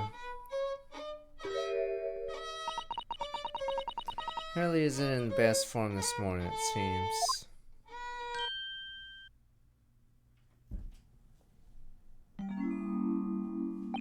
Wow, hello. Hello, Mr. Sholmes. Good morning. A good morning to die, perhaps, monks. Something happened, Mr. Sholmes. Look miserable, and did you finally find out Wilson's dead, or the way you were playing the violin before? My analytical mind is dead. Music is dead. The world is dead. Damn this blanched existence. It's not all it is, my dear fellow. Nothing of consequence. Afraid I don't understand. Well, Iris, isn't it time we ate? Some dry toast and insipid coffee for me, if it's not too much trouble. Kitty! Kitty! Alright, back the game, back everything else. Kitty! Make it swagger high. Good morning, boy. Well, let's just have the rest of the game just playing with this cat. Yay! There's some sort of tiny door for cats to use. How did I get there? Everyone, time for breakfast. It's wonderful, let me help you, Iris. Would indeed be a fine day to die.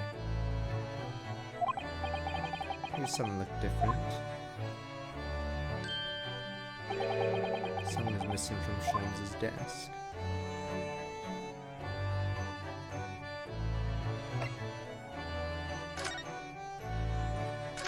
Person to die. Seem very unhappy this morning, Mr. Sholmes. What's happened? Used to be the case, set in my hands. This violin sung like the dawn chorus. Its melisant tones would make flowers bloom, it would.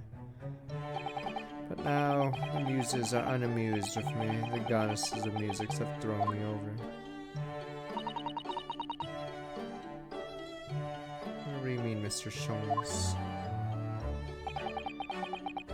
For hours I have bowed, for days even through the night I have endeavored to no avail. That sound, my tone is lost, that brilliant, clear, unwavering tone. Gone forever, no more recitals of unbridled emotion. Well, you haven't been practicing much lately, have you, Hurley? Don't worry, I'm sure it'll come back to you in time. Heed my words, Mr. Naruto. Goddesses of the arts are fickle. One day they bestow genius on a man, the next they unmercifully withdraw it. Oh dear. Why is this happening to me? If they take the turn I have for the violin from me, what is left for pity's sake? What is left? Deduction, perhaps? Is that what you're known for?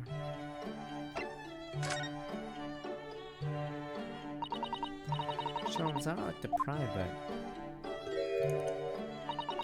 the desk looks rather empty today. Well done, Mr. Sato. Oh no, Mr. Sholmes, you're telling the insignificance of yours. Oops. Sure not to notice, won't you? Oh, your observational skills do credit up. It's like looking at something random. Hurley's great analytoscope. That's at Windybank's now. Sorry, it's at Windy Bank. Oh, Windybank's a pawnbrokery. What? When you pawn that enormous machine of yours, it has some considerable value, you see. Quite undeservingly. But isn't it a very important machine for your work? I do wish you to consult us if your situation becomes so desperate. have gladly passed what little income I have to you. Dear madam, things are far from desperate. But the pawnbroker has your wonderful machine. How could anything be but desperate? Making use of a pawnbroker is quite ordinary here in London, I assure you. It is. Doesn't sound ordinary at all. It would seem that neither of you fully understand how pawnbroking works. Oh, what's to understand exactly?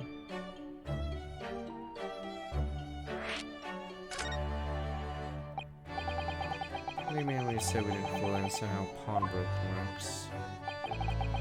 People of London, pawnbrokers are akin to banks. Monday's merchants relinquish their finest jackets and trappings to their pawnbroker of choice. Money received in return, they are able to trade happily through the week. And on Saturdays, they go recover their things using the money they've earned. I had no idea. It's been a fascinating lesson for us.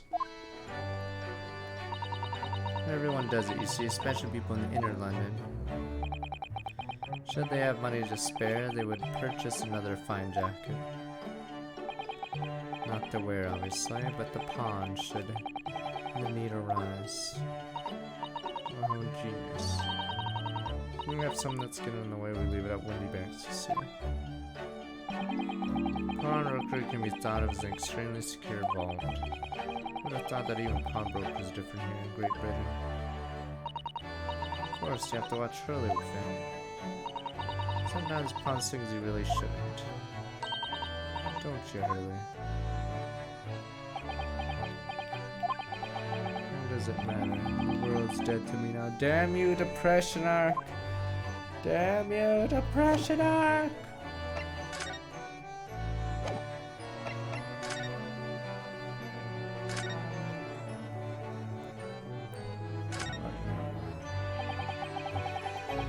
Scott seems to settle to his new home then. Oh yes, and I've become very attached to little Wagyu. And it appears previous owners completely forgotten to him. Cats are unfeeling creatures. Their mews are as empty as the hearts of muses. Kitty! Mr. Natsume had no intention of taking Wag back to Japan. Wonder why he kept him in the first place.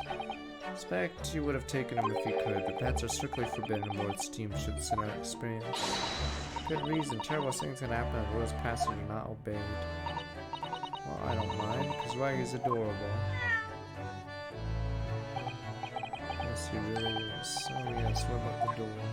I've never seen that tiny thing in the main door before. Where did that come from? Oh, you noticed you're observant, Bruno.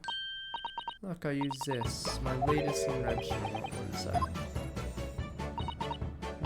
The cat flopping knife. Wash machine for making doors just for cats. That's right, it can make a cat flap for a little furry friend like Waggy in seconds. Do it to any door at all, no matter what it's made of. It's very powerful to see. Would have been quicker to just make the cat flap rather than make a machine to make the cat flap? Well, yes, maybe, but now I can make cat flaps anywhere I like. Well, I think it's wonderful. Just make one for us in the door of our office upstairs, Iris. Really knows how to come up with unconventional inventions, this girl.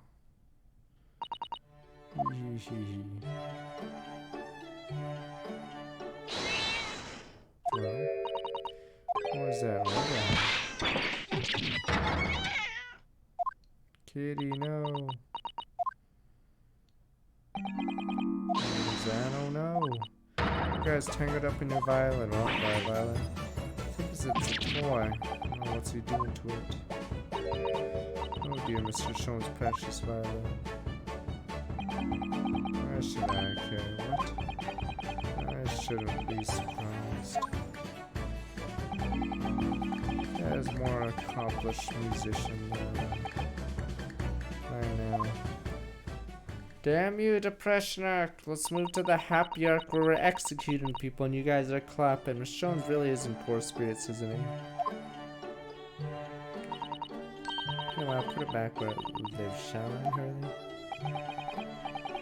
Not a cat's reach upon Smiley could assess the damage.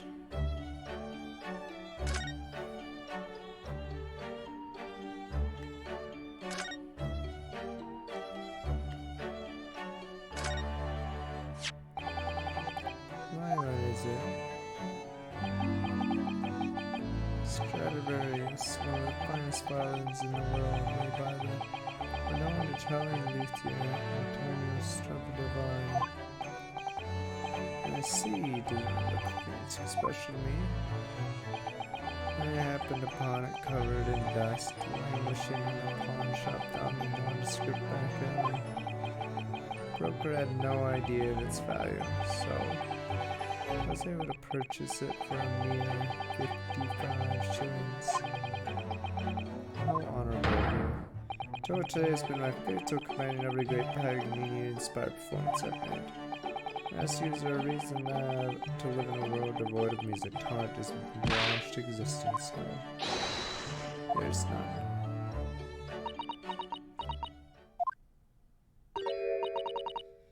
Mr. Shams, what dear madam, what? Thoughts are preoccupied with fancies of release from the stole routine. It's about the violin looks very different to normal, don't you think? What do you mean, Miss Susanna? Well, Susie's right. Yes. Tone of wood's completely different. It's not all, I'm sure there's no crack here before. Wait, it's not even the right size, is it? What's this?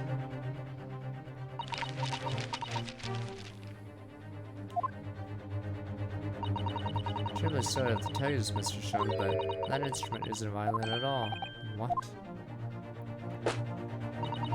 I believe it's an entirely different instrument called a viola. What? What? So I'm sorry, alright. You're right, you are quite right. This is my faithful Stradivarius. So what, pray, is this piece of string-wood flotsam my faithful porn partner then? I see what must have happened. You do, Iris? This is just simple mix-up. Sounds like Iris might be able to tell us exactly what's happening with this here.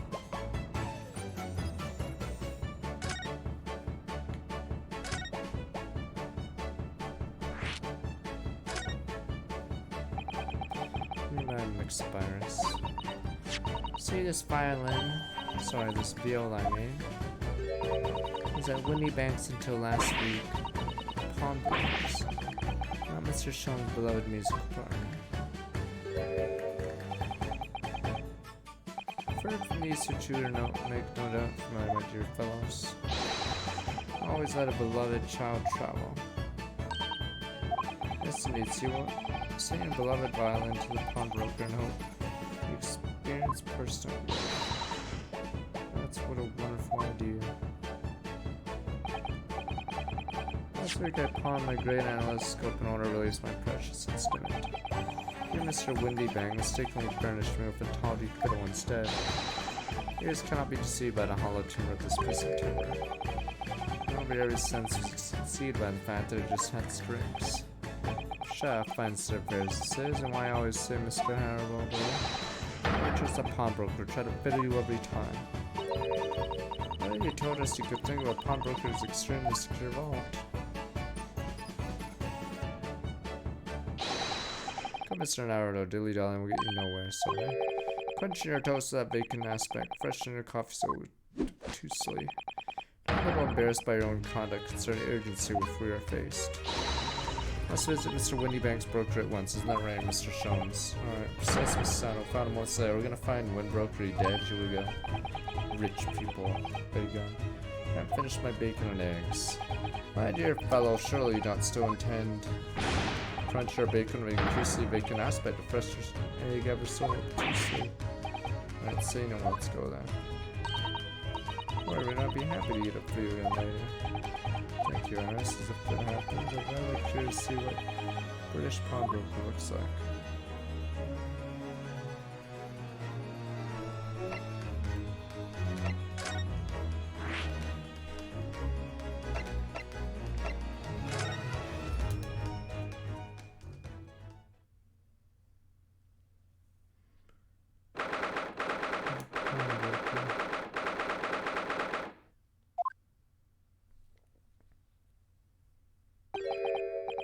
This is a British pawnbroker. All sorts of tools and contraptions there I've never laid eyes on before. So silent spark of wonder in your eyes, you can't tell.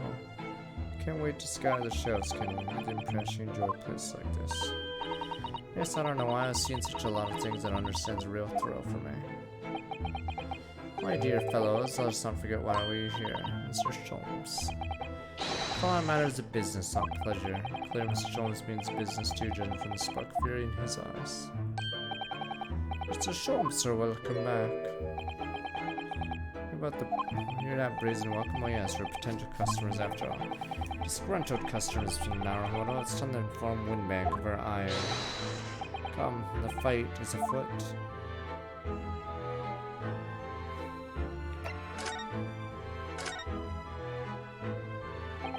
Give me my damn violin. Recall this, which I retrieved from some days ago. Yes. Second-rate fiddle is not my favorite instrument, Mr. Windbank. Color of the wood is different. I suppose they're not even the same size. Wonderful summary of our observation, Mr. Sholmes. Wow. I'm so very sorry, sir. How utterly unforgivable my excuse must seek for a pawnbroker. Only one way to make amends. Sir. What the? Monkey gun.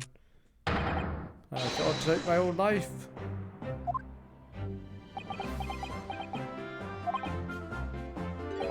I don't think that'll be necessary, do you? If I may just say one thing before I pop off. Yes. It's you, sir. Miss Jones took it upon himself to remove the other day, I believe. So, as I recall, I entered the store and fetched your violin when I heard, ah, here it is. Dead. When I turned to contrary you had taken the viola and left, sir. However, there can be no doubt that the blame lies firmly at my own door for allowing you to leave, so I shall not grumble or grouse any longer. May this guilt die with me. Stop, my dear Philip. Oh, to smile.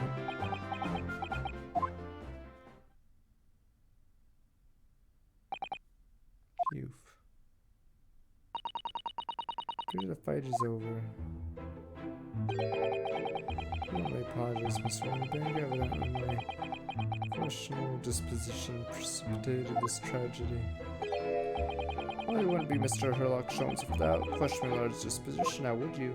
I believe you may be right, sir. Oh, ho, ho. It's either laugh or cry, I suppose. You are, must be said, one of my more challenging customers. I need to remind you of the peculiar collection of items you brought through my door in the past. Oh, peculiar items. The extreme, madam, for example. Unpublished manuscripts of Eponymous work, novels of Sherlock Holmes or some such, or my full-fledged novel. Unpublished story I've yet to read, you mean? Stop shooting yourself! Forgive me, bang! Damn you! Wait, before you die, you must tell me more. What do you know? Before you die.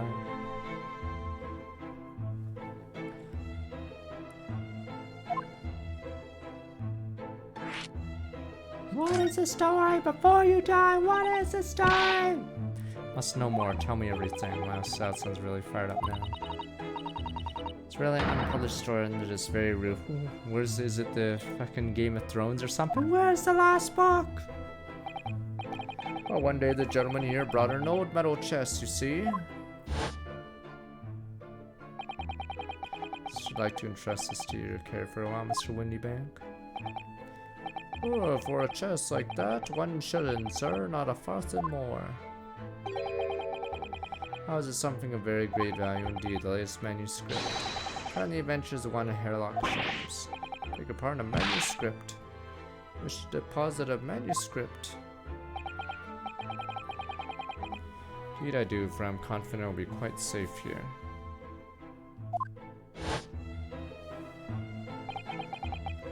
How was that? Such Mr. Sherlock's latest sale of otherworldly mysteries lies dormant in my storeroom. Sholmes, is that really true? Since that someone doesn't want to talk about this, continue to pay your fee, do I not? Then kindly continue to store my belongings. Of course, sir, of course. They're safe and sound with me, I assure you, all my life. Just do it then. Christ, what the fuck is this guy? This is all very strange.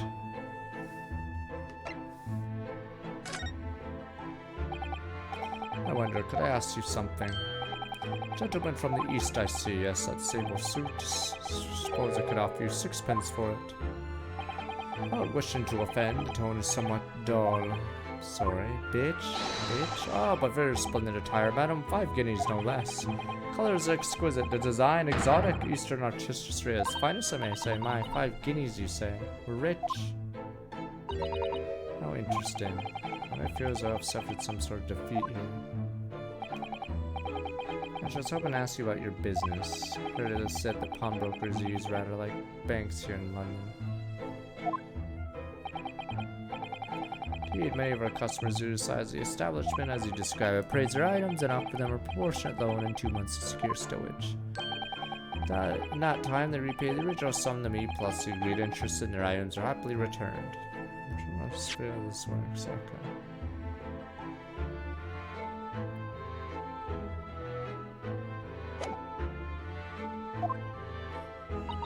What happens if they don't pay you the money?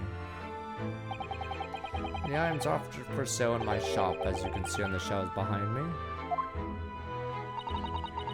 So we never saw item before 2 months has passed. That's right, ma'am, that's right, which means some considerable responsibility rests on my shoulders.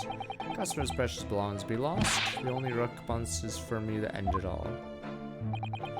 Your idea, Mr. Windybank, is absurdity. There was a game I played. It's an old game. It's like Sid Meier's Pirates, but it isn't. But the game, you would store your money in the bank, and they would take some of the money. Because apparently back then, there was no interest. You would pay them to store your money. So I don't know when that stopped. Not Caesar 3, it was High Seas Traders, same dev, but yeah, in that game the banks would take your money, but it was safe in storage. The only issue is instead of interest, it'd be taking you. Yeah, High Seas Trader.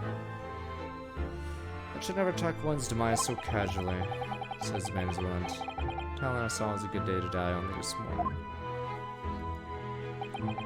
Let's not forget that I've already helped you take measures in search that the tragedy never occurs. What sort of measures? Engineer's simple device which Mr. Windybank installed here in the shop. Call it the red-handed recorder. Is that not so, Mr. Windybank? Oh, what was that deep sigh about? I'm waiting for the murder to start, because it's very bizarre that we're doing this. Alright, here we go. Wonder if it's a red-handed recorder. Use your eyes, my dear fellow. 2 just below the ceiling. What appears to be a camera attached to some sort of timing device. Very astute. Gee, does the camera furnish some 100 pieces of celluloid film? Every 30 minutes precisely, the camera automatically records the appearance of the shop. Oh, someone's gonna get murdered here. Alright, here we go. Da da da da da da. No! Or the Ripper. Duh, duh, duh. Gets a picture of the bloody knife. Here, I have an example I can show you. Is pawnbroker gonna be dead? Yeah, it's a print from the camera set to record the activity at the shop counter. And well, we're gonna see the pawnbroker dead on the counter. And I'm like, no, he has a doggy. But the special type of film so sensitive, it produces crystal clear image even in darkness. Really, that's extraordinary. Clearly see the counter and the door behind it. Look.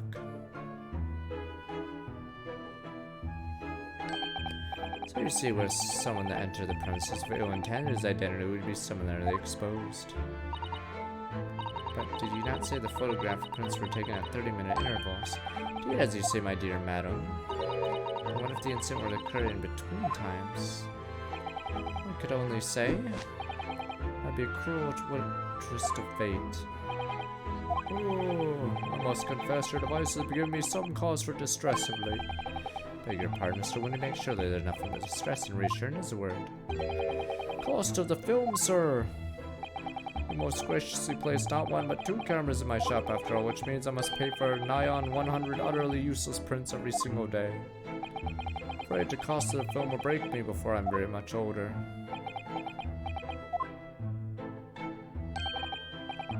My last small price paid ensures safety of my preferred pawnbrokery now.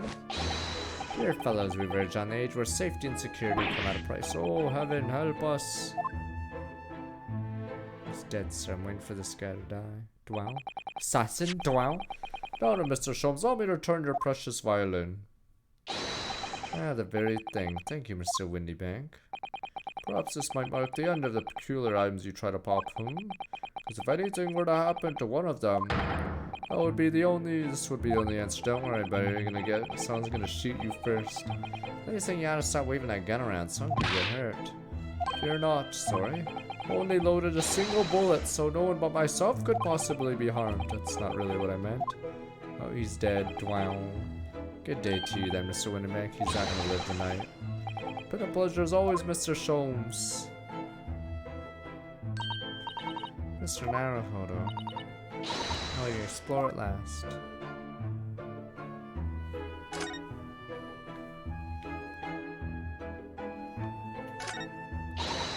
Look at this. What could this lovely big shiny box be?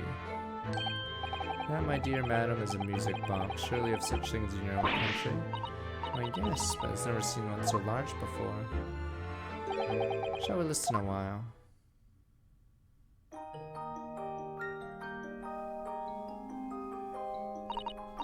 Oh, what a sublime sound. It's like the music of angels. I've never heard anything like it before in my life. Clear specimens on a larger area, commonly found in public houses and restaurants. Some metal disc inside which notes to be played or recorded.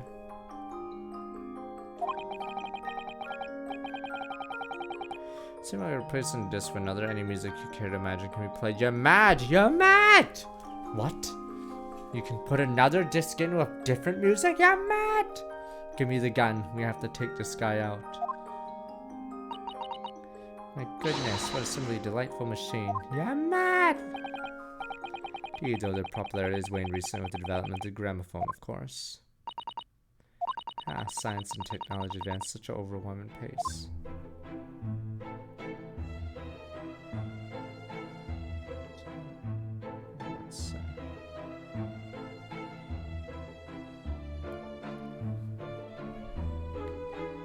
Imagine having a disc and you get a different music. That's madness. What do you suppose this rather enormous machine does? It seems to have two little windows for looking through. How may I like you, dear fellows? What are you looking at is a stereoscope. Stereoscope fascinating. It's aptly named, I assure you. Look through the eyepiece and see for yourself. I'd be delighted. Excuse me a moment, I just have a look. Just before you do, there's something I should point out. Dear fellows, in order to see the image properly, stereoscopically as it were, you will need to be cross-eyed. However, that is beyond you. It is of little consequence today. Alright, then I'm gonna try it. Well. Ah, Mr. Naruhodo, must see. At once, so alright then. Need to be cross-eyed. I'm trying to look at my own nose. Oh, it's supposed to be a 3DS thing? Oh. Oh, works out of 3DS. Here we go. Duh. No, believe it. It's just a photographic print. I assume that you can reach out and touch it. Sense of depth is startling, is it not? Stereoscope's one of London's many fads. Often found in little stalls at the park. People queue for hours to see them. Why are people meddling with such black magic? It's no magic, my dear madam, it is well. Far too complicated to explain at present. I'll save this lesson for another day. Debated how.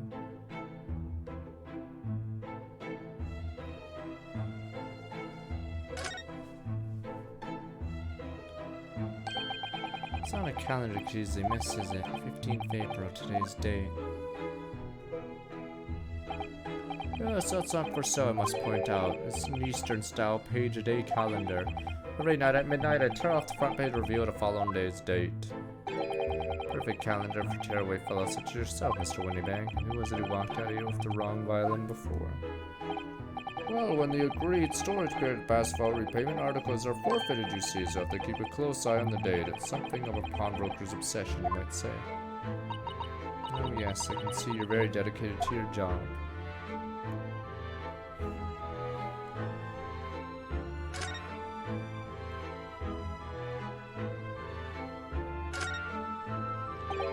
Seems to be a little door hidden behind that curtain there. Here's to the storage room where Swinnybank keeps articles currently in pawn. I see. Nothing of particular interest inside. I certainly wouldn't recommend any larcenous activity. Like or not, it's not something I intend to do. There's but one key, and Swinnybank keeps it in his pocket at all times. Before he sleeps, he places it in a small pot which he slides under his pillow. What on earth do you know about that, Mr. Sholmes? I'm a detective, sir. It's my business to know what others do not. I'm also frequently assailed by information I neither care for nor wish to retain.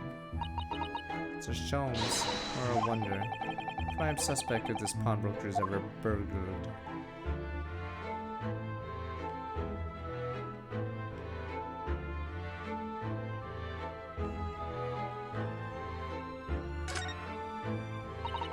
There's so many things there on these shelves here. Crockery, footwear, clocks, and watches. Is anything you care to imagine? Forfeited items are for sale by the pawnbroker. What does it really mean now? When you pawn or quickly pop an item, the broker loans you money against its worth. He stores the item for an agreed period of time, after which the loan must be repaid. If not, it's free to display it in his shop for sale at a price of his choosing. Ah yes, now you're explaining. I'm noticing low price tags on everything. Of course, simply by paying the agreed interest on the loan, one can extend the period of safekeeping.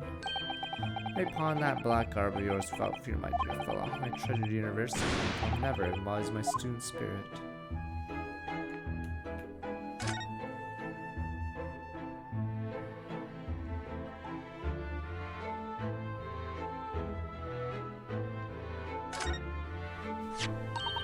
Look at this, whatever could it be used for? I have no idea. Small catch just here, look. We're gonna open it, aren't we? Oh man, it's amazing. It's some sort of spring-loaded mechanism which we'll never manage to put back the way it was before. Yeah, what are you two doing? What, us? Nothing. No, nothing at all. Whatever this device is, seems to have a pair of little windows to look through. Appears I've seen something rather similar to this somewhere. What, only a tuppence for it? Ain't fair and you know it. The article's barely worth a penny, miss. I cannot offer more. Bang, time for a murder. Sounds like there's an argument brewing over by the counter. Well, that can't be right. Are you a proper butcher? Or have you even had a proper butcher at it? See now, I need to see, young girl. That's her. Wait, don't we know? I'm sure I recognize her. Oh yes, it's a young lady. Mr. McGilda's trial 2 months ago. My name's Gina Lestrade, my lord. Chance earns their crest among large crowds, relieving people of their purses. What's commonly called a pickpocket. He was such a nice guy, I can't believe he got killed. No body, so who knows?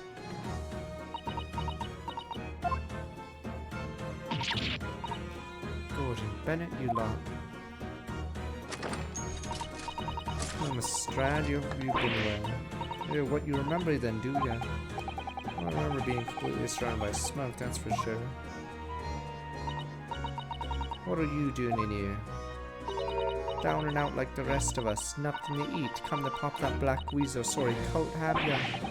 What's about this black uniform makes everyone comment on it. A good day, unless I'm mistaken. You would be the young pickpocket who stole our experimental smoke grenade launcher. Ah, Mr. Sholmes. So you have something of value to pawn, do you? Allow me to see the article. I shall negotiate with Mr. Winterbank on your behalf. Oh, the other one, I don't need no help from stuck-up D. Get out of my business, going to make trouble for you. As you wish, Miss Lestrade. I will happily remove myself from your presence. It's really done and he's gone. Oh, I'm sorry, but as I said, there really is no room for negotiation here. What is that thing he has in his hand? Some kind of metal disc. You go on. Leave me alone. Oh, Miss Lestrade, just pretend we aren't here. We shan't be offended in the slightest. So the son can really stand her ground when she wants to. Whatever.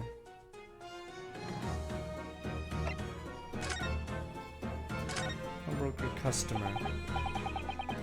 So I didn't think you're the sort of person to be able to use a pawnbroker, Miss Lestrade.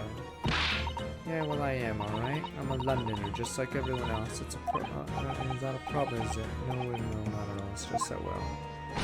Oh, I get it. Now what you're thinking. Thing probably don't even belong to her. Probably got her in the dive, didn't she? Yeah, I can see it in all your Chevy Chase. Well, I might have been thinking something along those lines.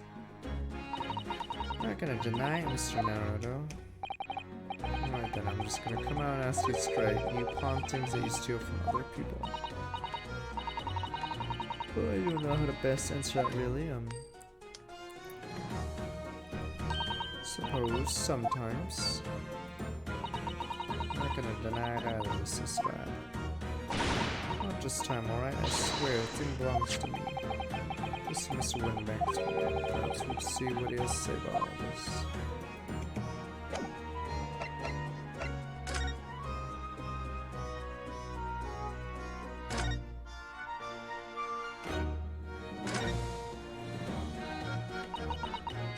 Bank. What exactly is this metal disc Mr. Scott has brought in? It seems to have hundreds of tiny little bumps on the surface. Oh, this is a music disc, you see, for use inside a music box. You're mad! A box that plays music and you can change disc? You're mad!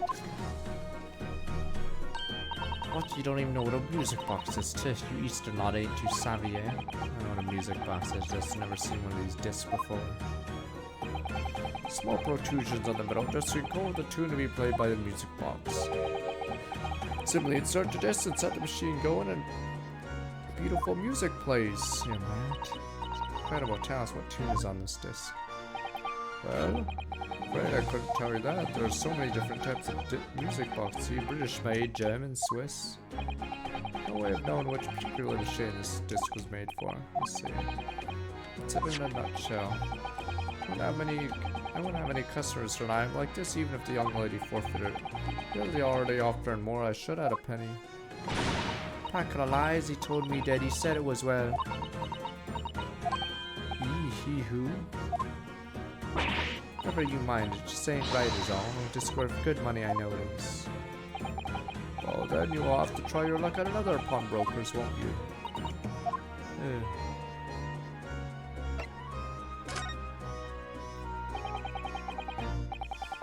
She's been in before, of course, this little tatterdemalion, you see. Brought some dubious article first, every single time, might I? Dubious, what are you trying to say? I'm honest customer, me. So, is there something dubious about the dish she brought in today? Well, if only it were that simple. So, what do you mean? She actually brought in was a store ticket. Storage ticket, so... Scott actually come in here and redeem an article for me today, is that right? Yeah, that's right. A girl like me has a lot of stuff with it stored. Yes, that's definitely dubious. The article in question would have been forfeit at midnight tonight. She gave me the ticket for it and repaid both the loan and the interest to her. I was obliged to return the article to her. What was the article? You tell us, Mr. Windybank. Little scamp is wearing it, madam. The overcoat which she redeemed. Oh. What's wrong with that? It fits the enemy. It's mine. Of course it does. What about the disc then? How does that come along with this? The disc is something else. New article to pawn to go and I agree on a price. Jeez, I thought you said Miss Strand brought a storage ticket. Quite simple. Yes, the child brought me a storage ticket and the money owed on it, as you say. For this heavy black coat which you returned to her care as I understood it. That's right, yes, rather unsurprisingly, as soon as the little ragamuffin put the thing on. Went rifling through the pockets. Oh, you mean... Oh, don't you know it's rude to stare at a lady? I see, so it came from the pocket of the overcoat, did it? Meanness distant, yes, exactly, madam. She immediately tried the palm. The high price as well, it's all rather suspicious, I think. Give it up, I'm just gonna pawn something if anyone else would. Mr. Strand, may I ask who deposited the overcoat here in the first place? Well, me. Doesn't really appear to be your size. Me old man, it's me old man's, ain't it? Is it Mrs. Strand? Yes, it's definitely all rather suspicious.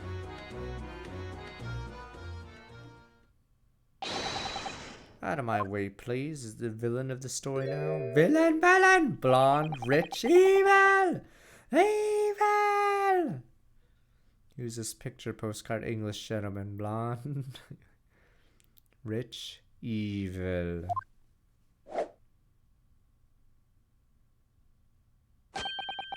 Good day to you, ladies, gentlemen. What's your problem, eh? There's no problem as long as you remove yourself. I have a matter of discussion with the proprietor. And if you intend to make a problem of it, I shall see you outside, little girl, for the hiding you deserve. Okay, it's obvious I ain't done talking with him yet. Think you're such a gent, you shouldn't have waited in line. Well, you are an imprudent little brat, aren't you? As well as a pickpocket, eh? Who are you? Well, how do you know who I am? The question is, how do you not know who I am? You haven't the courtesy to remember the faces of your victims, it seems. What? You mean from you? Broker? Oh, yes, sir. I believe this filthy pocket thief has just redeemed an article from you, no? Yes, sir. Article in question belongs to me. I demand for it to be returned at once. Oh my. It's a lie. What are you trying to pull? Give me back my overcoat, you wastrel, needless to say. And any music box disc too. No, you can't have it. You just can't. It's me old man's, or it was, now it's mine. Guess Mr. Naruhodo. This is a very awkward situation, yes. I think perhaps we should hear both sides of the story in a little more detail.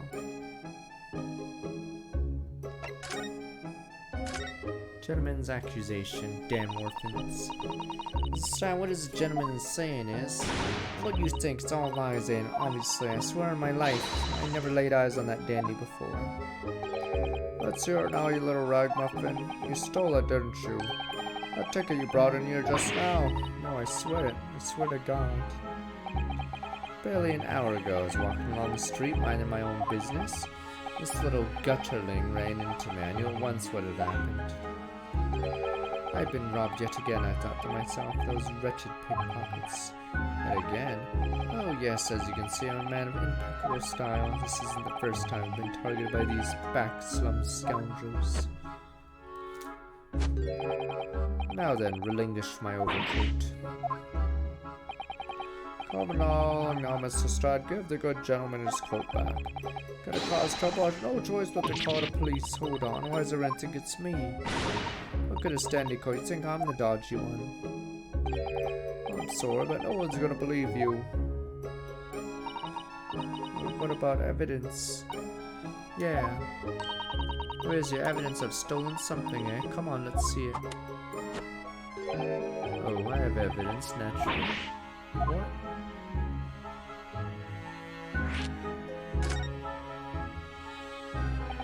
Evidence of the article Mrs. Stradley and which belongs to this gentleman. Of course, when you only consult Mr. Windybank's ledger to know the truth. Or look up the name of the person who deposited the article in the first place. Yes, brilliant. Very sorry, but I'm afraid that won't be possible. I never ask customers' names, that's a strict policy of mine, but why not? Well now, as you can imagine, some of my customers have circumstances to consider. A great many of them prefer to maintain their anonymity. Yes, I see. How can you know if an article belongs to the person asking to redeem it? Oh, it's quite simple. But sir, might I trouble you for the watchword associated with the article in question? Of course, it's Professor. Yes, that's right, and all the evidence we need. Gentleman's rightful owner of the article. Without doubt, then why did he give the coat to the girl then watchword interesting?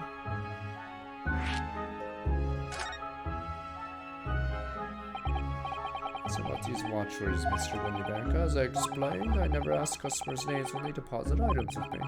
Many reasons why certain customers would like to keep their activities secret. That's exactly a subtle glance at Mr. Sholmes now, is it? Detectives have no dark secrets, not at all. Yes, well anyway, that's why I always ask for a watchword whenever I accept a new article. Anyways, it's like the secret combination of numbers used to unlock a vault. Data deposit, description, and watchword uniquely identify each item. Of course, then I give a storage ticket to the customer.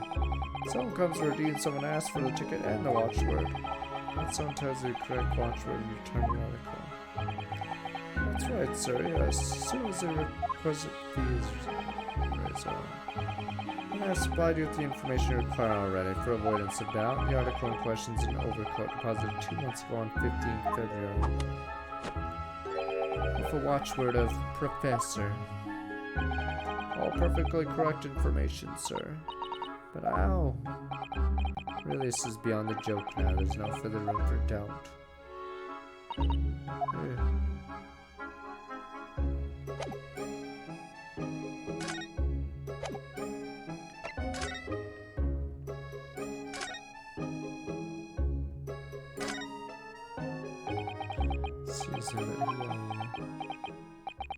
I would expect the inquirer to introduce himself first. Clearly you are not British, so perhaps our ways are foreign to you. Sorry, yes, we're from the Empire of Japan studying here. Yes, Japan, I've heard talk of the place. Inhabitants live on some fiery brown-colored soup dressed up with exotic spices. You might be thinking of somewhere else. What was that theatrical gesticulation about? Perhaps anyway, if you are a gentleman, sir, you offer your own name first before inquiring after the name over the other, of course. Yanesuke Naruto, my lawyer, well, student of law, really. Name is Sanami Tokoba. I'm Mr. Naruto's assistant. I see. My name is Benedict. You can't trust Benedicts. So an egg Benedicts, or I have eggs Benedict, whatever.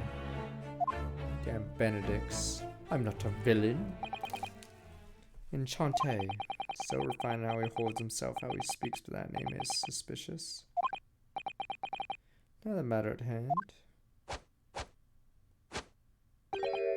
My overcoat, return at once. Someone with the style to carry it off. Every move makes everything breathe. Breath he takes, Kenston watching him. The anime scene time. Time for someone to get shot. Help me, I'm old.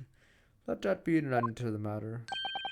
Thank you for your custom, Mr. Egbert. Sir. He's old enough, 48. 17, yada yada, question mark.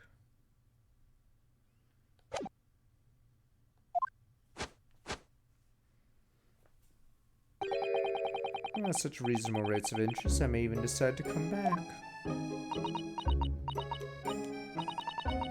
This is why I hate grown-ups. Just because I'm a diver, everyone thinks that makes me a liar. The contents of the coat pockets, if you please, broker. Of course, sir. Here's the disc for you. Just this one, Dwell. Pardon, sir? I was expecting another. That is, I deposited another. Disc. Oh, wow. Dear. Got to inform you, sir, that what was deposited with me was merely the overcoat. Just happened to be in one of the pockets, but it's clearly unaware of it until now. So, Gutterling, you're behind in more of what's rightfully mine, aren't you? Says who? I don't know nothing about it. Very well, I'm not a villain. I shall bid you farewell. Say goodbye to Styron. Wait a minute, that disc is mine. Yeah, what do you think they're doing, you little tramp? You've drawn blood, you filthy animal. Savages, yes. There's blood on the disc. It's because of all those sharp little bumps. A man must have scratched his finger on them. Found it first, alright. I mean, belonged to me old man. So you're not having it. Well, you take it. I hang on to it, they'll have it off me again. Just keep a hold of it. It's Strata. Why is this disc so important to a music box disc and entered in the court record? Who there in the black library? Hand the disc me at once, please. No, don't. He's lying. Grown-ups are all liars. How am I gonna resolve this?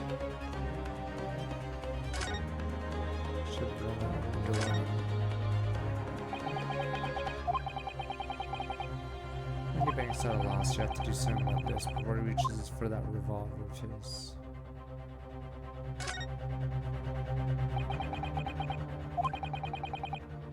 It was Pearson's calling no need to talk, but to do something quickly. First, Mr. Gentleman leaves fetch police.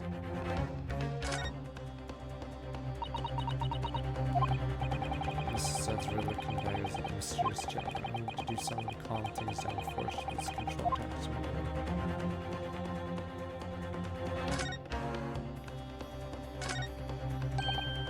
You idiot, Mr. Sholmes. What are you examining with such keen interest in?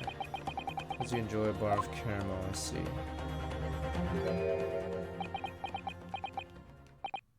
So, you found me at last. Mr. Naruto, sorry. After a young pickpocket sent me on my way, I was forced to lurk in the shadows. Fully ostracized as the rest of you partook in the jovial atmosphere of fellowship. Nothing occupied my mind, but I was too ashamed to let society see what my downfall had done to me. Feign and mocked interest, pretended to examine the tedious trinkets in this desolate place. So you shrewdly observed, not on the only friend I've left, the 7% solution of caramel. Pray do you claim the nurse of death's my despair, Mr. Naruto? How could you? I was so lonely. So desperately lonely. Then why on earth do you rejoin the conversation? Things gone bad the worst here, you know? Yes, I overheard much of your conversation, or rather, in my craving for human contact, my ears devoured every word that was uttered. You really were sad, weren't you? Oh, Mr. Jones, feels simply awful for you. See, my inner inference, you were correct. Surely not about to tell us that you've solved the entire case once again. Dear madam, sometimes I wonder where my genius for deduction be commoditized. No, how much could I pawn it for? It seems Mr. Sholmes has had another of his flashes of inspiration. Who knows how to help resolve the situation between this mysterious gentleman? It's the right thing to do here. Here we go.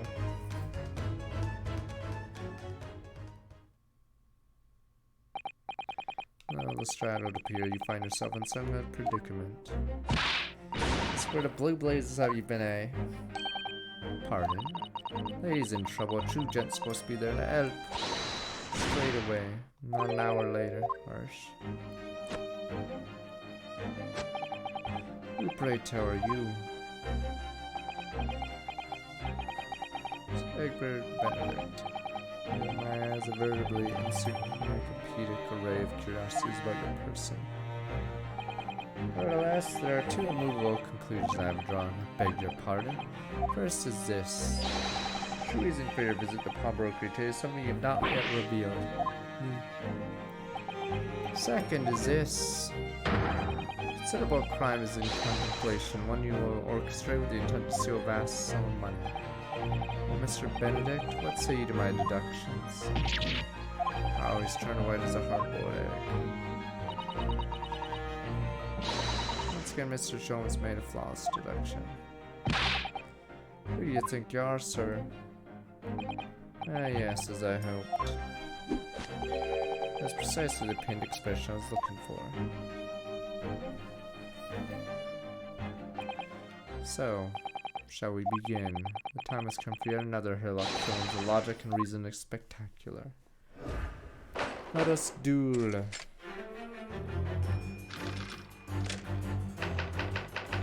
mystery man's aim. I'm not a villain, I'm just rich. First I'll ask ourselves on what business you ventured to the pawnbrokery today. Claiming to follow this pickpocket, you haven't had the redemption ticket stolen from you on the street. That is most certainly a lie. The real truth is something quite different. As revealed by that which you hold in your hand, yes, what brought you to the shop in the first place is the staff recruitment flyer. Piece of paper in your hand is a staff wanted advertisement from this very shop. Even the most unobservant would soon realize that a man of your appearance no need is such a ploy. In other words, there's some ulterior motive for your actions. Carrying which you unwittingly clutch to your person exhibits an incontrollable contradiction. What are the wrong? But this came for years. The contradiction of which I speak of is course missing for rule. And then any walking cane should be terminated with a metal ferrule to protect the wooden tip. And yet detailed analysis shows a wooden tip of the stick to be utterly bare. Therefore, there is only one conclusion. The rod which you hold in your hand appears to be a walking cane. So in fact, no cane at all. Recoil, sir, something wrong. In your recoil, you inadvertently facilitate the answer of the next conundrum to present itself. Facing skeptics of the dragon box, welcome. And what is the truth behind this rod you bear? This reaction betrays the truth. I know what you evidently would like to conceal is key in the riddle, you see. When I saw, my suspicions were aroused. What kind of cane demands such stout handle? Of course I said it's no walking cane, no, that rod.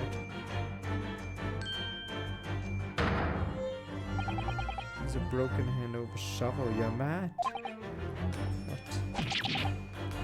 You insane? And now having determined this undeniable truth, the conclusion is clear. Your true motive for coming here was to take employment at the establishment to excavate the ground beneath the premises. What a calculated crime you conceive, sir, wickedly calculated.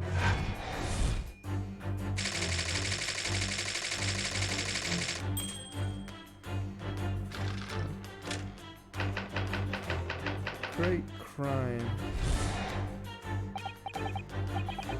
Let us continue. Let's expose the details of elaborate crime we have in the planning. This is utterly absurd. Such as I, gentlemen, intend to excavate the ground beneath this pawnbroker with a broken shovel. What on earth you pros expect you find there?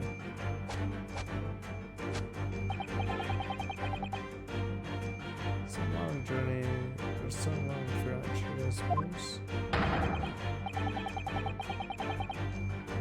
Say for such a fanciful theory, what possible reason could I do as you say?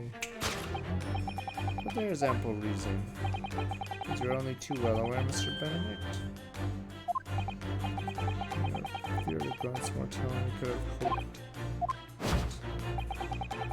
Let's consider what would motivate a man to infiltrate a shop such as this, covertly dig beneath its floor.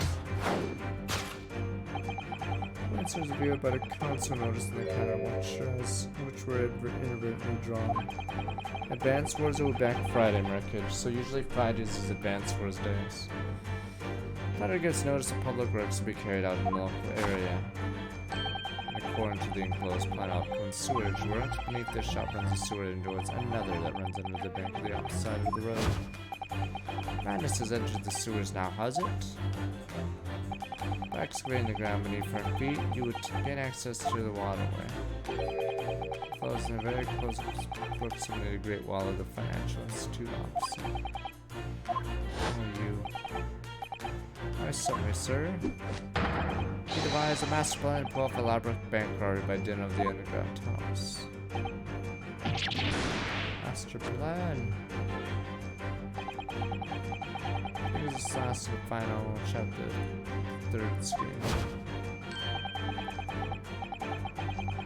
What planner the thief hoped to make off from the underground vault of the bank? Quite serious. I haven't saw a Scotland Yard some days ago. I happen to know the answer. Naturally, answer is no secret to you, is it, Mr. Benedict?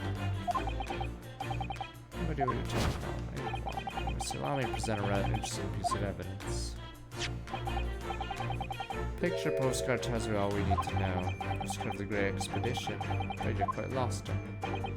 Currently in the final stage of preparation, the Grey Expedition will soon be underway, and the government has provided extra funds to complete the centerpiece, the Crystal Tower. Funds are currently sitting in a vault of the bank. On the other side of this road, pardon? Yes, a considerable crime you've been contemplating.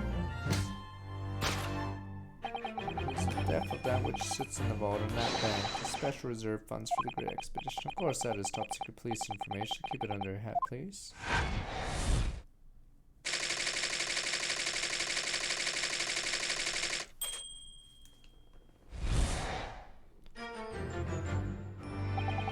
Clearly, Terlock Sholmes' great deduction of this pawnbroken puzzle.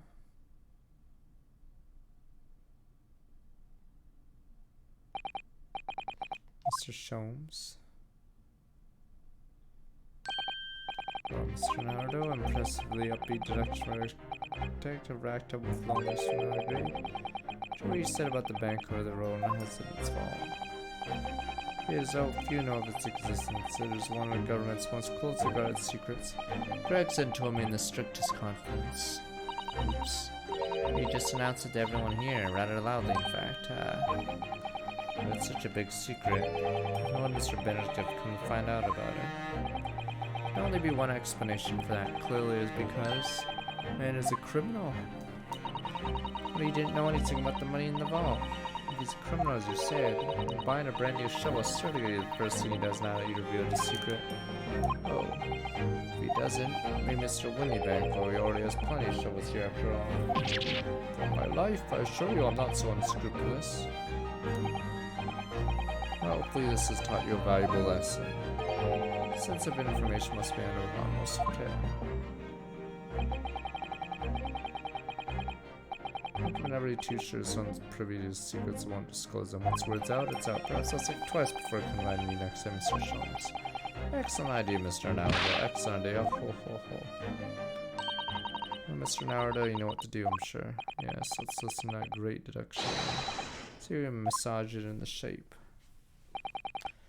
Very well, then let us start once more from the beginning. Hairlock Sholmes' magnificent logic and reasoning spectacular.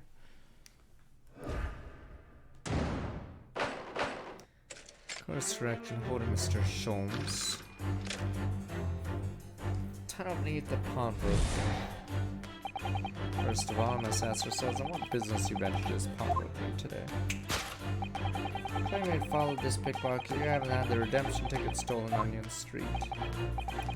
It's most certainly a lie. Or choose something different. Good, by that which you hold in your hand, yes. What brought you to the shop in the first place is staff recruitment. Mr. Sholmes raising in. Mr. Benedict came in order to apply for a job so we could dig down through the floor, yes, and attempt the tunnel into the sewers to gain access to the money in the vault to the bank across the road. We wouldn't get very far off a broken shovel. I think it's fair to say his motives lie elsewhere. The question is where. When did Mr. Benedict hear at this particular point in time? Yes.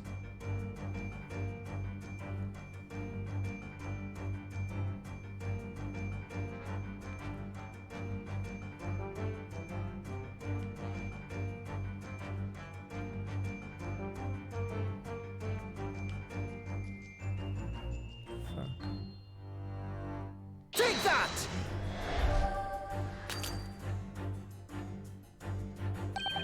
Those answers were scrawled on my smithy famous, and as such a worth considerable sum money. The fact that you had the paper on which they are written with gloves on the cruise my theories. Came or two with the mention of pawn and ups to the broker to give you. I didn't look at it, so he does something stupid. What spectacularly contrived logic led you to this mindless conclusion? Well, it's supposed to be logic and reason spectacular, so I thought I'd contribute to the show. It's my show, Mr. Nardo. Kindly perform any peculiar experiments on your own stage. Sorry.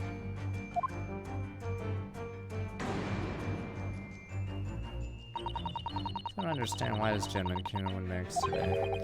Looked like smartly dressed about town, but perhaps he's destitute really. I think that's the only explanation. Must stop thinking along those lines, but now how do I suppose you're right. Well, in that case, perhaps there's something in this pawn shop that the man was looking for. Look close and see if there's any other person gives him a clue.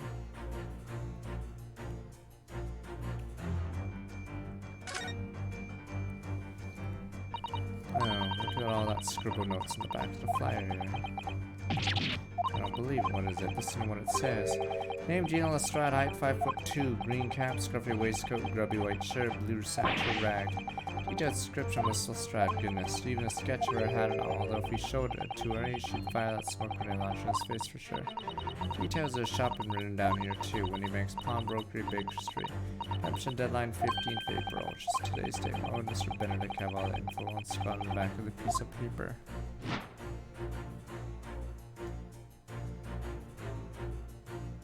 Take that!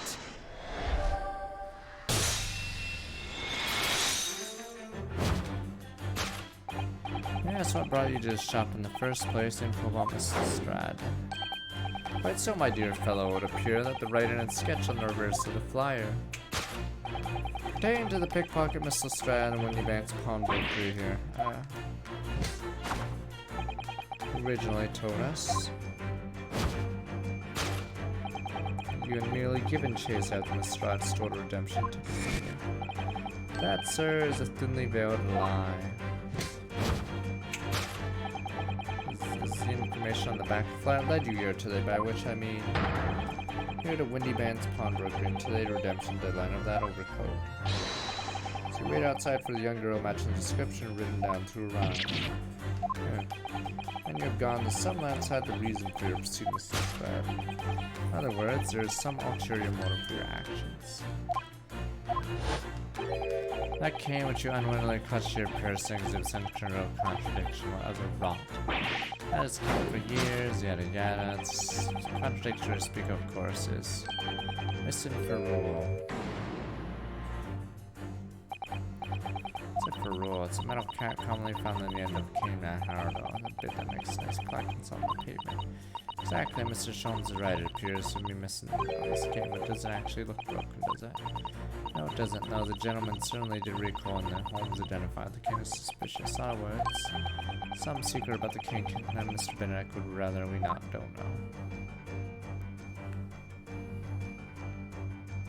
OAG.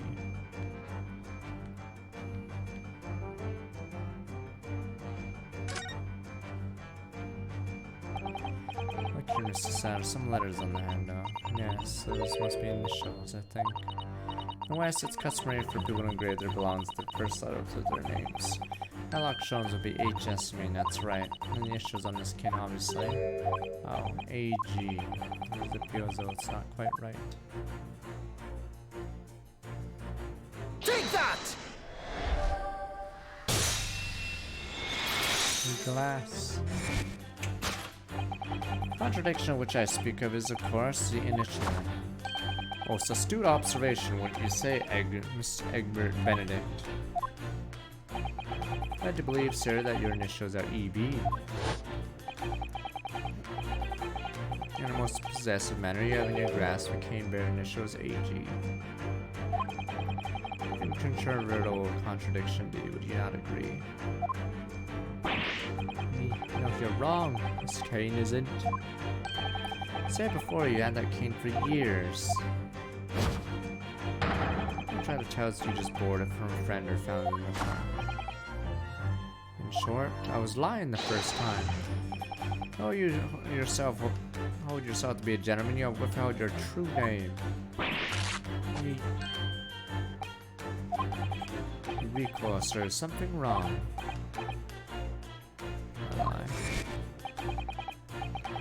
Your recoiling inadvertently facilitate the answer to the next conundrum that present itself.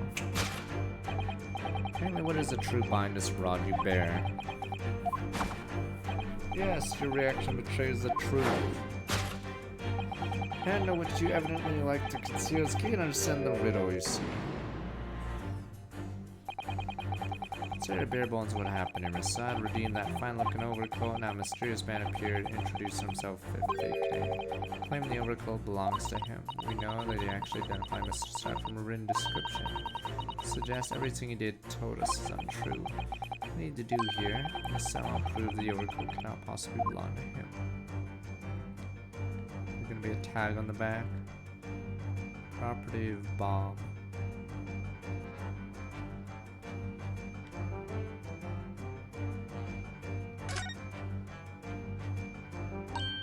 Oh, the seam on the shoulder there is coming apart, look. So it is. You know, a moment ago when Mr. Bennett was surprised by something I said, I thought I heard him make a rather strange noise. It sounded a bit like a tiny growl.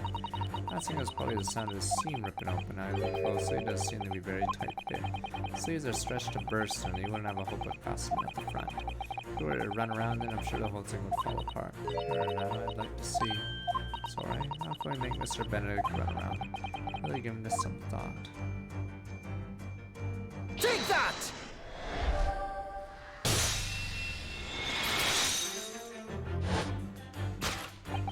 Split seam which you evidently would like to conceal is the key to understand this riddle, you see. Yes, because the overcoat's rather obviously a poor fit. I'm forced it over your broad shoulders, the seam is already breaking apart. My suspicions were aroused from the outset. You so boldly lied about your name and so boldly waylaid this pickpocket. The catalogue of untruths has all been for very one specific purpose. To steal the article that the young girl redeemed from Mr. Windygaard.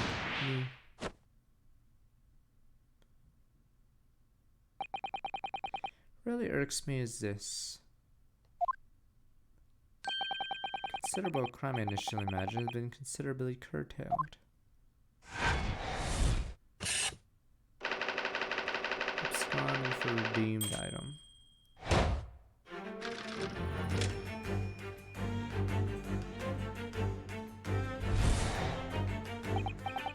Mr. Bennett, let us continue. I suppose the details of the elaborate crime you have in the planning. This is utterly absurd. Suggests I, a gentleman, designed the wheeze to filch some tawdry article of pawnage. Forgotten what I redeemed the article in the proper manner using a watchword.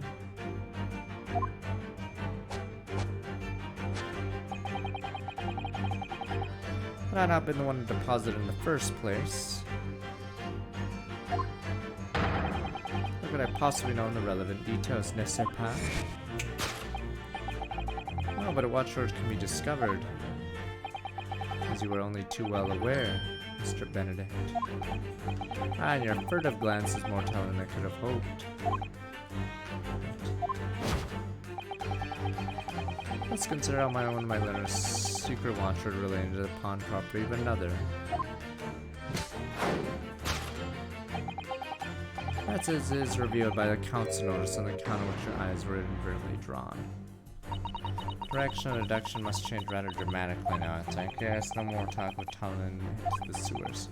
Pity because it all sounded rather exciting. Anyway, can't deny this mysterious gentleman did know the watchword. Yes, Professor. If you don't know that word, Mr. Windermere would never allow you to redeem the article, or looking at it another way. Did know that word, Mr. Windermere would allow you to redeem the article whether it was yours or not. The question is, could this gentleman have found the watchword out somehow?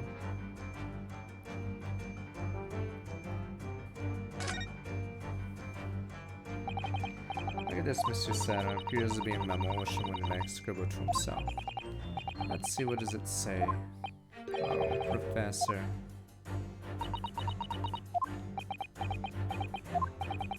So Windermere must make a note of the watchword this customer is given right before their eyes. An alarmingly clear script as well. Fuck. Oh dear, I don't know where to look. Who knows what other secrets I might see.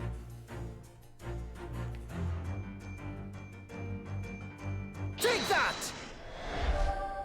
Gun. It's not gun. Maybe pulls a one bullet gun. Oh no! Assassin! He's gonna shoot somebody! That's revealed by the note on the counter which your eyes are really drawn. Yes, the broker here follows the same procedure whether a customer comes to redeem an article. He asks the customer for the watchword and notes down the response that on note that he has on hand. consults his ledger and confirms whether or not the watcher matches that of the article in question. This man nothing less than a diligent pawnbroker, and his diligence clearly has its disadvantages. What are you talking about? Recently apparent that you were present in the shop before the accusation against Mrs. Strahd. In likelihood, you followed her inside and observed her talking to Mr. Windybank. The diligent broker made a note of the watchword as his common practice. He observed him writing the word professor on the note beside the ledger. That, sir, was the master plan he devised to steal the pawn article from Miss Lestrade. Master plan. Brings us at last to the final chapter's lurid scheme. Why would you go to such lengths to redeem that particular article from this pawnbroker? I'll get a drink of water. Are you quite serious? Her new fit and overcoat hardly seem to justify the effort, much less a worthless music box is.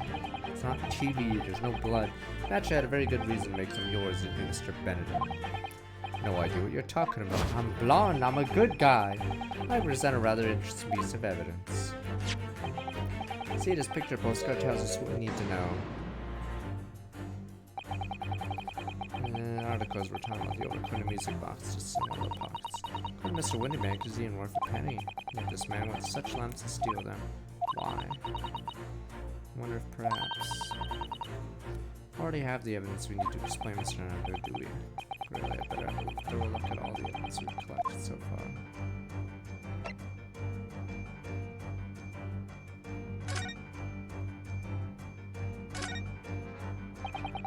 Got a little bumps in the discs, they're so tiny, yes. Fusions called pins and they pluck the teeth to go and make notes. Just on the edge are small amounts of blood, yes. The blood of the mysterious Mr. Egbert Benedict. Lestrade tried to grab the disc from it, couldn't scratch his fingers, it seems, like when you grab some Dacon rash tanks and then catch your finger. Ouch, just thinking about it hurts. Puts me off eating rash. Fuck. For Mr. McGilded. Wow, there's a little scrap paper stuck in the reverse side of the disc. Look. Scribbled word or two looks like somebody's name. For McGilded. Gilded, it couldn't be. It is Mr. Naruto, a name I shall never forget as long as I live. Why is his name on this? Music box and disc information is updated in the court record. Mr. McGilded is such a nice guy. I don't know why you guys say odd one villain. He gave us a park, damn you. A nice park, damn you. Sure, he named it after himself. But what a nice man. Good old rich people always looking out for us.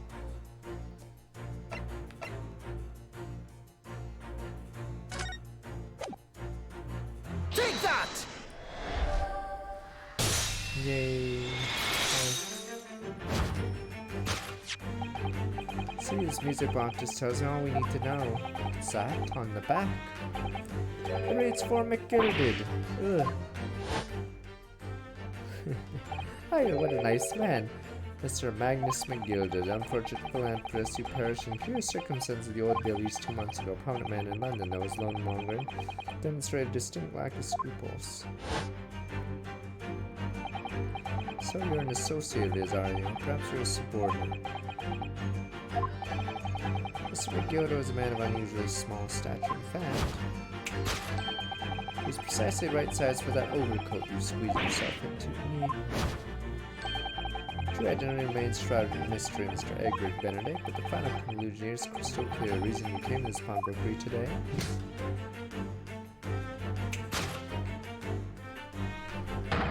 was to retrieve an article left behind by the late Magnus McGilded.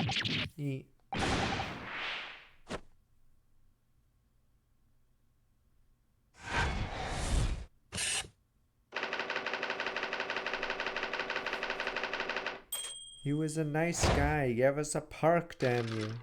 He cared about the common folk. What a nice guy. Good old rich people. Good old common folk. Well, well, Mr. Magnus McGilded. I didn't expect you in these circumstances.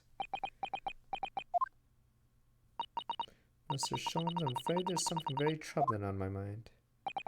Pray tell, Mr. Saddle.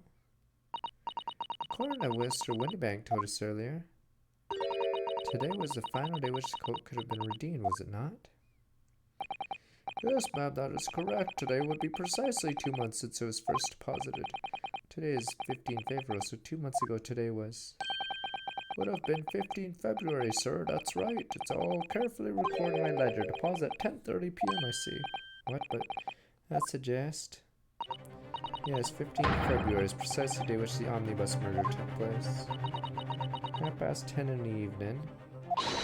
Precisely the time which terrible events were unfolding. Suggestive is not the word. It would seem the matter is entirely beyond coincidence. You are, of course, at liberty to make whatever outlandish deductions you choose, however. Is he about to take the gun and run? I knew it. Gunman, I sense you hand over the music box just now. Gunman. It'd be a terrible shame for you to return to your native land in a box. What do I do? Fuck you, bring it on, bitch. Game over. Bang. There's some things a man must protect at all costs, like a mysterious music box disc. This may very well be one of those things, and again, may not. Oh no, he's gonna get shot! Windybank, no! Bang, no! Windybank! Don't worry, I may be fat and ugly, but I can defend you! No! Bang. This is my shop, I can't allow any harm to come to my customers. No! If that were to happen, I would have to take my own life. So Windybank, no, you idiot, that's enough. Well. Oh, there we go. Inspector Gregson. Inspector. That's right, sunshine. The alarm was raised on one of our dedicated emergency lines. We got here as fast as we could now. What's all this about, eh? Oh, praise be, you're here at last. I was moments away from forfeiting my own life in my own establishment.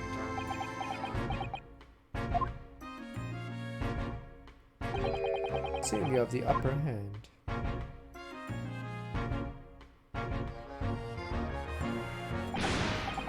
Right, you lot, I've got some explaining to do. I don't appreciate being bothered with some petty argy-bargy. Petty. So Windybank very nearly met with his end. Yes, by his own gun as far as I can tell. Oh dear. Whole of Britain could meet with its end if I don't get to the bottom of the case I'm supposed to be working on. What is the case, Inspector? Spare no detail, Gregson. I might have said a little too much. No matter, it's nothing to do with you lot. Anyway, sir, you're gonna have to come with me down to the station. But of course, Inspector Dwow. Is it smoke bomb time or... Dwow? Ah, flashbang, he's getting away! Oh, there you go, UK police. Whistle the beat officer too, get him after, lads. Sir, he's gone. He's gone, sir. Well, there he goes. There's been a spread of thefts at pawn shops around here recently. Fitted emergency buttons underneath counters for brokers let us know when there's trouble. Oh, Inspector, I was very worried there for a while. Very worried indeed. Now then, Mr. Permanently in Mourning. Oh, yes. Taking that whatever it is McGilded's down to the yard, thank you very much. Hand it over. Yes, of course. No, don't give it to him. It's mine, that is mine. I'm sorry, miss. But anything belonging to McGilded has to be taken in as evidence now. As evidence? Please demand something as evidence, my dear fellow. We have no choice but to keep it. It's all yours, Inspector.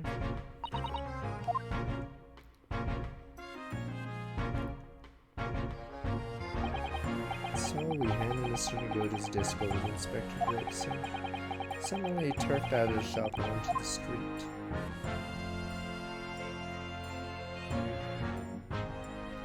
It was a weird investigation. No one's been murdered yet. We get the anime scene now? Dude walking along and the Ripper shows up. Ooh, what's that in this dark alley? Oh, it's just a dog. Oh my god! Just walking along a dark alley on my own. Hey, it's a doggy. Hey, doggy. Never had a chance. King Evil Baker Street. See, that's why I hate grown-ups.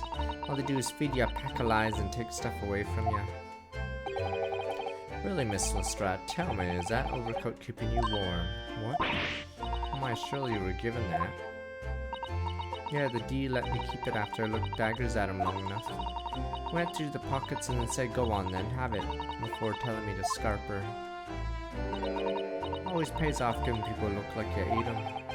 Can't help feeling it's gonna get you into serious trouble one day.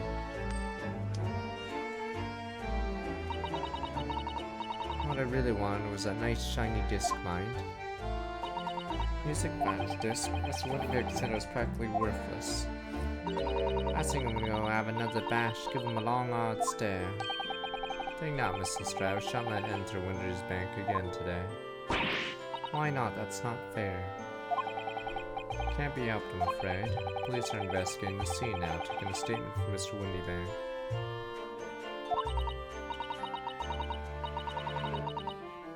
This man, I had the ticket for this coat and it was in the coat's pocket.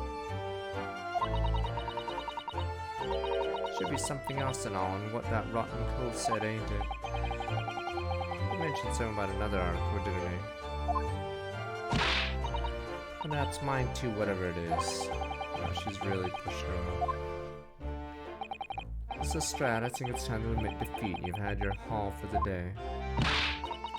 Yeah, it's all your fault, Sholmes. So what are your plans now? Will you dine with us this evening? Eh?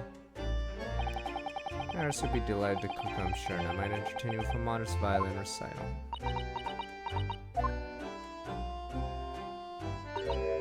No time. Thought I'd come round to your place. Have you lost your head or something? Oh dear, she's gone. That reviled me quite unnecessarily, I might add. I can't help wondering. Perhaps she might turn up anyway. Interesting. When she's had a chance to calm down, I think there's a good chance she would decide to come. Very well then, I'll inform our set a place for a potential guest at the dinner table this evening. One more thing, I should be glad your company later too. Sorry. I believe we'll have a rather splendid surprise to show you. Oh, how exciting, what is it? You have to wait and see, Mrs. Saturn. Till later then. I'm waiting for the murder! Some fat guy walks down the street because apparently everyone that's fat has to get attacked in this game and then stabbed with their hands.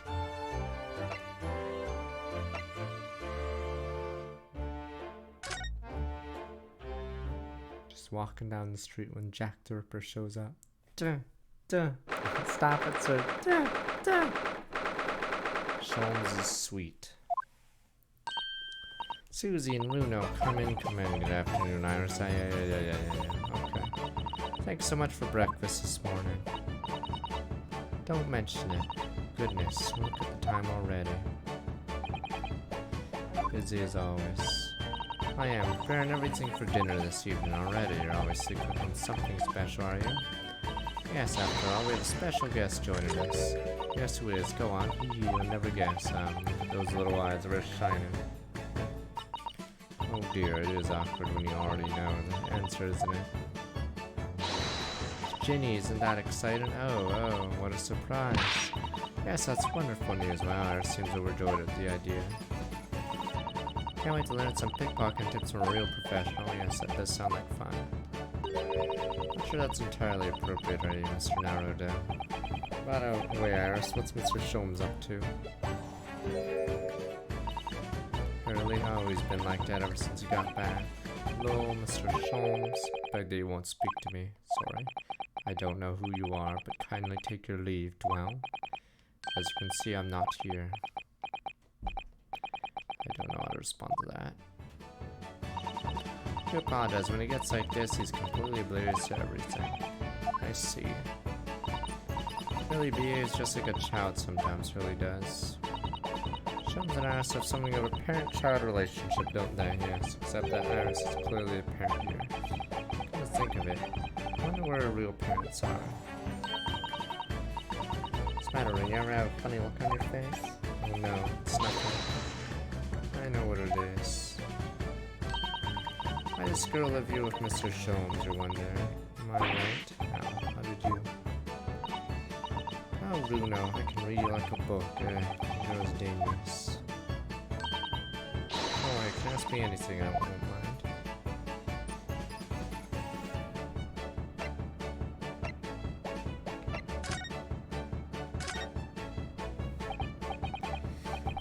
Ginny, you mean Miss Lestrade, the young one from the Gilded case 2 months ago, right? Yes, who also stole my experimental smoke grenade launcher. Well, after that trial, I invited her back here and we had dinner together. We're best of friends. Oh, what a lovely tale. Yes, now if I bump into her on the street, she runs away as fast as she can. Oh. I chased after her down the back alley, interested in the idea of friendship. And then I let her have the latest color of smoke grenade I've developed. Oh. So many beautiful colors in the world. Jenny wants me. Whole rainbow. Wants me to make a whole rainbow. I suppose this means. Let Miss Lestrade keep the smoke grenade launcher, have you? Yes, that's right. Got bored of it anyway. Hurley always reacts the same way when I shoot him with it now. Poor Hurley. Can't wait for Ginny to arrive. Been too long since she last came over. So excited. I hope she does actually come. When the hell is the murder happening? Sure been wondering why that I live here with Hurley, haven't you? Well, it has crossed my mind. That and where your real parents. Mommy and Daddy aren't with me anymore. Oh, boo-hoo. Mommy passed away when I was born. At the same time, my father. Well, he had to go to a faraway land because of one of the cases he and Hurley were working on. Oh. Wait a minute. Wow, did you say he and Hurley? Yes. Daddy and Hurley always solving mysterious cases together. She didn't mention that before. Wrote them all in his diaries. That's one in the metal chest over there. Really, he recorded them all. So, you mean it's true? Mr. Sholmes really did have a partner when we tackled most taxing cases. Yes, I mean, it's always nice to have one, isn't it? Mr. Sholmes' partner was your father. Exactly.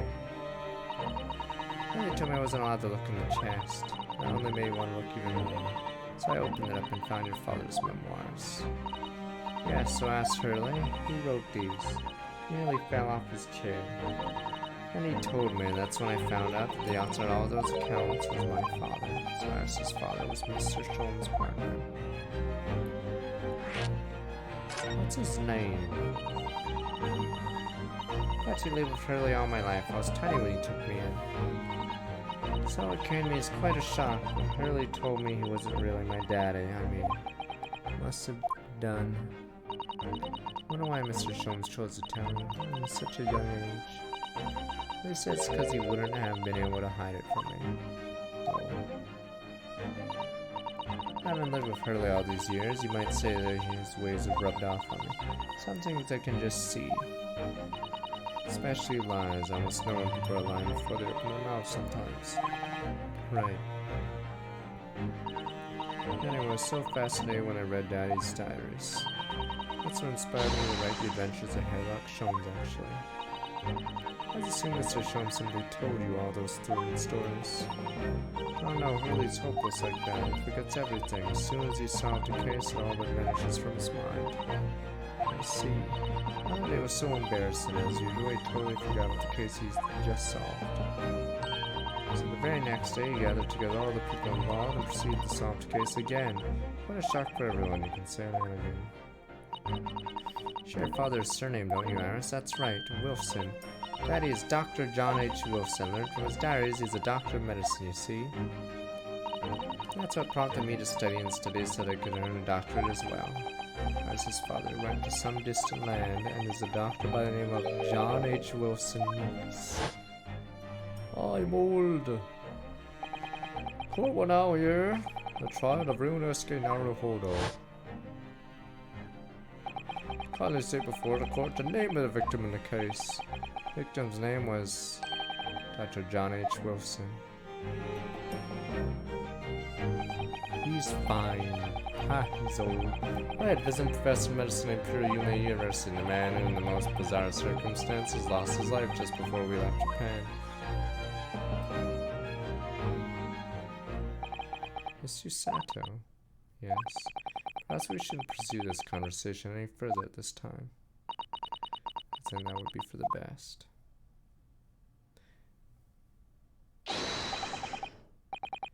Dear fellows, how good to see you. Meet Mr. Sholmes. Why ever do you make your presence known to me before? Well, no matter now. Oh, the devil are you? We've been with you for most of the day. Goodness, really? Do tell me, Mr. Sholmes, is your violin unscathed? My violin? Whatever are you talking about, dear man? Never mind that now. I have something far more interesting to show you. Oh, my dear fellows, what are you? Pickpocketed that or another music boxes?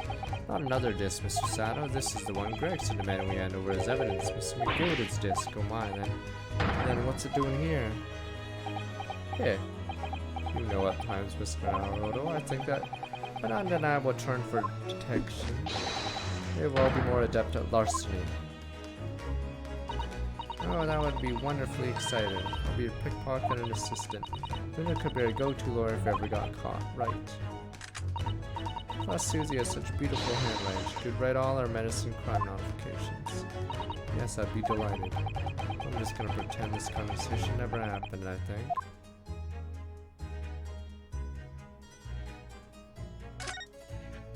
Music box disc. I don't understand. How did that disc come to be in your possession? Inspector Gregson took it back to Scotland Yard. Quite correct.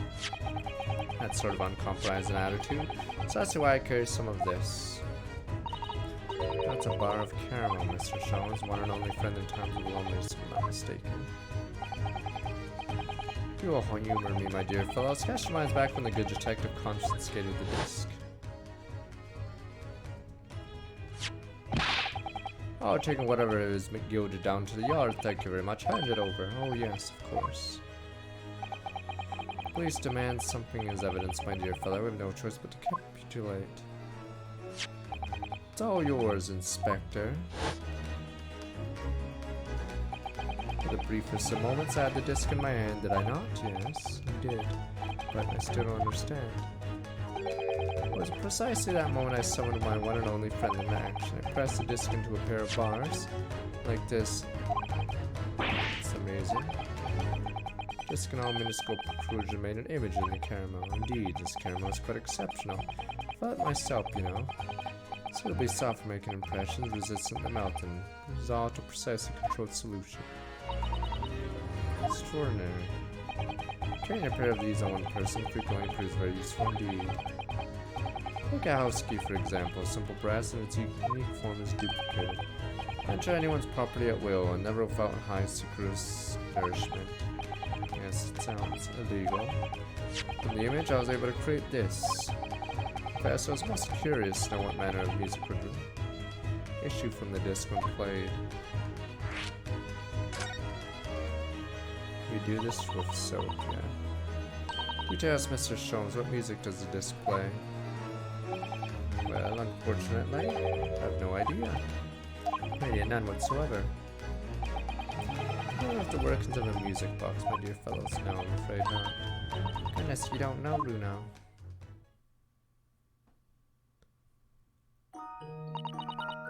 Inside a music box, a special metal piece called a comb. That's what produces a sound.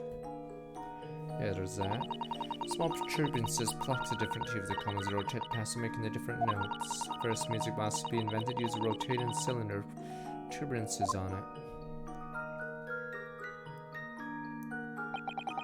Over time, a new type of player was produced, which uses discs, such as these. With that development, the popularity of music boxes spread far and wide all around the globe. Why exactly? Because the discs are easily produced, can be interchanged to facilitate playing of different tunes. There are a great many firms in Europe now that manufacture music boxes as a result. Wonderful to be able to enjoy music, even when no performer is present. The success of the invention means we are now presented with an insurmountable problem. What do you mean? As you may imagine, construction of one firm's music does not match with that of another, and that we have no way of knowing which music box a particular disc is designed to be played. There's no resolution to this problem. I'm afraid it's quite intractable. I see, so that's why. Naturally, I test the disc in those few music boxes I have at my disposal. As you can hear, to no avail. Results are equally unsatisfactory in this one, so I am presently engaged in quite an example of all music boxes ever made in Europe. Every single one. That's rarely for you, always taking things too far. Dear girl, an unsolvable riddle is quite repugnant to my constitution. Surely all the different types in Europe will amount to a huge volume of music boxes, won't it? Yes, that is certainly true, in the worst case. I just have to ask you to vacate the attic room. Oh no!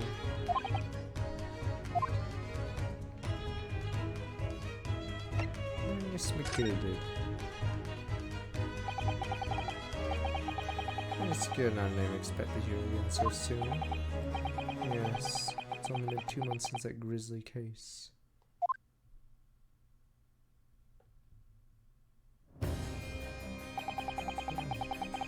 God had perished within hours of the trial's conclusion, but no body, no fucking whatever. Was it the curse of the Reaper? No one knows still now. Omnibus was reduced to a pile of ash, not a shred of evidence remained. I thought they identified the body. The man's death, the truth about the murder, which he was so intimately involved, was buried.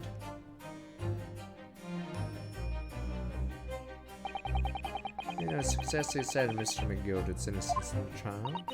The newspaper is still claiming that it remains an unsolved case. He has a park, damn you. The guy was poor, no one cares. Murdered the brickmaker, thrice fired mason. Terrible tragedy. In the end, the truth of the matter remains a mystery. I have no idea what really happened that night. Mr. Gilder is found not guilty through my defense. I still don't know if that was the right judgment or not.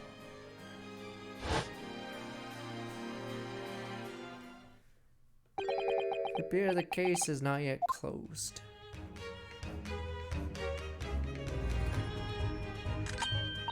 Well, it's time I started getting things ready for dinner, I think. Jenny will be here before long. Thank you, Iris. Oh, you must let me help you then. Of course, Susie, there's plenty to do. I think I shall investigate the condition of my faithful performing partner. Well, then where did I leave it? It'll just be a lesson to you, Mr. Sholmes. Never leave anything too precious with the pawnbroker. Yes, you may be right. Reminds me of something Mr. Windybank said before. He said that a manuscript of Iris and pawned, didn't he? Did he? Yes, he definitely mentioned it. It was Sholmes' latest tale of otherworldly mystery lies dormant in my storeroom, those words, I believe. So you heard about that, did you? I expect you were as incensed as I was. Yes, the idea of such a wonderful story languishing in Mr. Windybank's storeroom gathering dust. Dear madam, I'm quite sure I told you already. Paragraph 347 sounds like 51 months. Pawnbroker's storeroom is the safest place for it, more secure than a bank's vault. What about your Stradivarius, Hurley? Is that safe and secure?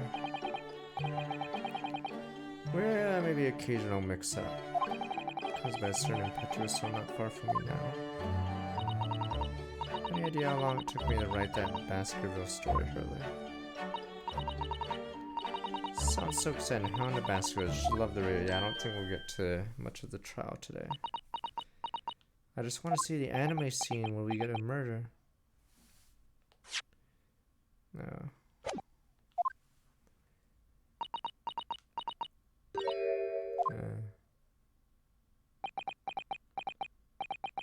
What's going on here? I just feel like an icy just swept through the room. Susie, what did you just say? Said the Hound of the Baskervilles. But how could you know the full title? Well, that's because Mr. Satter is such a great fan of all the stories of Mr. Sholmes, of course. Reno, the Hound of Baskervilles, has never been published. What? Showed earlier the manuscript. He told me I wasn't allowed to publish it yet. I don't understand. That's why I said he'd keep it safe. It was the right time for the story made public. You see, the telegram. What was in the telegram? So that's why the manuscript's at Windy Banks. And yet, how could Susie here know its title? Or really what's going on?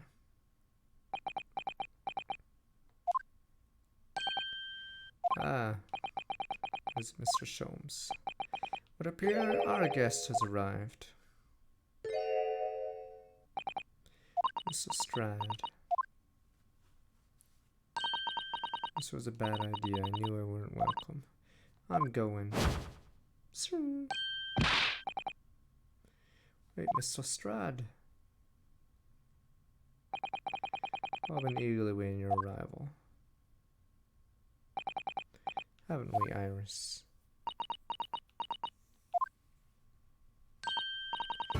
Mr. Wait there, Jenny. We'll have everything ready and a gift for you. Come along, Susie.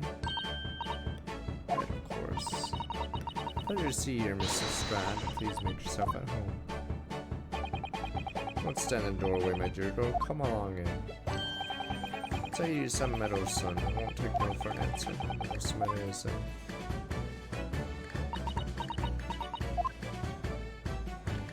Yay, kitty.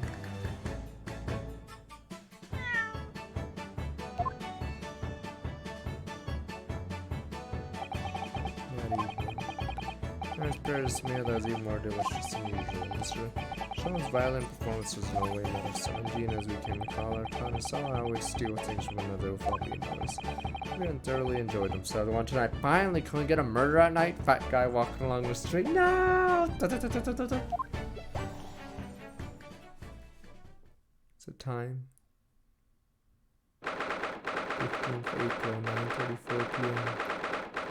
Nardo's legal consultancy. Very enjoyable evening, wasn't it? Oh yes, our description was truly divine, and I feel as though I can still hear the enchanting strains of Mr. Sean's violin even now. Best of all, I bet I could steal the glass from his lordship's face next time in court. Nardo-san, could I consult with you about something? Finally, tell me the telegram. I wonder what's the matter. Sato-san, are we being ordered to go back to Japan? It's about the telegram I received. Here we go. I'm gonna arrive first thing this morning, I suppose. I've been summoned. Summoned? What do you mean? Telegram was from Lord Chief Justice Office. Lord Stronghorn asked to see me. Chief Justice? When? Not a villain. Tomorrow morning. What? Then I have to start preparing at once. Oh no. That won't be necessary now, son. I've been summoned alone. Wow. Alone? What on earth for? I have no idea. I suppose I shall find out tomorrow. What's all this about? Whatever it is making me feel very uneasy. Get the gun, babe. Oh no, assassin! Oh, who could that be? Assassin! Jellyface, I'm strong. Look like 34 months. Okay, good evening, friends. Okay, no, there's gonna be a real assassin soon. Alright, it's slow again.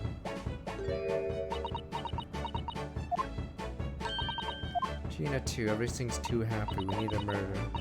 Ginny's gonna stay with us tonight, so you're gonna sleep with me. With me, isn't that right, Ginny? Well, yeah. Oh, lovely. Let me make a pot of tea. Waiting for Jack the Ripper to slice some fat guy. No! I've learned so much today. Oh, what in particular? All those things Ginny showed us, wasn't it wonderful? All those pickpocketing techniques, we had fun trying them out on each other, didn't we? I think we would awaken a natural talent, could earn a living from it. Might be getting ahead of yourself a little there. What brings you to our humble quarters at this late hour? You see, who said Jack the Ripper only did 5 murders, monks, or monkanite? Fine. Oh, okay, you guys believed. Okay, so they caught Jack the Ripper, so it was 10 years before. He's still at large. Who said he only did 5? Came to return this. You guys are like, it's a-okay, he can't murder again, he's in jail. And then you're like, oh no, he never was caught. What's that? That's mine. Hey, however did you? Told you, didn't I? I have a natural talent for it. Oh yes, I've forgotten. This literally is a child genius. Anyway, here, you can have it back. I didn't really understand why you wear it though. Thank you. Alright then, good night. Good night. Wow. So this is your office, is it? What do you think, Jenny? I think I wouldn't fancy me chances with a lawyer what lives lives in a place like this. Yes, me too. Seems as though Iris here still has something she'd like to talk about. Dwell? About my dad, I suppose. She probably wants to talk about the manuscript. Yes, I suppose she probably does.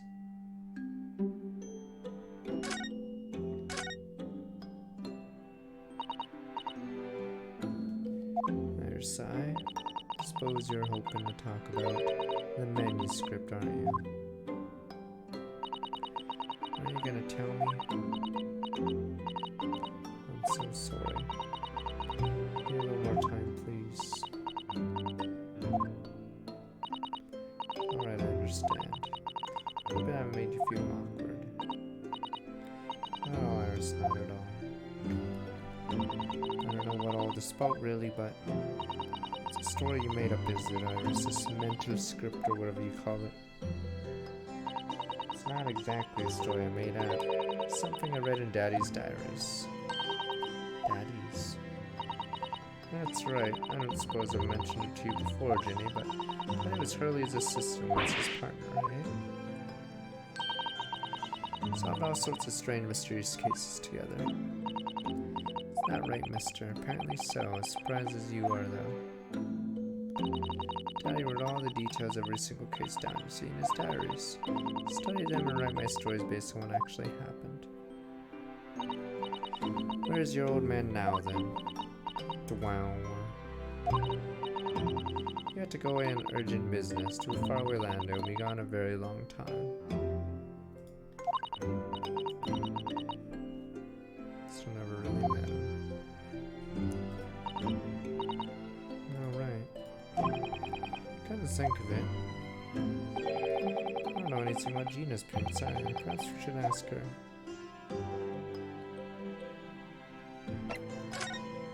Of the Baskervilles. Yes, it's how in the Baskerville story I took it's another tale inspired by your father's accounts. That's right, I thought it was fascinating. It's different somehow from the other cases, I mean. Oh, how? I don't really know. It must be special in some way, because after I'd written it and I showed the manuscript to Hurley, it turned as white as a sheet. It's the first time I've ever seen it like that. Pains me I have to say this after you told over it so long, Iris. This story must not be published at this time, under any circumstances. Why not? It's one of my best works. I'm not at liberty to say, not now. Please do not ask me. Alrighty then, I won't.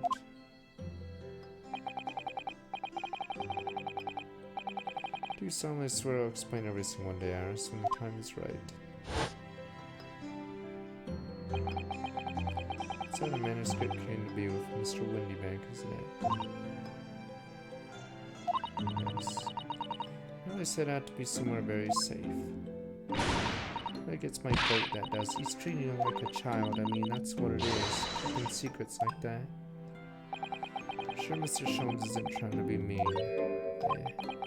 Said he wasn't at liberty to talk about it. I'm sure there must have been a very good reason.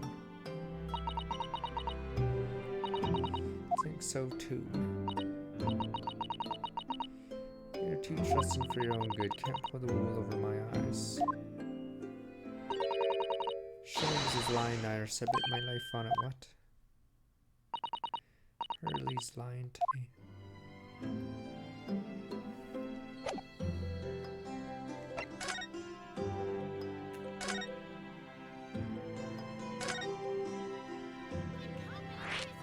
two brothers, one son, requiring 35 months for parents. Realize I don't know anything about your parents, Gina. I ain't got any, have I? Never did, never have. Oh. Look, the East End's full of orphans like me. No one wants nothing to do with us from the minute we're born, not even our mums. We all stick together. The older ones look after the little ones and make sure they get by, so that's why you're a pickpocket. Nah, diving's my life, I love it. I get a kick out every time I lift some pompous idiot's purse. That's all we afford to eat. It's like robbing it, ain't I? That's how I see it. Oh, Gina. Do you think about it sometimes? What would it be like to have parents, I mean? I thought I'd make everything right. I've listened to what Iris just said. Sounds like having parents ain't always easy either. Oh. I mean, if you know you never had them, you don't feel like you're always wanting to meet them. That's true. I want to see Daddy so much. Don't worry, you'll see him in a body bag. Yay, oh Iris. Sholmes is alive. Gina, what did you mean by you said what you know as Sholmes is lying to Iris? He's reckoned he popped that mental script or whatever, right? Come on, obviously load of rubbish. Well, you think that, Gina. It's simple. If that story is really an old Winniebank storeroom, no way someone from halfway around the world, in other words, you, could know about it. Sorry, Iris, but if you ask me, he sold it. Without telling you. But Hurley would never do something like that. I'm sure of it. Ha! Grown-ups do a lot worse than that, believe me. Bare-faced liars, a lot of them. You just ain't realized it yet. Telling you that mental script ain't Winnie Banks. You'd soon see if you had a look. Maybe you don't think you can trust him, I don't. Show us a lie like the rest of them. If I'm honest, wondered if Hurley's telling me the truth sometimes, see? But I don't mean it like I think he sold it. I mean that sometimes I wonder if he might have hidden my manuscript somewhere I don't know. Even though it's wrong of me to doubt him. Don't be too hard on yourself, Iris.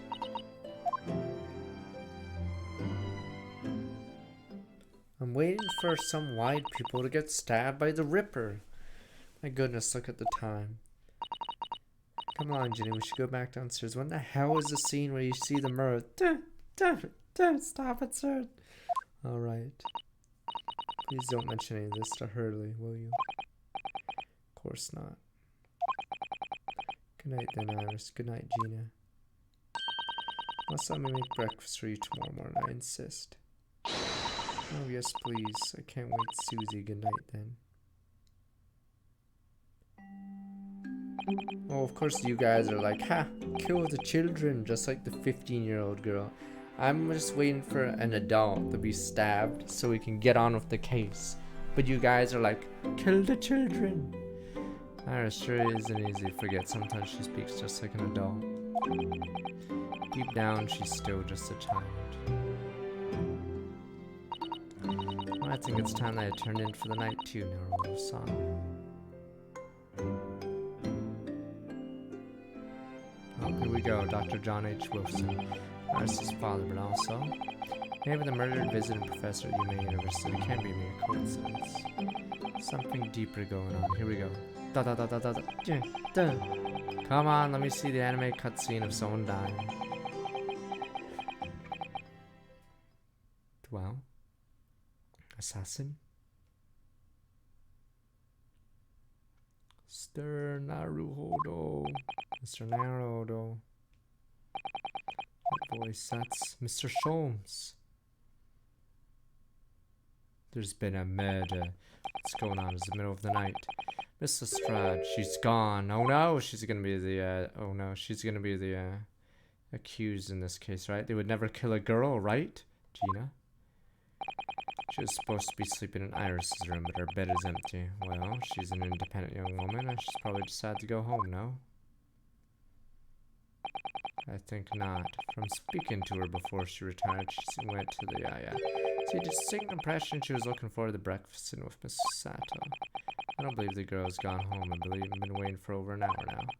For an hour, oh. You indulge me. Look out of the window, my dear fellow. Wow. What's this about?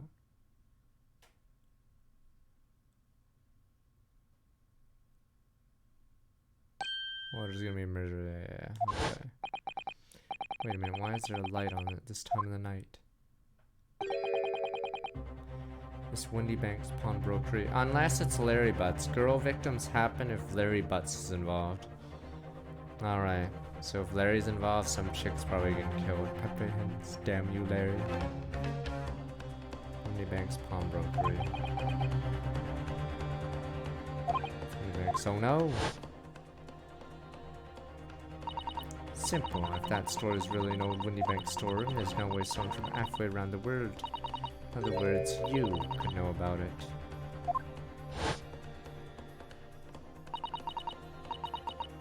You asked me, you sold it without telling you. No, the white people is gonna die. I told you guys he's dead. Wendy Banks is gonna be dead. Pepe-Hens, no! Batman, run! Gina Gunn seems you have some knowledge of the situation, Mr. Not a little bit. Sorry, oh no. No, not really. And we must investigate at once. No! He's dead. He's gonna be slumped on the fucking receptionist. Mr. Sato. Run, no, fat man, get away. Leave town, go to France or something. No! You enter your own store, you are dead, man. He's dead, sir. Go to Wendy Banks, it's open. Lamp is burning, must be Gina, mustn't it? Let's hope it's nothing more sinister. What? Come, there's not a moment to lose. Please, someone's a foot inside. Dun dun dun dun. There's no one here. Dun dun, oh yes. There is.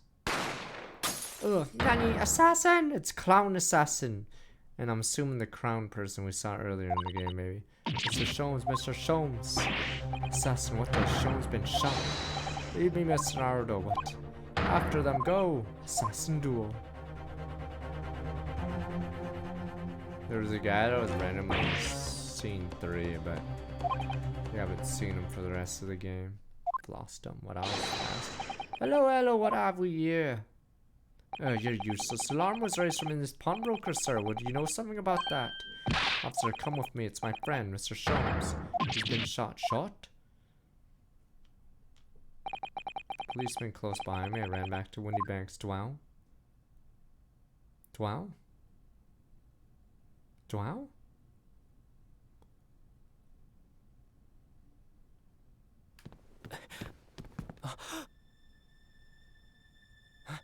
Mr. Sholmes! Mr. Narado. Narado or whatever. How bad is it? Never mind me, but there's much at stake. Behind that door. Fat man's dead. In the storeroom. Hurry! Dun dun dun dun.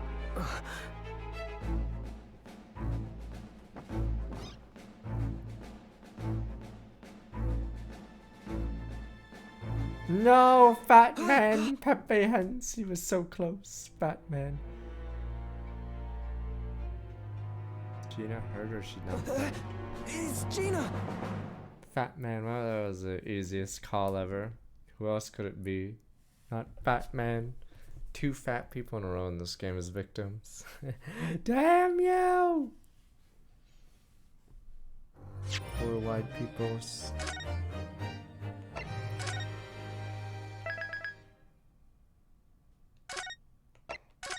I told him to get away. Owner of a pawnbroker with some mysterious, like, disc. He's dead. And you guys are like, ha, he's safe, bud. When there's no flags for fat man, they would never kill 2 fat people after them go. There's a dead man walking. Find that door in the storeroom.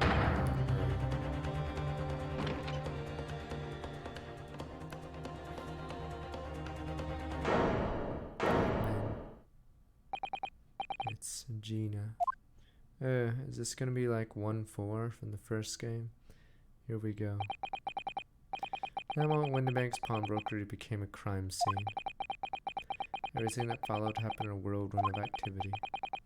Now the police, the preliminary investigation, the scene, and the questioning. Just before dawn, before I was allowed back to my legends. 221B Baker Street, yes, or whatever.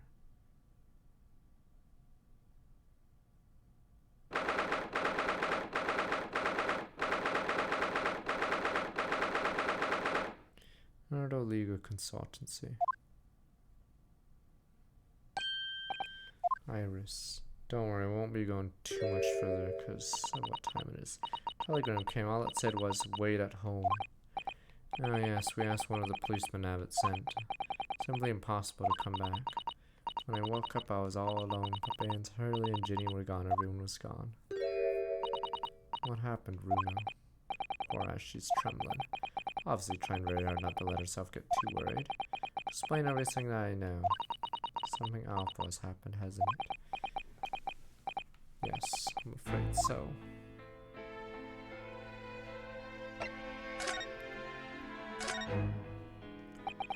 Sorry to have to tell you this, Cyrus, but Mr. Windybank is dead. Who could have done this? Come on, he had so many flags. He was ugly, his gimmick was pointing a gun at himself like a moron. He just couldn't survive. Shot we discovered in the early hours of the morning.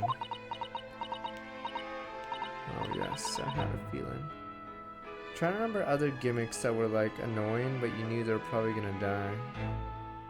I'm trying to remember some. Fuck. In what was it?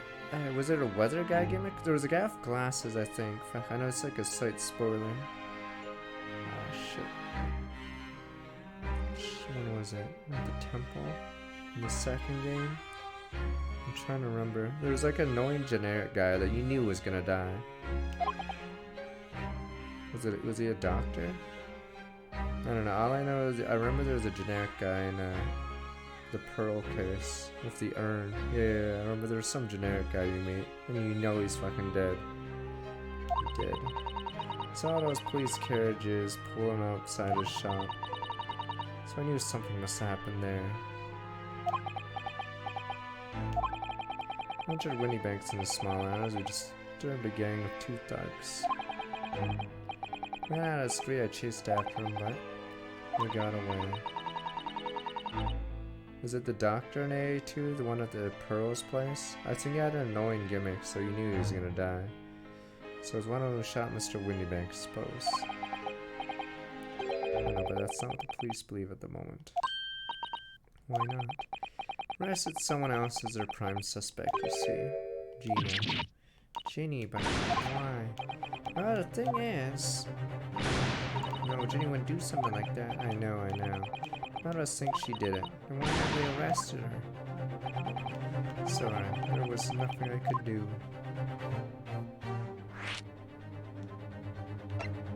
Show us the situation.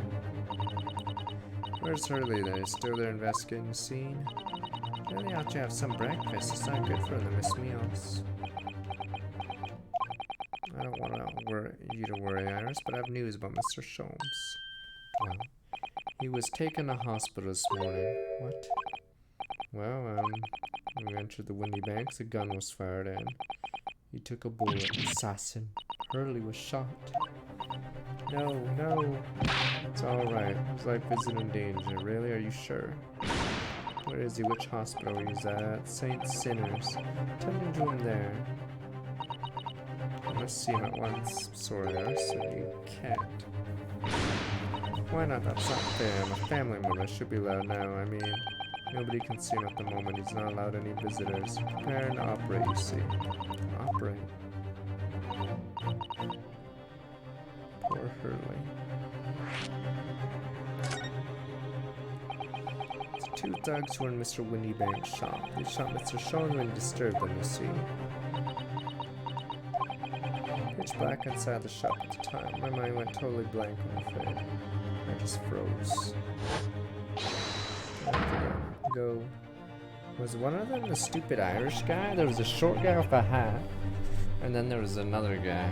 I don't know if the other guy was the fucking rando guy we saw in case 4. In case 4, there's a random guy before the trial that you see for like 2 lines and then he leaves. Thought I ran in the street, but they were long gone. I shouldn't have hesitated. I'm so sorry. It's my fault. I didn't get away. I think that's a very good thing. Sorry. Well, if you've seen which way they went and chased after them, might have been shot as well, you know. Up everything outside. Couldn't bear that awareness. Sato situation. Where's Susie right now? She's still at the police station. Oh, why? I bet she's being questioned. The police said they wouldn't be finished for a while. Why aren't you there then? Well, I didn't get a good look at the criminals anyway. They weren't questioning me for long. Let's just have to stay by and see when the 10 minutes are shown so they can start until later. Yeah, I see. Besides, one of us had to come back to the fire, so that Inspector Gregson agreed me leaving early. She let me know and I would have come to the station. Someone arrested Ginny at Southfield. What about the 2 thugs out there seeing? Why weren't they the prime suspect after all? They shot him dead, didn't they? No, I mean, Mr. Sholmes isn't dead, Iris. It's all so horrible. The thing is, Mr. Winnybag was found on the floor of the storeroom where he keeps all the deposit articles. The storeroom door was locked from the inside, I see. It wasn't alone in there. Gina was found next to him on the floor as well. No. According to the detectives who investigated afterwards, don't tell me. There was no one else in the room, yes. Exactly, how did you know? It's the only explanation. Yes, the only explanation indeed. Maybe made that really well. Yeah, what can I say? Damned if I agree, damned if I don't. Afraid I'll need to go out again now, Iris. There's not much I can do at the moment. I can at least try to find out how Mr. Sholmes and Gina are getting on. I'll go too. Take me with you, Runa. Can't just stand sitting around here waiting. I'm sure I feel about taking a 10-year-old child to see a murder, but I don't want to leave her all alone here either. Alright then, Iris, perhaps you can help me. Yes, I'd love to. She is at the prison. Mr. Sholmes probably in his hospital bed. Don't forget, when you have to visit the crime scene to conduct a thorough investigation. So you're ready for action. Imagine Iris appreciate going to the hospital sooner rather than later.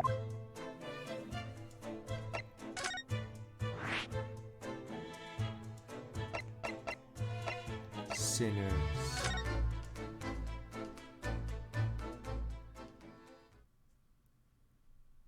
Christ, alright, back in the day, Jesus.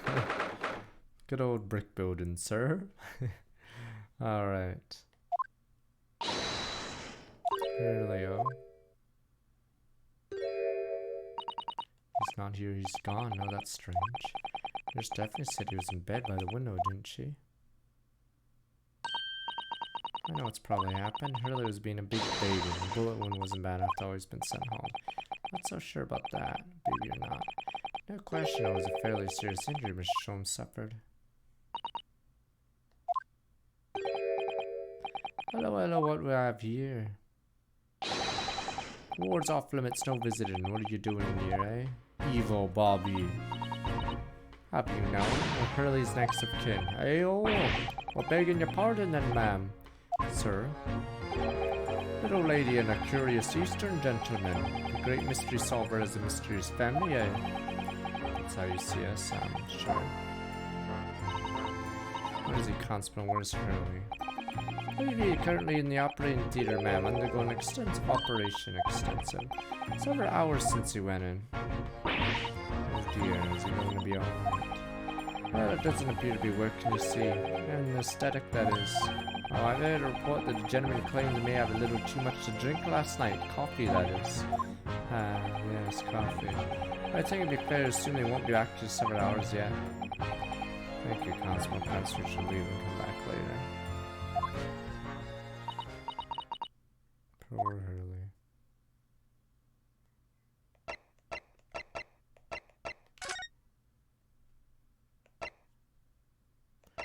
Fine, we'll go to the prison.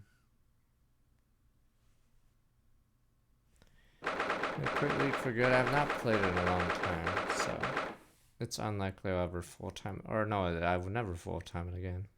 But yeah, I haven't played it forever.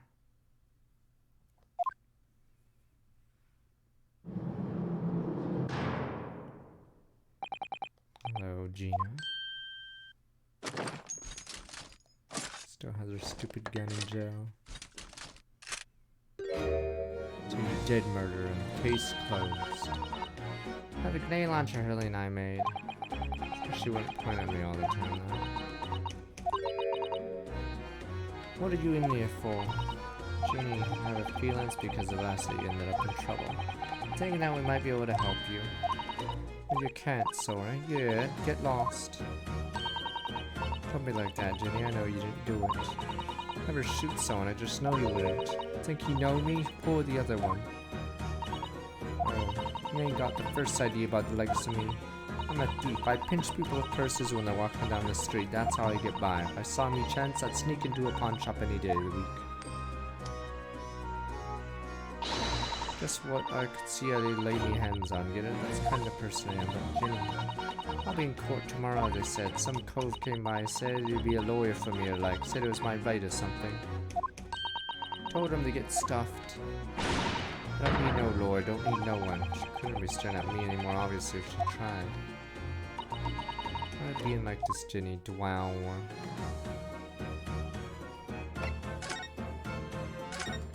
Legal representation.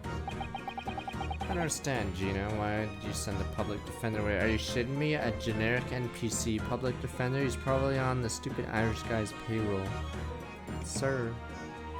So the hell of it. Let's get me and the boys here. I wanted to sign some papers, representation papers or something. It's gonna be all rigged anyway, the whole trial. They all pin it on me because I'm a kid. That's what grown-ups always do. What do you think of that? No, that's always been for me growing up in the backstones me whole life. Do what grown-ups tell you, get your mates dragged off by the coppers or worse. That had happened to me before and all. Been sold out, nearly snapped on the back of it. Can't trust no one, that's the point. As soon as you do, you're gone to grass, dead. Gina, listen. If you like, in tomorrow's trial, I could forget it, Ginny. Don't you trust Bruno? I don't. Look, I'll ask you nicely now, just leave me alone.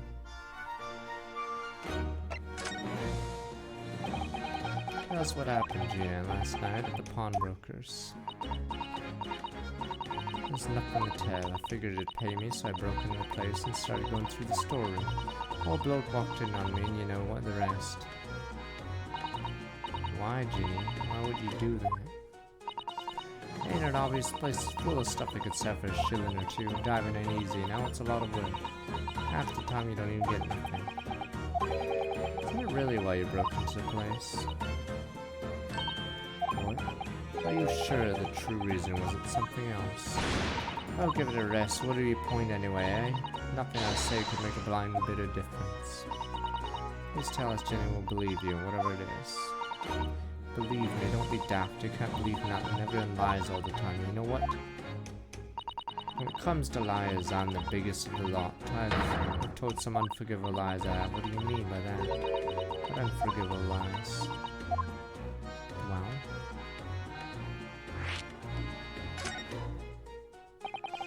What do you mean before, Jane, when you say you were the biggest liar of the lot? Why don't you tell us these unforgivable lies you told you are? Maybe we can help. Probably has to do with the third case. Sorry, we're out of time. They're gonna want to question me now. Jimmy, please. Oh yeah, wanted to give you this, something to remember me by. Katie. Photographic print, a really adorable cat. Found one of the pockets of the coat, ain't no point me having it. I wonder what a little photograph like that was doing in the pocket of that overcoat.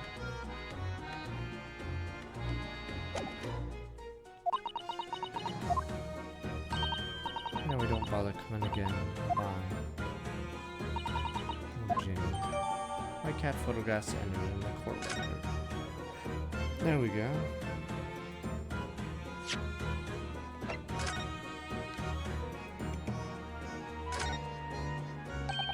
Look at the back of this print here, something written on it. 13th February 9 p.m. Arctic deposit 1 small boss loan up paid 10 shillings. Redemption deadline 13th April 9 p.m. This photograph prints a redemption ticket. 13th February, that could be significant. It was just 2 days before the murder on the omnibus, wasn't it? Small box that doesn't tell us much about it, does it? You know, if Mr. McGillicuddy still had the ticket, then presumably he never redeemed the article. I think the box might still be present somewhere in the shop. Yes. So McGillicuddy deposit we need to investigate.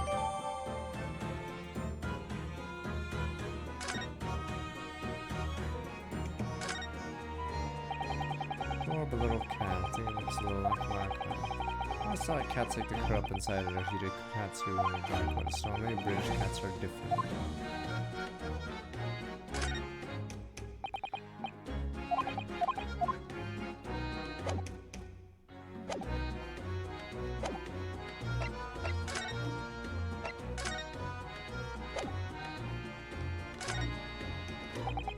You do look at this, like, no clown hasn't seen it about it. Oh, weren't ya? Well, when someone says I can't have stuff makes me want it, so you better have it over now, and I'm like it. Yes, we have to give her evidence from the crime scene later.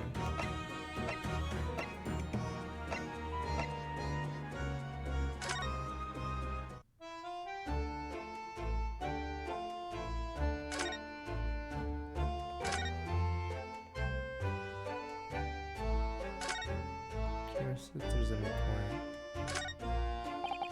Let's do a Scotland Yard carriage outside Wendy Banks. Imagine you investing in case of post song. Poor eyes, very upset about this. Sorry I was there. I should have done more. And this is your fault, Reno. Please don't apologize. Governors who are to blame for all this. Let's investigate what kind of catch up. Yes, you're right.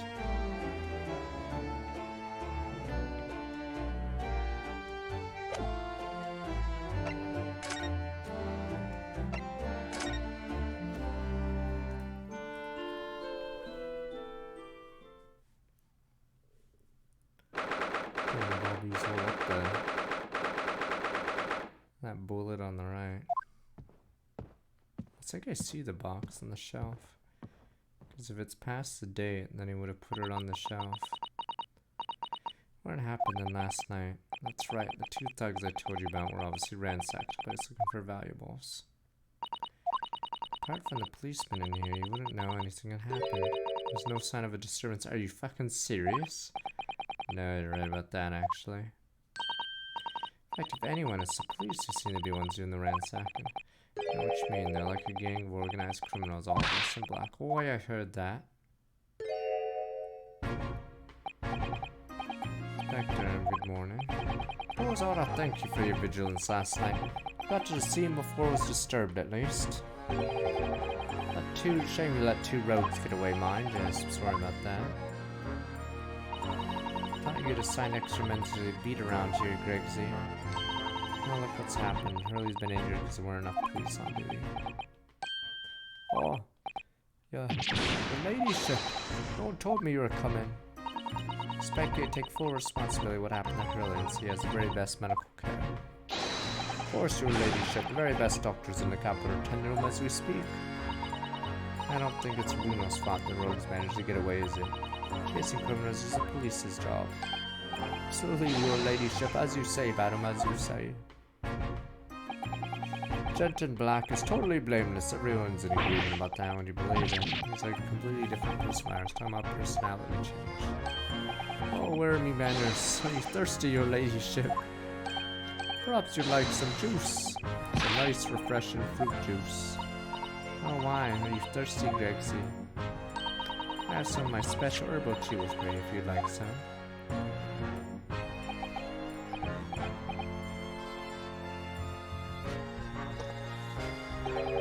Oh, lovely. Thank you very much. ability to spot your ladyship and recognize you like this.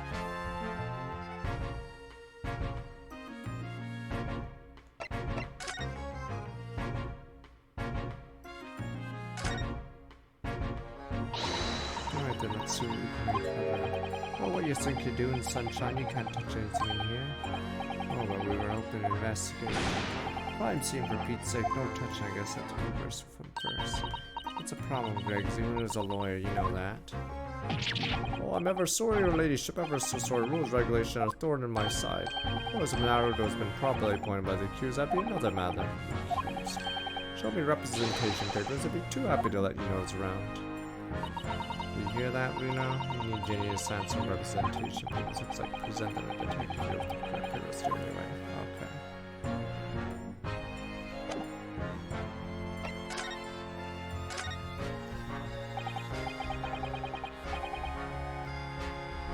How's the investigation going? Nothing really, very simple case. It's some very definitive evidence. We're just about to charge that Daru arrested last night. In fact, Gina, you're gonna charge her. That's right, I should be able to bring her before the judge at Bailey tomorrow.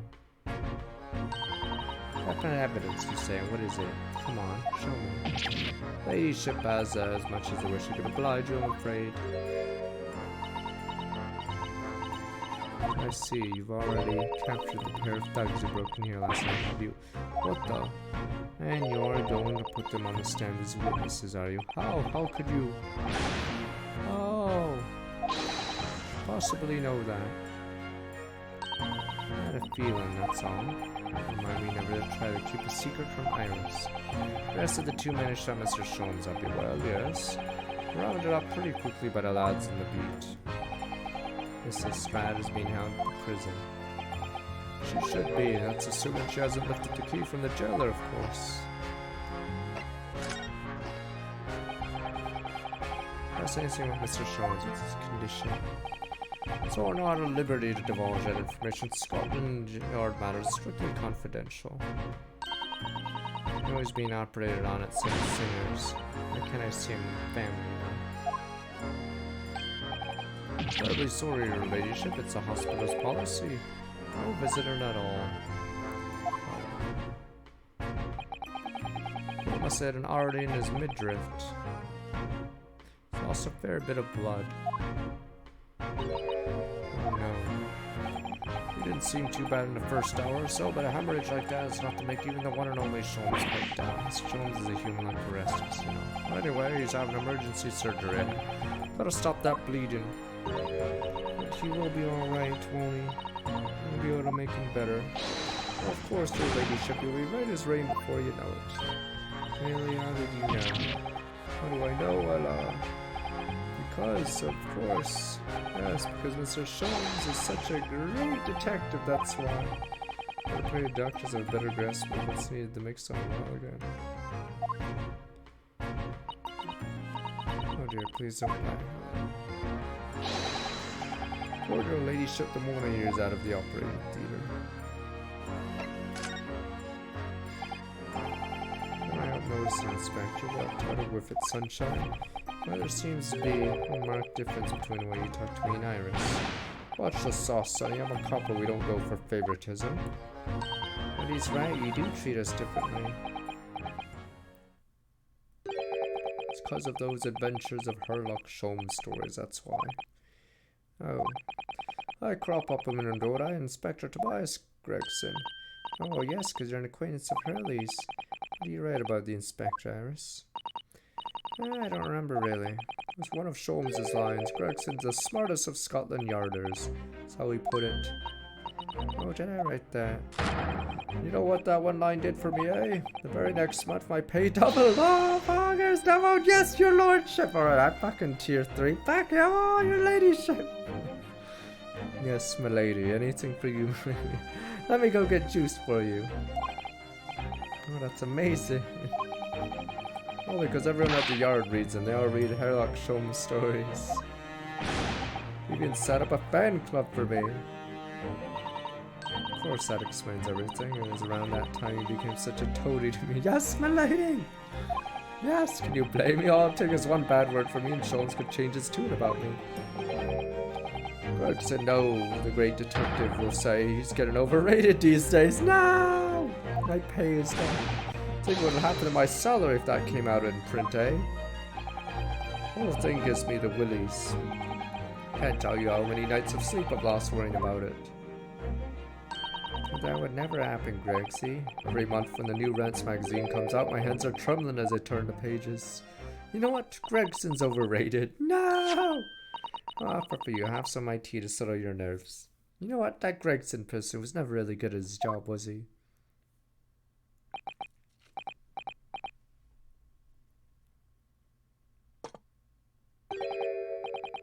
Lovely. Ta very much. Really at the spot, your ladyship. Teetotal. Oh yeah, there's something I was supposed to talk to you about actually, Mr. Naruto. Yes, what is it? What message for you? Clean forgot about it now. What message for what it could be. Yeah, is it about the telegram and her? You're gonna tell me what this important message is, Inspector. Yes, about that young lady's normally by your side, your assistant. Susie, dear Susie, is she alright? She's at the station, isn't she being questioned? I believe now she's with the Lord Justice. Nope, not anymore. Have to head off. Where? Lord Strongheart's office, of course, he summoned her. Ah, yes, of course. Mr. Noctaville, forgot about that. Well, Whipstocks took her there in a yard carriage after we finished questioning her. She asked us to tell you she didn't have the fare for the return journey. You have to go and meet her there. He's in Scotland Yard as a bloomin' messaging service. So well, thank you, pass them on, Inspector. Why did Susie have to go see Lord Chief Justice? She didn't tell me. Better head over to Lord Chief Justice's office, fetch her straight away.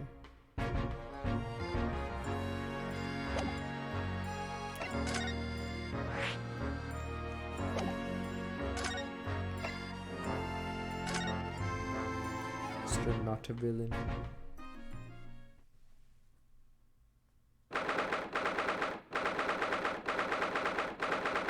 Supreme Court Lord Chief Justice's office. Yes, no matter how many times I come here, I always get the same sense of oppressiveness somehow, yes. Sometimes time is cruel, is it not, friend? I think the place is oppressive, it's normal, so... Look at that suit of armor over there, you can't take that seriously, can you? What do you think the same about you? Everything is clear with regard to tomorrow's arrangements, I trust. Wow, yes, thank you very much.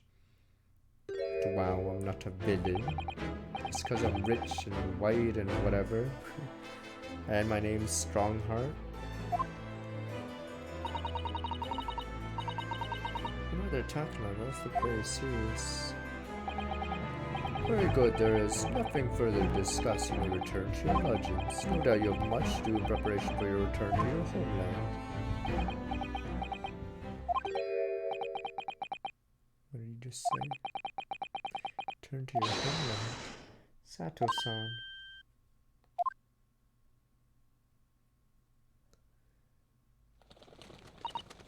Oh, Mr. Naruto. What was all that about? Not a villain, come on. Naruto, thanks, gonna collect your colleague. What's all this about? What were you talking about Sato's return to her homeland? And then, tomorrow?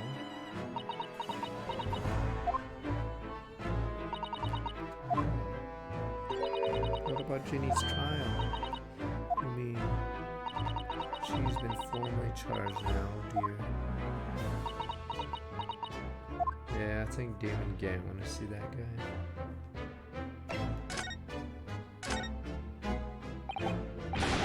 Sato, what's all this about?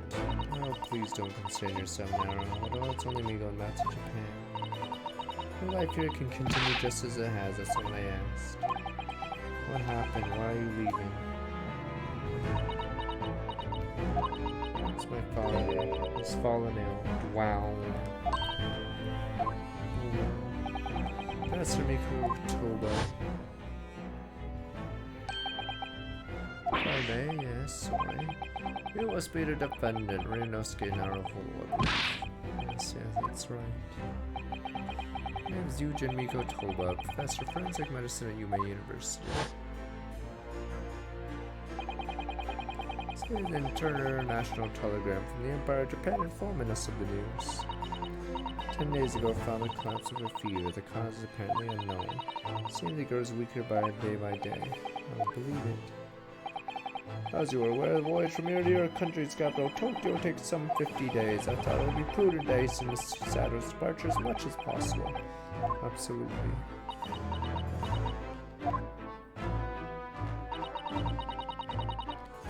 Leave London first thing tomorrow morning. I can't believe this is happening.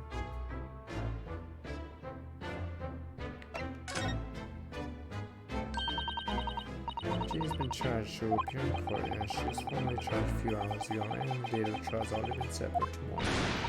Not even 24 hours later. Gina, the squad girl in the murder of the Baker Street pawnbroker, yes. All too transpucious, this whatever case. Bigwell clearly disturbed mid-robbery and shot the man in panic. Well, the yard is overstretched as it is, without wasting time on these open and shut cases. Not wasting time, Gina would never do something like that. Level Brandon 14's arm started like 12 months. Mr. Naruhodo, Miss Sword Stronghold. Birds of your fine services today, I shall overlook this young girl's insolence. I have no recollection of admitting a child into my office. Leave now, Dr. Billing. Poor Lord Strongheart. Criminals will tell the most palpable lies in order to evade justice. If only the world had no more lies, perhaps. If only it was as true as this pocket watch I had. Police can ill afford the time it takes to unravel all their untruths, meanwhile more crimes are perpetrated. Far more serious matters in which to contend. Serious matters? Didn't Gregson mention something like that yesterday? Yes, Inspector Gregson made a similar remark yesterday. It's no concern of yours, though I'm sure I need not remind you of that. The real bad guy. My watch says 3 minutes precisely until my next meeting. You must excuse me. There's just one more thing, Lord Strongheart, which is... It's Miss Lestrade's child. I wonder if you might permit me to defend her. Timely suggestion, sorry. Girl currently has no representation, but it's not fair. She may be a pickpocket, she still deserves a fair trial. Do not misunderstand me, young lady. The government provides for those too poor to afford representation of a public defender. The accused need only sign the relevant paperwork. Defense barrister will be assigned to the case. However, the young girl in question refused that right. How would she do that? Question you do well to direct Mrs. Ladd. Find her at the local prison.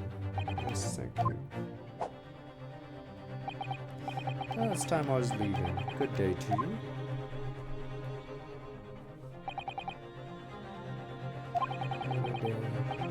Junior Charles murders Sat's son about to leave.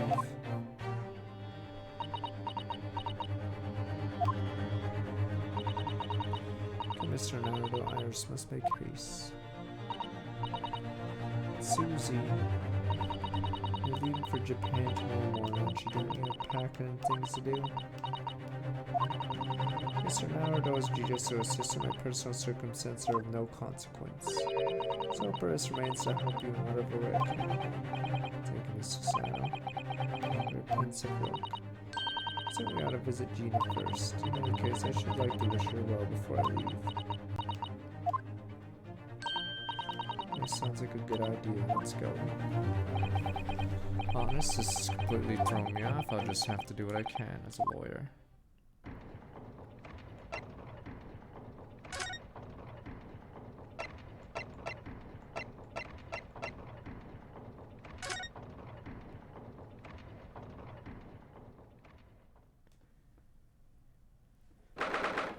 April, local prison, South 13. Hello again, Gina. Don't shoot! Open fire!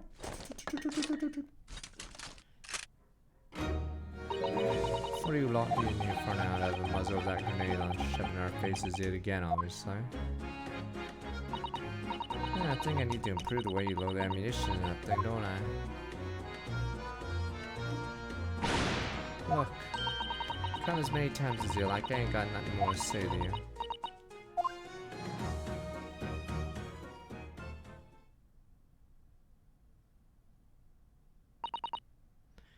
Gina, I wonder if you might hear me out.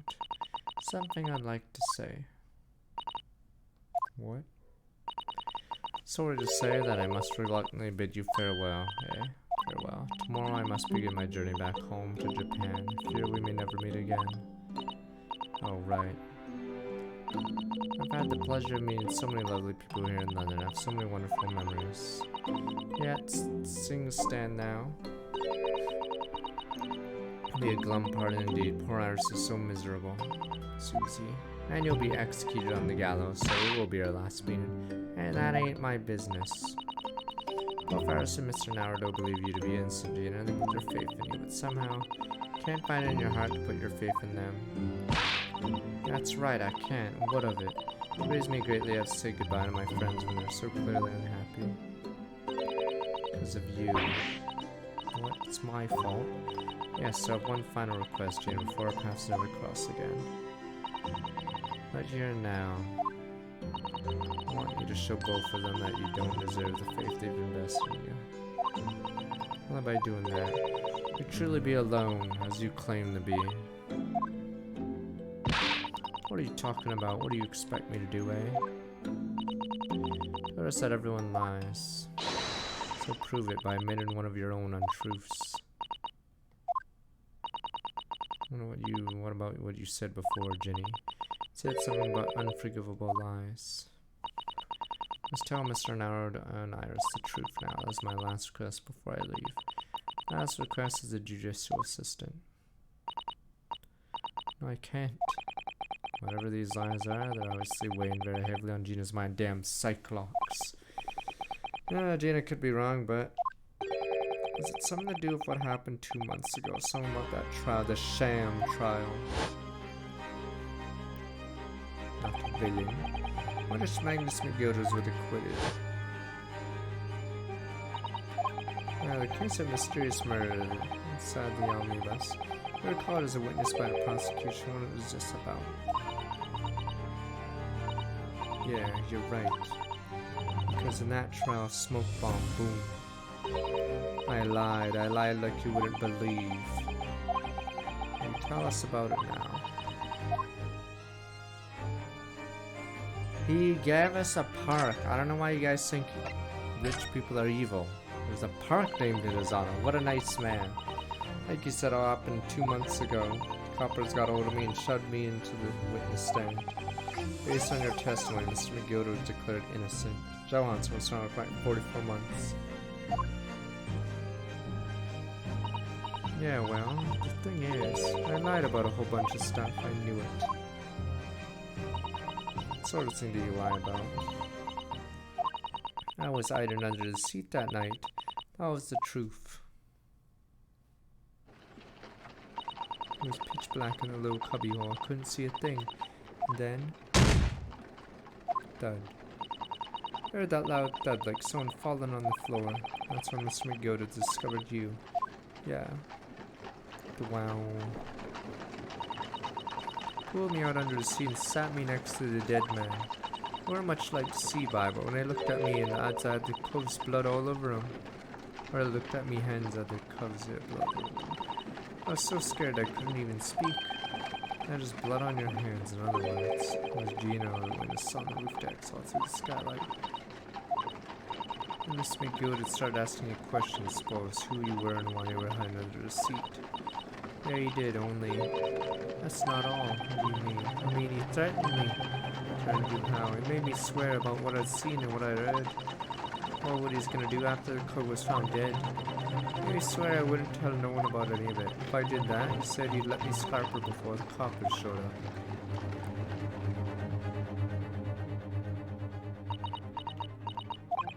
You must tell me what he swore to you secrecy about. What you saw, what you heard, everything.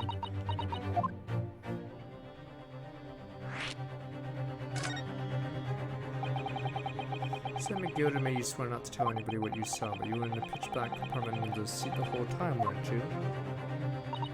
Yes, Mr. McGilded's sitting above your head if I remember correctly. Yeah, that's true, but it was when I heard the thud of the COVID in the floor I let out a little scream, see? Couldn't help it. Gilded heard that and dragged me up by me arm. That's when I saw it. It's on the floor next to the old geezer had been stabbed. A disc all bright and shiny. A disc, do you mean? Yeah, that's it. The one to do with D took off me at Windy Banks, and the music contest was there on the floor of the omnibus. Not for long, McGilded spotted it straight away, picked it up smartish, and stuffed it in his inside pocket. So that disc was in the omnibus 2 months ago, the scene of Mr. Mason's murder. Bogfather told me, if I wanted to mutter a word of it to no one.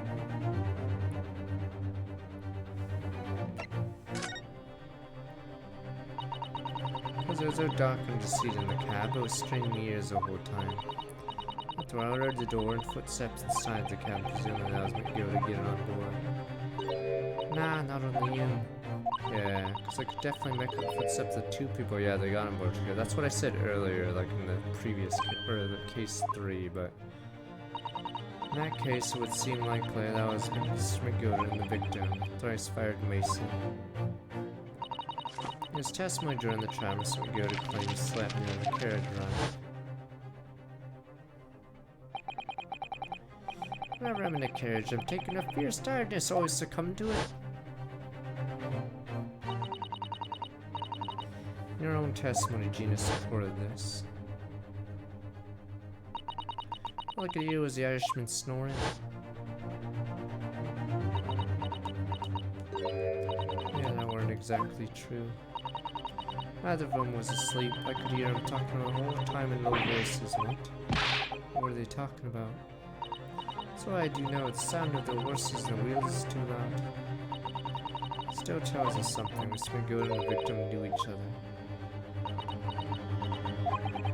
Gilded was lying as I suspected.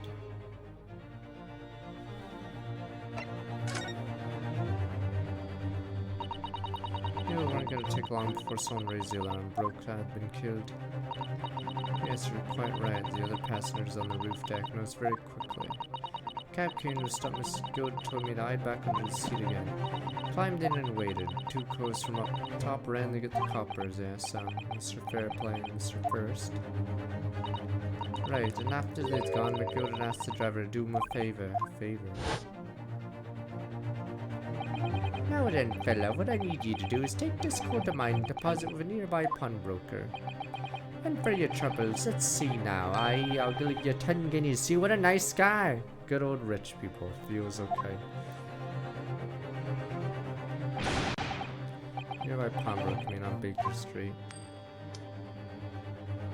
Yep, you got it. It was Windy Banks. Coachy snapped at the money and ran off to pop this coat as fast as he could throw. When there was no one left in the carriage, McGilded opened the box under the seat and let me out of there, not without conditions. I see.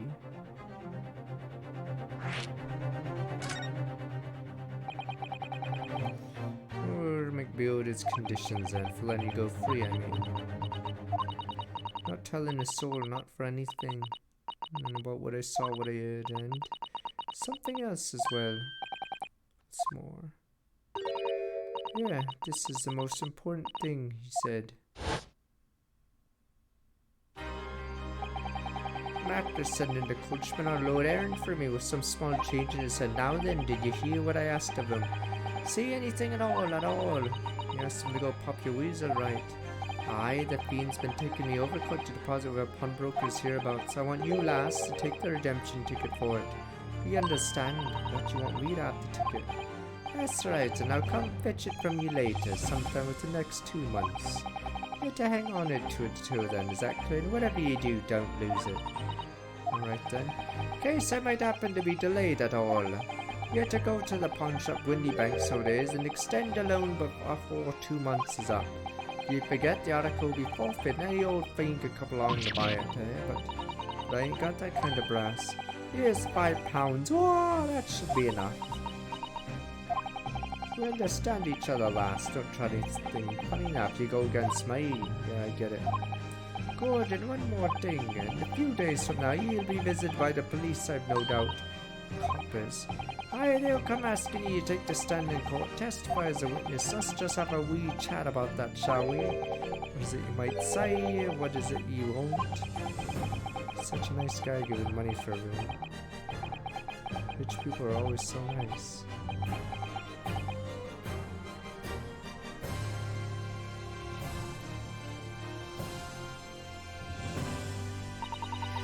After he'd gone over, I picked it. I got as far away from there as I could. He eyed the pawnbrokers taking some bushes. Oh, he hid the pawnbrokers taking some bushes near the scene. Went to fetch it the next day once it got dark. So we had planned it.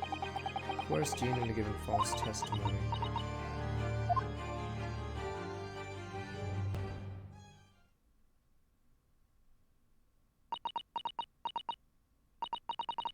Bet you're ready to string me up, eh?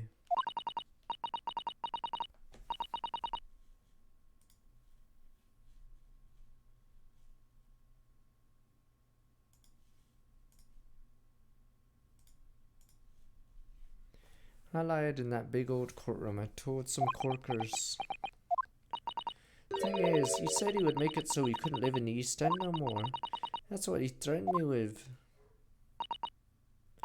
What a wicked man. He knew everything that went on in the back slums. He knew we had no one to look after us, and we was all looking out for each other, getting by together. So me and Mr. McGilded would have. And in a heartbeat, he would have had a lot of us chased out of there if he wanted it. And where we could have gone, eh? Nowhere, that's where. So I didn't have no choice. Thank you, Gina, for telling us everything. Get on for it now, eh? Go on, admit it, you must be livid. Well, you can make amends by doing me a simple favor. Favor? What? Sign the representation papers for tomorrow's trial, eh? If you don't actually want me to represent you in court, you can wrap it up later, but we need that paperwork or else we can't investigate. Please won't let us investigate what? Scene of the incident last night. Mr. Sholmes was shot. You see what? Well, he's on a big operation right now, Jenny.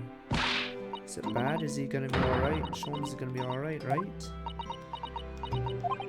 That's why I want to investigate. For Mr. Sholmes' sake as much as anything. Right, so what you're saying is, if I sign that bit of paper, everyone's happy, is that it? Something like that, Mr. Sano. Yes, of course. I have the representation papers here.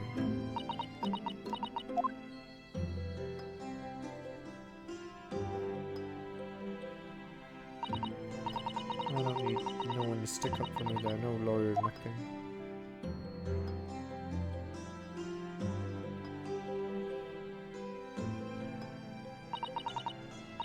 Oh, Jenny, she seems so lonely. Do you need representation papers? Well, Lisa should be able to investigate the scene of Windy Banks now. Yes, and perhaps we can come out and visit Jenny when we're done there. I feel like we finally cracked Gina. She's opened up to us at last. Now I have her representation papers. No one else knows what responsibility that is. Anyway, for now, it means Inspector Gregson can't stop investigating at Windy Banks. Although somebody tells me he's not going to be happy about it.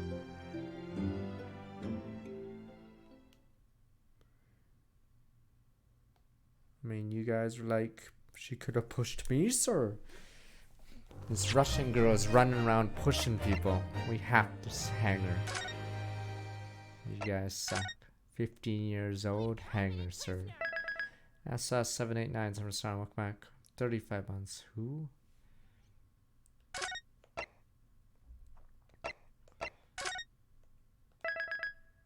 All of us could have been pushed.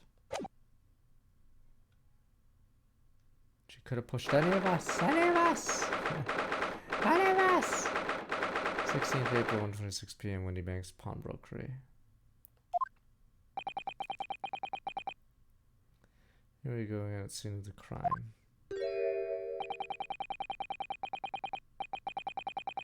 Thrust these representation papers in Gregson's face, see what he makes of them. Oh, good, Inspector, do you have a minute, please? What is it now? You should go home and get some rest.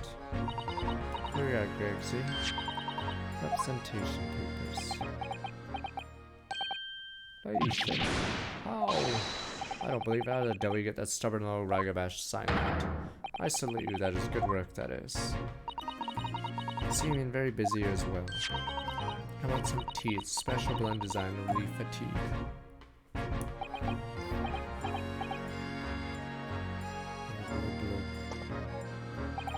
Ah, lovely. Let's see now, yes. Yes. Hardly feel tired at all. Comes a pillow, your ladyship. It'll be alright if you investigate the scene of the crime. Do as you please, you know where it happened. Through that door behind the counter. Store, that's where the store in the bank. Right, well, I'll be getting back to business then. You'll be investigating the storm as well, Inspector. I'm perfectly honest, we need to wrap this up before long. Can't afford to spend too much time on it. So many articles to go through, it's taking forever even with the lads working around the clock. It's a problem because there's another case the yard needs to investigate. I'm assuming this other case is for Grade Ace Attorney 2 or something. Unless, like, we're doing 2 cases in this level. Must be what Lord Stronghart meant by far more serious matters before. So what say is don't get under my feet, sunshine. Come then, let's not waste any time.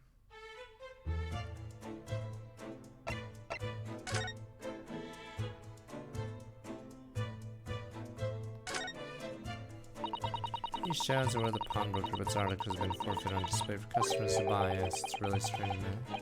Selene is it? I mean, who would buy this gold statue, for example? Sometimes find real treasures among the junk, you know. Alright, Bruno. Yeah, it's just, well, there has to be a collection of useless junk as a whole. When you pick out the individual things, you're not wishing you owned them. Even that horse statue. Exactly, the pawnbroker looks very clever.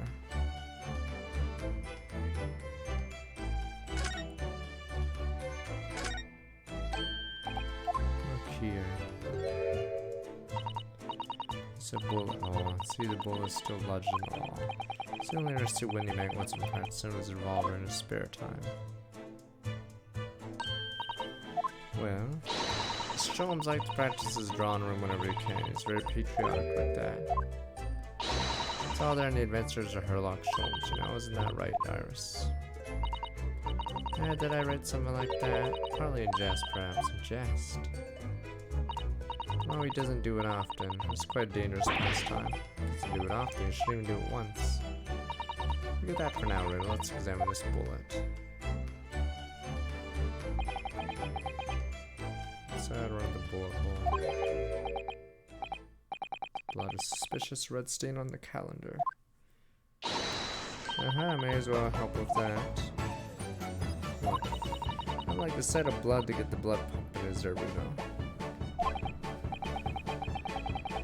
Feel I'm not as bloody-minded as you, Iris. I'm afraid the sight of blood makes my blood run cold. Oh yeah, you see when it comes to blood, we're all different types. Yes, what a scientific observation.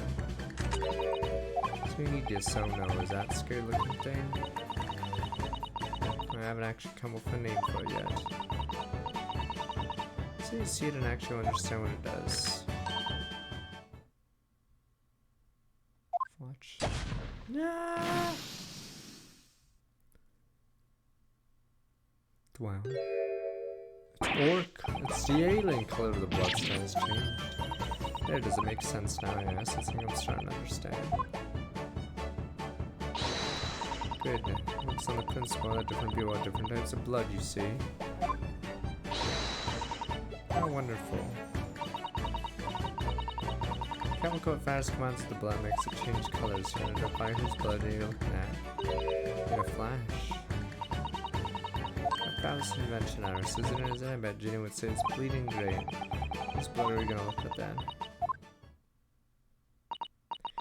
Well, the chemical does turn blood different colors, so find someone whose blood turns the same color and you know who it belongs to in a flash. It's more like 2 flashes, really, isn't it? 1 flash or 2 could very well turn out to be a valuable clue. Take a note of it in the court record.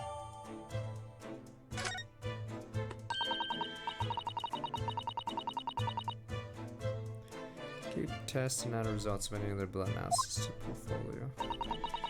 Let's have Regent left, sure.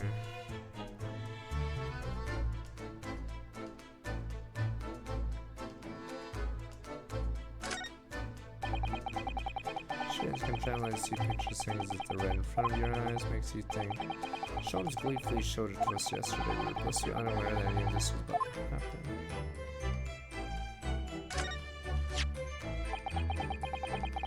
Sure, this contraption it was yesterday as well. Here we are, though. I'm not confident I can get it closed again. Oh yes, it's a forward and stereoscope. Really, a stereoscope. Holmes showed us a picture yesterday. You're supposed to be able to see in 3 dimensions. For that, he used the great big contraption over there. Wow, that's for use in public houses, places like that. Canadians and carousel have all sorts of pictures inside. This little thing is much simpler to design for use at home. There are special shops selling prints you can use in them. I have a little collection myself. I can make money out of these in Japan. It would be keeping my toilet sparkling clean anyway. Can I look at the camera above? I guess I'll be in the courtroom.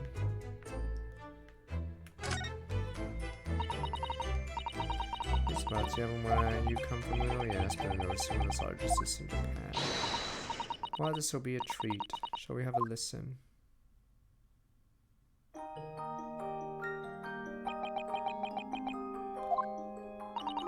What do you think? Isn't it pretty sound?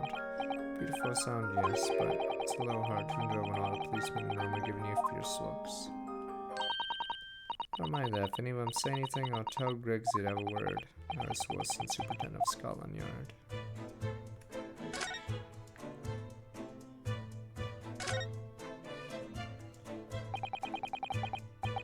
Oh, the kitty cat photo. An article that you're in Windex notes and so someone has left a little photographic print behind. Look in the back, some writing. It's another. Oh, so all those tickets are this. Show us, Susie. Show us.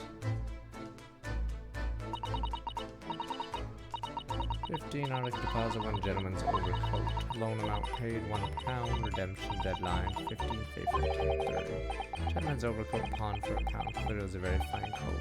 In fact, I think. Yes, this must be the ticket for the overcoat that Ginny redeemed yesterday. Still wearing, which belonged to me, gilded. I never would expect the redemption to be handwritten on the back of a photograph, though. See, it's a Winnebago, just use whatever piece of paper you have on hand. This photograph of the cat looks very familiar, doesn't it? I've seen this exact picture somewhere else recently. Yes, you're right, very recently. It's the same as the one Ginny gave us earlier, of course. Getting that she gave us that turn. Wait a minute, get it out, alright? Cog's turn.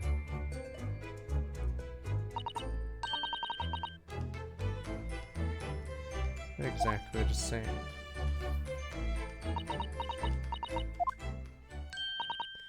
You've got it. Here's 2 photographs. Had an amazing secret. A secret? What does she mean? Tell us, Cyrus, at once. You really want to know. Yes, we need you to tell us all you know about this pair of photographs.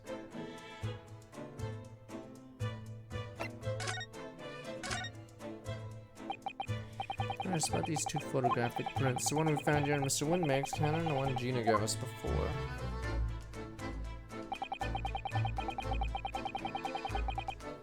There's a secret measurement in between 2 identical prints. Do we have to use a stereoscope?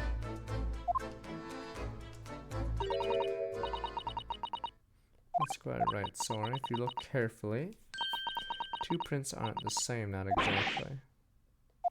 They're not. I'm gonna have another look at them now.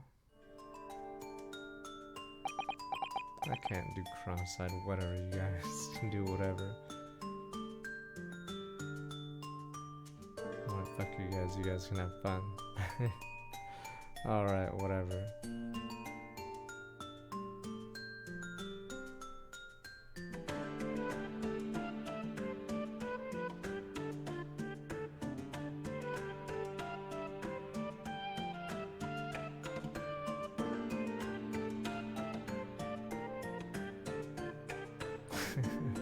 Oh, whatever.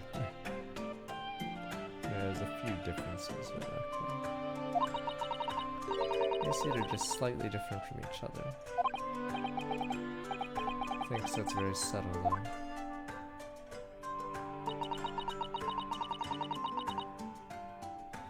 Reason for the subtle difference between the two prints. Because they're a set, you see. No, I don't. Pair of photographs. Meant to be used as a stereoscope. I run London's radar multiple stereoscope. What do I feel though I've heard that word recently? Yes. That's what Mr. Sholmes showed us yesterday. See, there it is, just over there. Yes, of course. Magic machine makes pictures almost ruin off the touch. Actually, it's quite possible to see the same depth in pictures even without one of those contraptions. What, really? You know, a pair of flat photographic prints can appear that have depth in the first place? No, I have no idea. Oh, wonderful. Then I'll be able to tell you. Oh, she's over the moon, bless her. Let her explain now. We really need to carry on investigating the scene. I, for one, probably have to know. Damn you, God! I reconsider. Now our eyes see depth in the world around us. Well, I just opened them, and it works. That's the reason it works, because we have two eyes. Shocking. You try closing one eye at a time, I think you'll see straight away. What the? I can't say she's gone. You see with your left eye, you see with your right eye. Ever so slightly different. You get a different view of each eye. Yes, position of objects seems to shift slightly. Exactly, in your head, your brain uses that shift the estimated depth as it merges the two views into one. That's how we sense depth in everything we see. My brain really is amazing, isn't it? It does so much without telling me. I think I see, so the pair of photographs consists of a left eye view and a right eye view, isn't that right? I hope that suits you quick. Persuade your brain to merge the two images together in your head, you'll be able to see the depth in those prints. As you begin to understand a stereoscope's function, acts as your brain allow you to do just that. Yes, but as long as you have two images, two eyes, and one brain, you can actually do it yourself without needing a stereoscope at all. You can, really.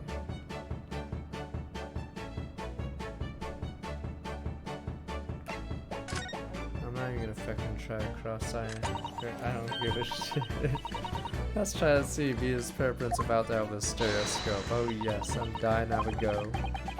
Let me see, we'll try, but I don't think I can do it, or it's not worth my time.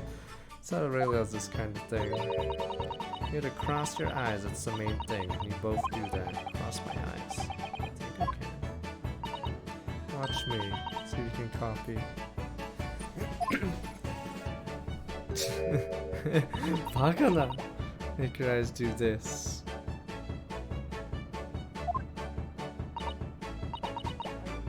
Let me try. Are you ready, Mr. Naruhodo? What's that? Wonderful, it's your turn, Reno. Trick is concentrate and look at the bridge of your nose. Both eyes. Same time. Not exactly in these details when two people are staring at your cross-eyed. Well, that's enough practice. Let's try looking at the prints.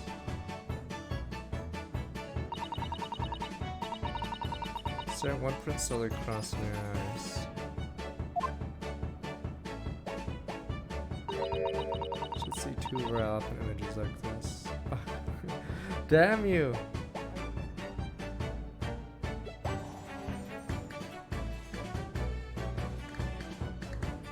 I'm like looking at my nose and trying to look up.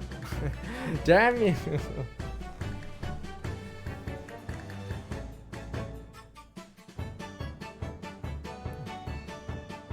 Is it an example? Okay, wait, so I'm supposed to try it now, Runa. I'm just going to give it a try, I suppose.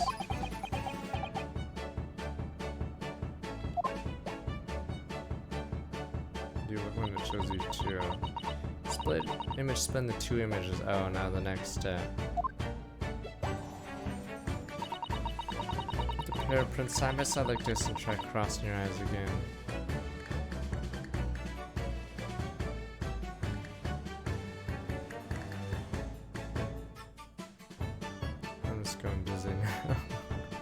Okay, I'm just getting dizzy. Okay. Alright.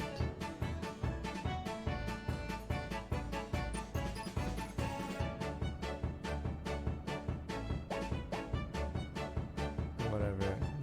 I don't care. I'm trying to do the nose trick where you see both sides of your nose and I look up. Then I just get dizzy. Fuck. Okay, whatever. Yeah, I see the right side of the bridge of my nose and the last side, then I try to look up, and then I get fucking dizzy when I look at the screen.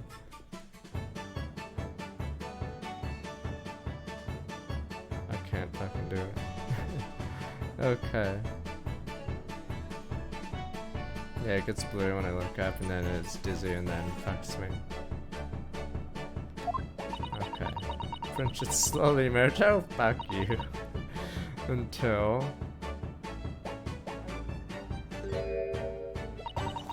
form a new single image in the center. Oh yes, Naruhodo, it works. I can see in the middle now.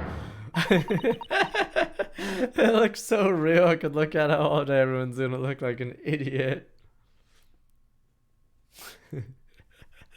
Everyone walking around like an idiot. Let's see. Do your VTubers look like this sometimes? The cross-eyed VTuber. Okay. Wouldn't advise that. Your eyes might start to hurt. Maybe there's a market for this. Your turn, Runa. Fuck that. Fuck that shit. Pretend to look at your two pictures, slowly cross your eyes. I give up. I don't want to kill my eyes. Let's position your eyes till the images overlap exactly in the middle. Like this.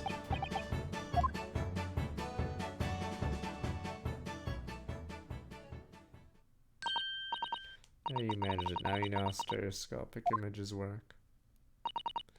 Well, I don't know who discovered it, but it really is quite extraordinary.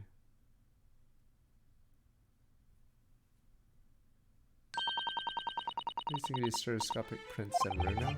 Certainly amazing, but it isn't easy to get the knack of viewing them properly. Some people find it easier than others. That's why contraptions like this exist, where people find it tricky. I recognize that. We saw one over there yesterday, didn't we? If I remember correctly, you press this little knob here.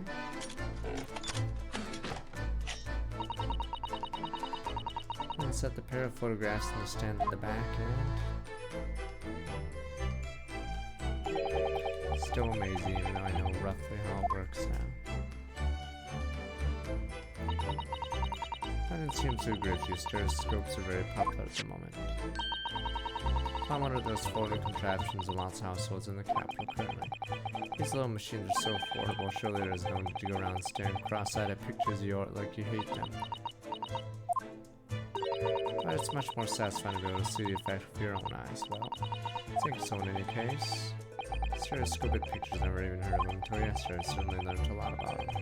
What if it's not like that, I've actually needed it? It's gonna be the case. Alright. Second white cat has been mentioned in the court record.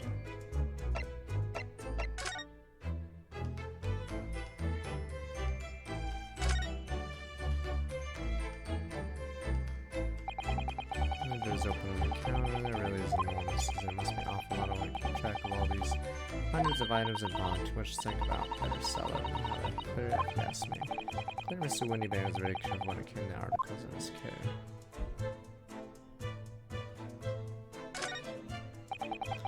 Please just scan every inch of this place by the look of it.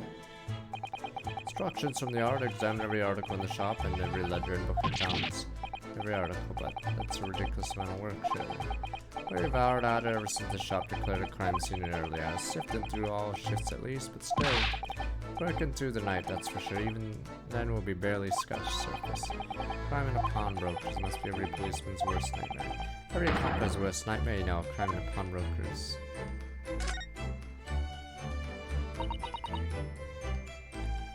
Oh, the door is a storeroom. That's what Gregson said.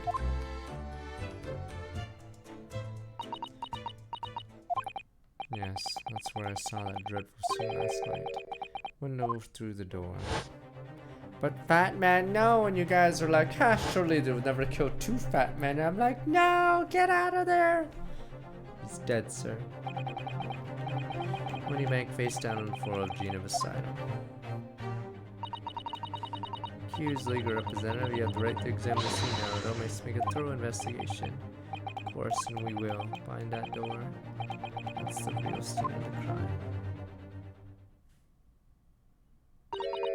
Don't worry, if there are clues in there, I'll find them.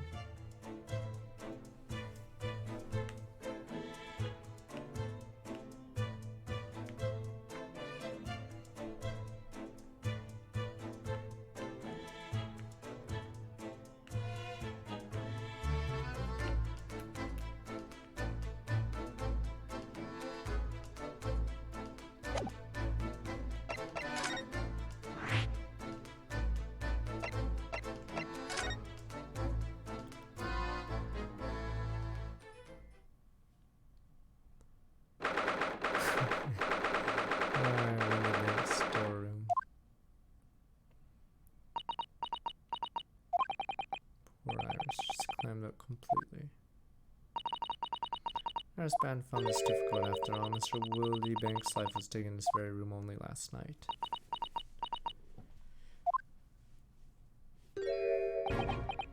Gregson. Ah!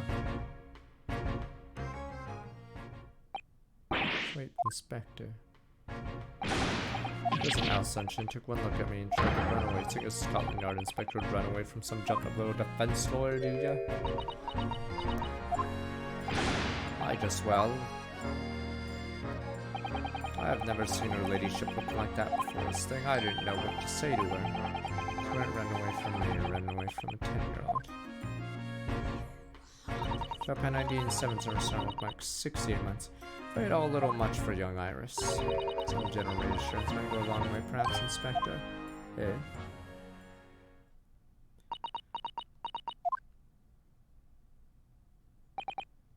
Very well. Don't trouble yourself unduly, your ladyship. I mean, at least you're not dead, are you? See? Because like, at least you have your health. I don't think that went very well. Why? Look, I'm in the middle of an investigation here, Sunshine. Told not get under my feet. We have investigated into ourselves, yes. I'd like to hear more of what the socially inept inspector has to say. Oh, hurry, inquire now Mr. Sholmes' operations going. Boom, boom, boom, boom. Inspector, what do you make of the crime scene here? You got eyes, haven't you? Use them. It's what it looks like, nothing more, nothing less. Could you lend me a hand? Gregson, what do you make of the crime scene here? Yes, your ladyship, allow me to humbly explain.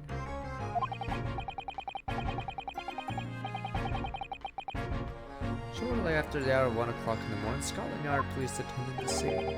One and only door to the storeroom was found locked from the inside, so it was locked from the inside. Lock appears to be broken now, though. Is that the police officer's doing? Quite right, madam, quite right. We took the liberty of smashing the door in as humbly as possible. Now, as you can see, the victim was discovered prostrate on the floor thuswise. Next to the aforementioned body, discovered a vile gutter child. Talking about Jenny, she's my friend, you know, Inspector. Miss Lestrade, the hapless girl, was curled up on the floor, dead to the world. She's still alive, you know, yes. When I saw her, she appeared to be unconscious. Afraid to say she had the gun that was used in her hand, no. She must have got still down on the floor now. In her pocket found the key to the door as well. What's the key to the storeroom? And you say the storeroom had been locked from the inside, Inspector. Correct, all which leaves her ladyship's friend. Something of a sticky situation, I'm afraid. Obviously, my personal opinion is that some sort of misunderstanding. Of course it is, Inspector, of course it is.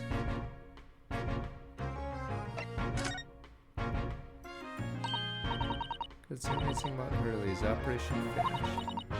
Hurley alright, is he? Well, the thing is, what's your words, Inspector, please? I don't mean to say that Mr. Sholmes is this. No, operation's done and dusted. It's just that, well, not worth it. Yes, ma'am. Use something called a general anesthetic. It's the latest thing, renders the whole body insensitive. Whole body anestheticized, is that impossible? Means operation can be completed while the patient's fast asleep.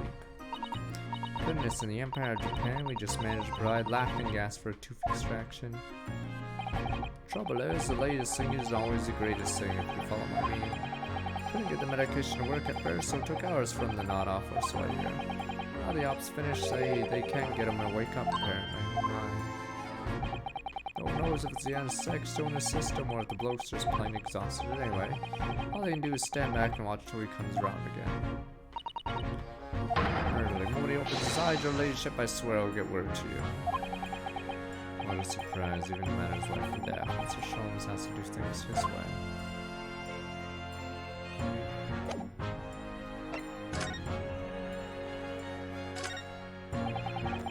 Buddy's article's been deposited, the room is stuffed full of them. Can't believe how many there are. Escrow, gramophone, musical instruments, even some enormous paintings. These are different people's lives quietly gathered dusting it together. Something very peaceful about the atmosphere here. At least there would be if not for the chalk outline on the front. Please been shuffling around. Not much I can do about that, sunshine. Place a marked position on the bottom of the chalk line.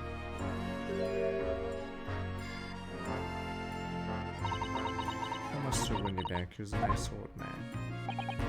Well, he was shot just once through the heart. Most likely the fellow died instantly. You wouldn't have felt a thing. The big EXD from stomach, like 52 months. This must be his blood then. I don't like to ask such a wretched time, Iris, but I wonder if perhaps this is it the match at the front. Don't worry, Susie. Ready for action.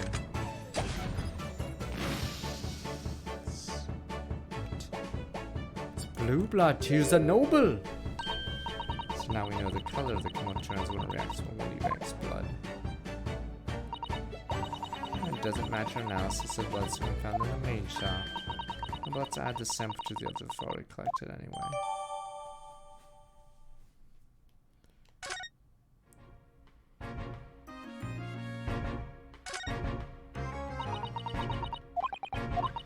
Remember, so yeah, a 10-year-old looking at a dead corpse or the outline. Don't worry, I'm alright.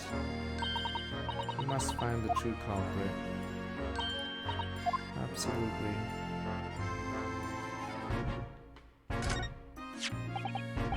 This is a revolver, a real one.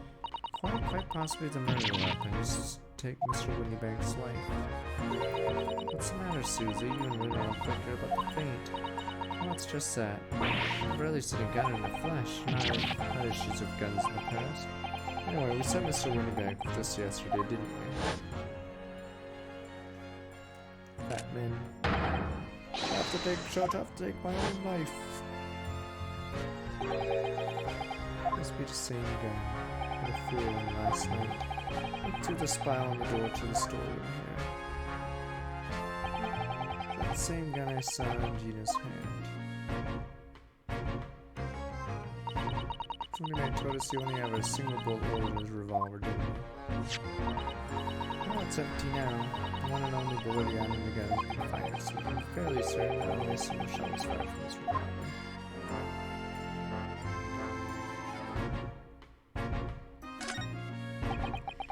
Erica's in the store, and this is the only thing that shows any sign of being ransacked.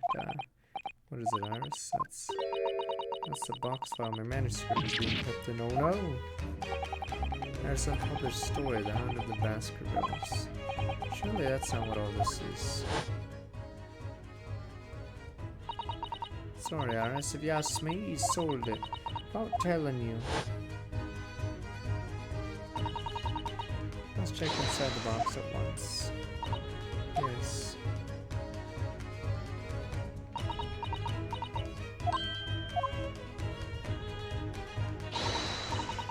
nurse's story was there, really? It was.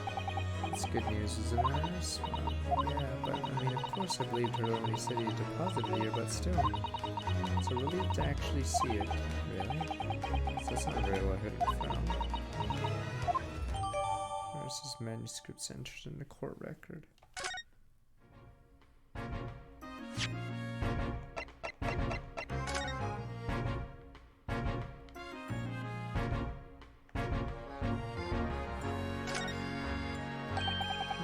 Baskervilles.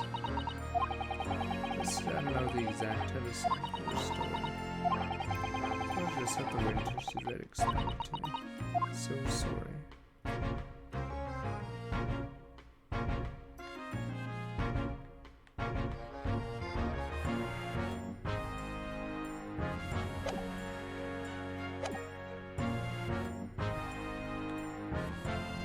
If your pay got doubled, you'd be fucking your ladyship 24/7 as well.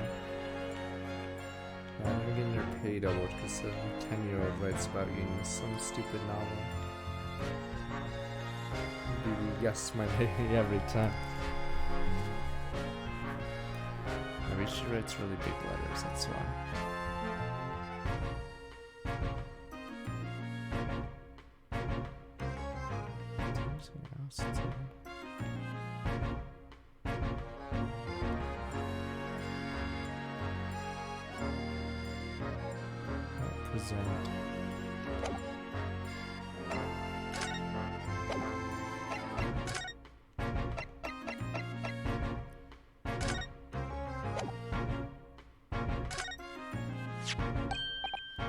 What I think it is. Your ladyship's latest. Yes, my latest story. It's called The Hound of the Baskervilles. Most fascinating title, your ladyship. Fascinating enough, I don't suppose. There be any mention of my humble self in the tale this time? Good question, I can't really remember. I see. Well, why would you, your ladyship? I'll wait its publication, eager anticipation, yet worry inspect. I'm sure if you do appear, you'll be doing anything particularly remarkable. You looking to be arrested, sunshine? I didn't mean like that. Even if I did, you wouldn't have bitten your lady's head off, would you?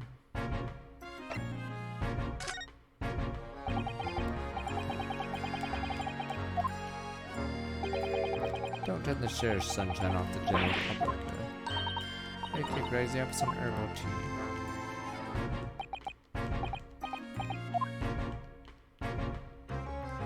Yeah, the second game will be next weekend probably. Unless, I mean, we'll probably finish this case tomorrow, and then we'll do case 1 of the next game, and then yeah, it'll be the weekend only.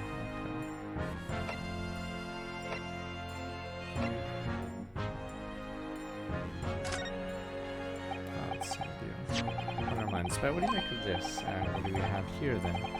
Pension ticket for an article deposit here, is it? Looks like someone ran out of office station and wrote a ticket on whatever paper was on it. This ticket from the gilded overcoat, the one that low diver turned up with yesterday. Actually, no, it's not. Really? Think you know better than me, do ya? No, I didn't mean to, That's right, Gregson, it isn't the same ticket. Of course it is, I've never doubted your ladyship. So all about it if I might be bold to ask. This is a second ticket. Second one? It seems Miss McGilded in fact had another article in storage at Winnie Banks. Is that right? I think we need to discuss this further with the inspector, Sonardo. Good, because he's ever so easy to talk to.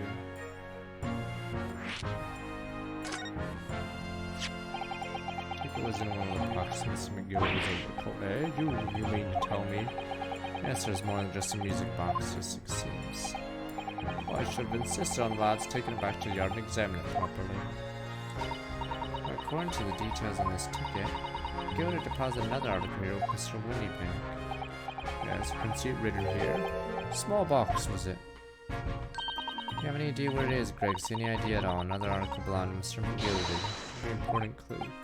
Well, yes, I suppose it could be. Please stop looking at me with those big turquoise eyes of hope and expectation. Too much pressure, I'll lose me marbles, I will. I'll go barking. No time for dog impressions, Inspector. It's enough sauce from you, Sunshine. There's one thing that springs to mind. Well, this ticket, the redemption deadline's already passed, hasn't it? Yes, of course. Article's only out for 2 months. So the small box will no longer be in here then. That's right, it's been forfeited. Which means it could be on the shelves in the front of the shop where the forfeited items are. So, yes, the shelves in the front must search them at once. Don't waste your time. Oh, there are dozens of low boxes out there, hundreds even. Can't possibly know which ones might have been recorded. That information's not written on the ledger. Well, I think we should at least have a look just in case. Of course, your ladyship, of course. Very sensible of you, I'm sure. Let's get an oil.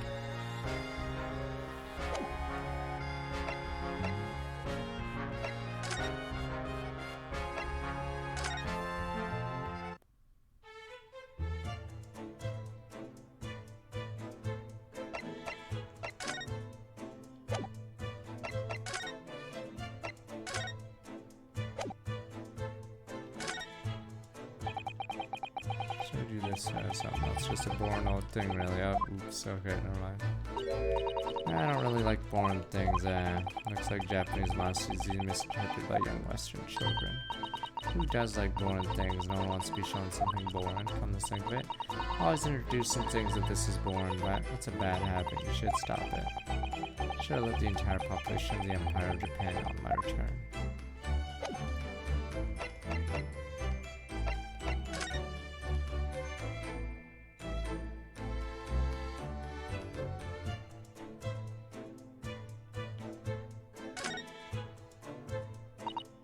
This is where all the items have been forfeited by the original owners are offered for sale. That's right, they've all got little price labels on them. There's so many. I wonder if the small box this ticket was for is still on the shelf somewhere. The box must go to deposit over 2 months ago. If it were, finding it promised to be very troublesome indeed. There's so many boxes, it could be any one of them. Show them set up pawnbrokers, safest place to store anything. More secure than a bank vault. Perhaps a small box must go contain something of very great value. If that's the case, you probably have kept it locked, so that when you find every box, you'll lock and break them all open. Oh yeah, poof. Sort of misconduct would get you arrested. I won't let that happen. Ah, this takes me back. It's been some time since you sat us on last through me.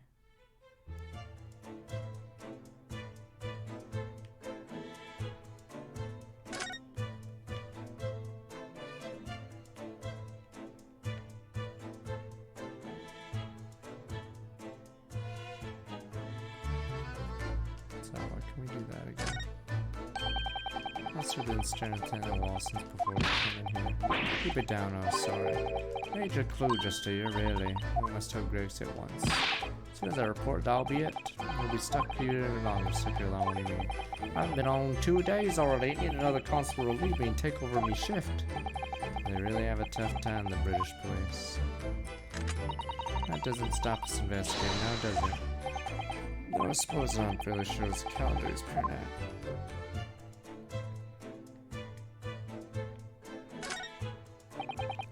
Green blood, it just seems wrong somehow. Oh, there are all sorts of different colors. Pretty pinks and purples too, you know. Like I said, everyone's blood is different. I wonder what color my blood would turn out, actually. I don't want to know.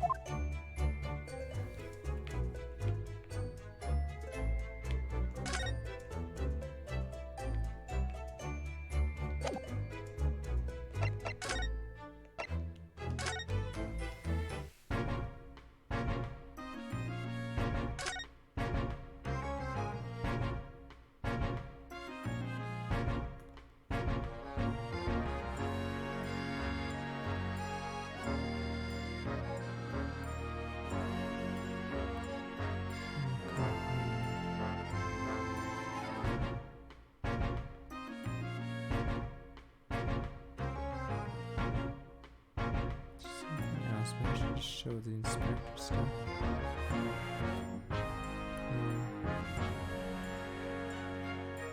I'm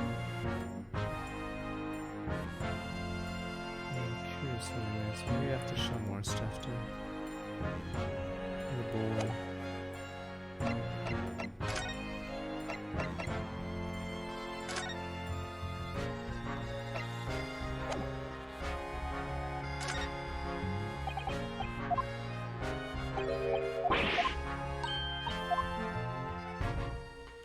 when you get punished, being forced to go through this.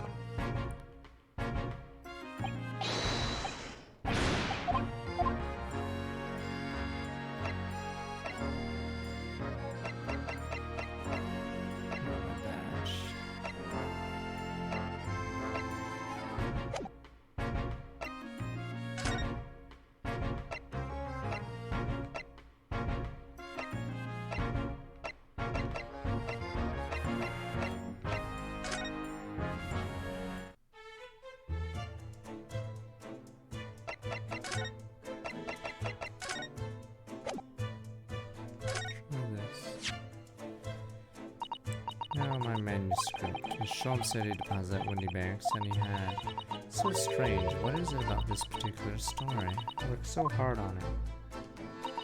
I would really say I can't publish it. I have no idea. All you can do is wait until he's ready to tell you, I suppose. Maybe. Because Hurley isn't in enough. Maybe I didn't give enough good lines. Yes, maybe. I wish I could say that definitely isn't the reason. But I can't.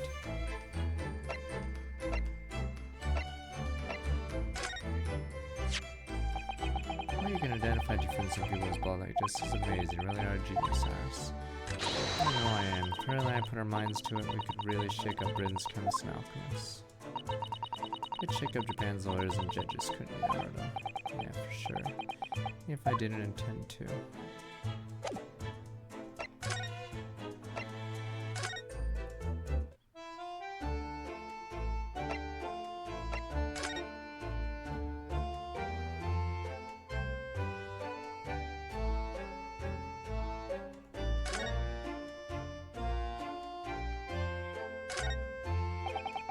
Only 2 months you've been taking up lodgings here above Sholmes' office. Can't quite believe it. Never expect things to turn out like this. Really comes back home, let's have a big party. Great idea, I'm sure it won't be long. Sholmes is very tough.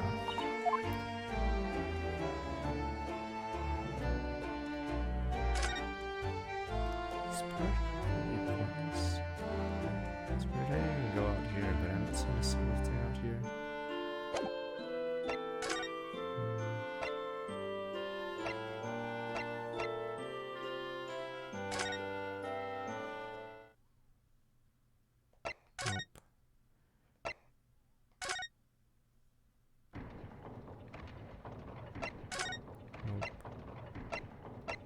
Maybe there's something in the storeroom.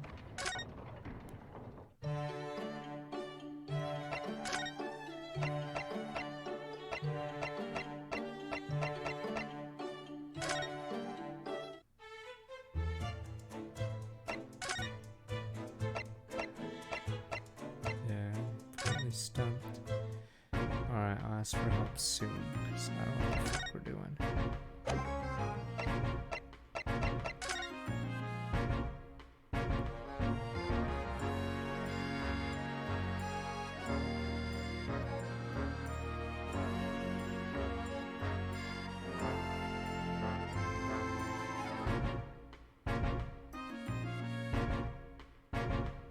Thing is, this is the only investigation, not say in the game where you have to actively look for something, because the other ones are sort of, or the other investigations, they didn't even look at the stuff. You just talk to people and that was it.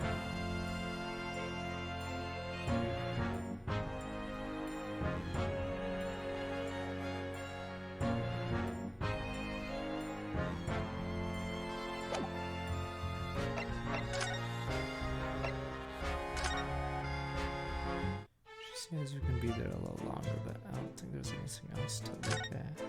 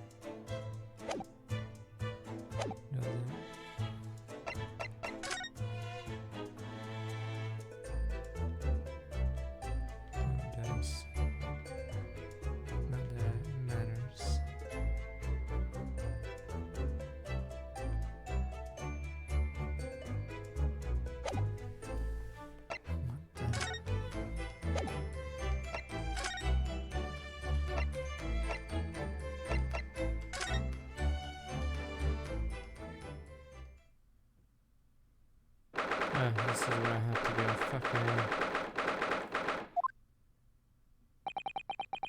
He doesn't appear to be here. Oh, never mind. Debated.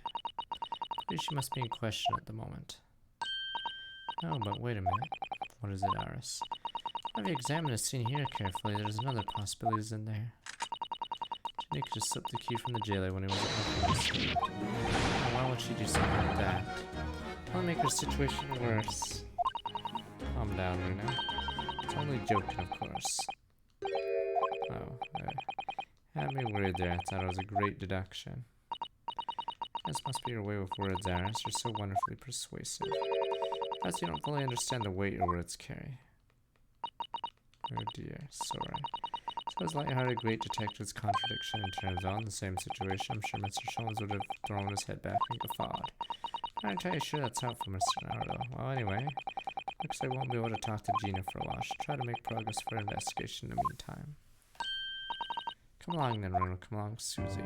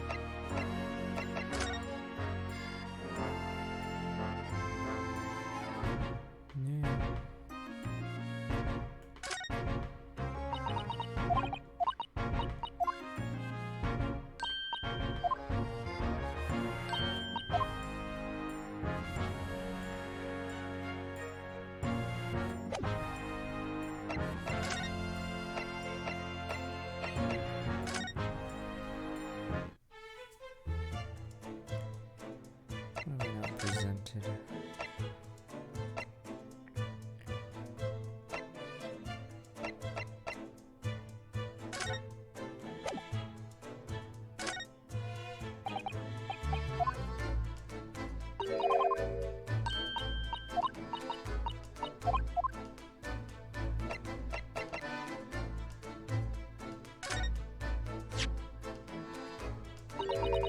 Oh, Jenny, it's not my fault, really. She'll be alright, won't she? In court tomorrow morning. I know if everything I've got. So she'll be alright, won't she? Am I that bad and still in confidence?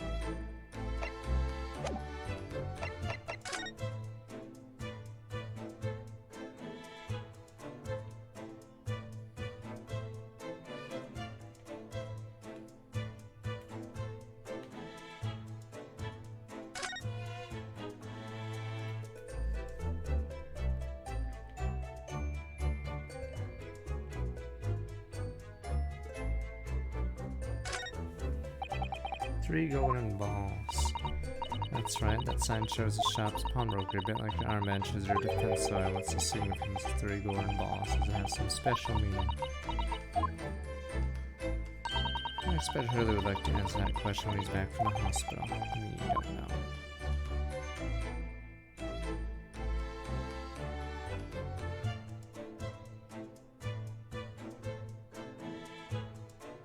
I am lost at this point.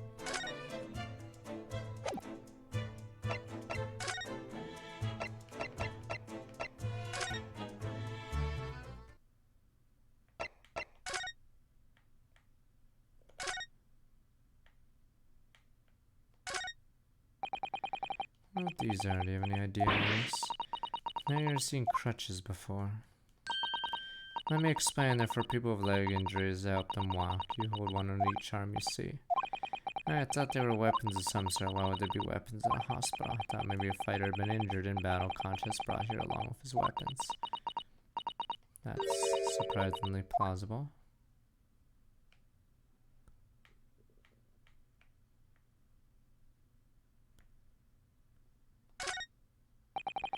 That's Miss Sholmes' bed. Poor Hurley. That looks stiff as a board, doesn't it? No, I don't think that'll bother him. No. I'll find him asleep face down on the floor, completely dead to the world. I think I'd call the police if I discovered something like that.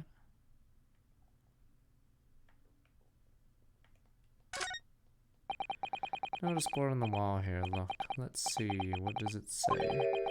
Thought of the day, on seeing any vermin, calmly and discreetly inform matron. Yes, so you have rats and mice in hospitals like this. Love to feast on all the medicine if you don't deal with them. Nothing left to treat the patients, rats and mice, so I see. Another old boater, I suppose. Doctors and nurses all very good, I hear. Certainly hope so, for Mr. Sholmes' sake.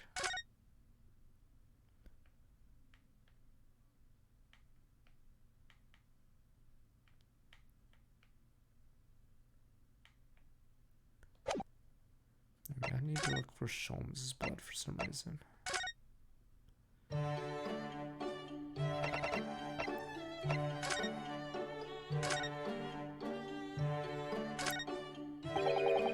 Sholmes' desk, very clear notebook, slowly different without the enormous machine on it. Well, it's absolute mess all the time. Never noticed when things go missing. Even Mr. Sholmes must have noticed that huge lump of metal is no longer there. Surely.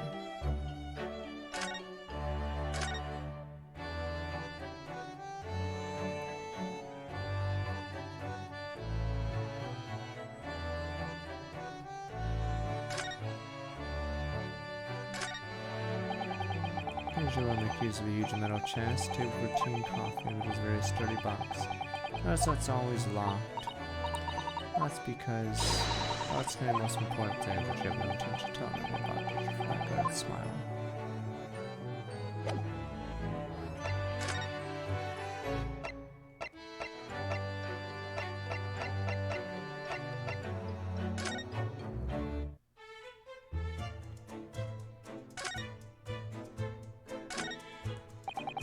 Spring at last, weather's warmer now. Alright, yeah, let's smell of fire and steam rises from the kettle.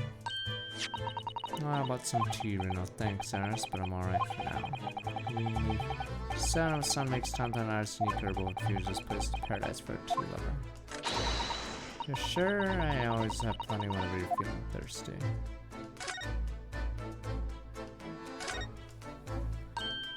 Oh, this looks like a telegram. It is, but you mustn't open it. Settle just from start off after 81 months, not under any circumstances I won't. Now then, let's see. No, what did I just say? I mustn't open it, don't worry, I won't.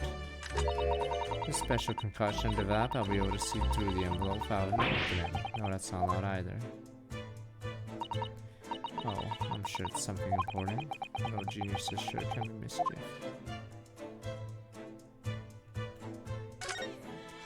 Of course, I'm sorry, we'll come at 83 months rather luckily old aquarium I find there. Prawns put in there are doing rather well. Yeah, ones too, alright. Apparently tanks like those were very popular in London before I was born. Well, I mean they're not anymore. I think people discovered it was too much effort to clean them out and change the water all the time. I can believe that. Prawns and ammons are fun for a while.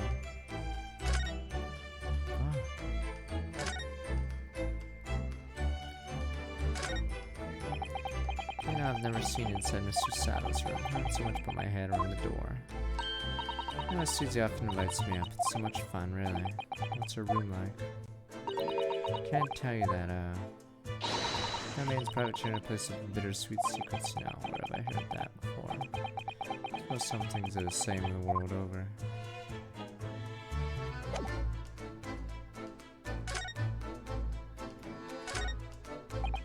I've only been here in Ludfakland 2 months. My desk's starting to look a little messy already.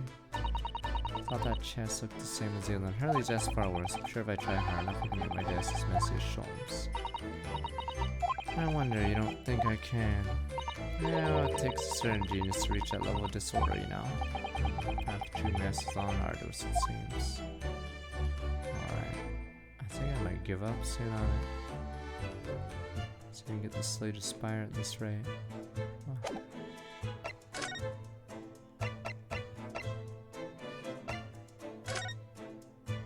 I don't fucking understand. Did I not present the right thing?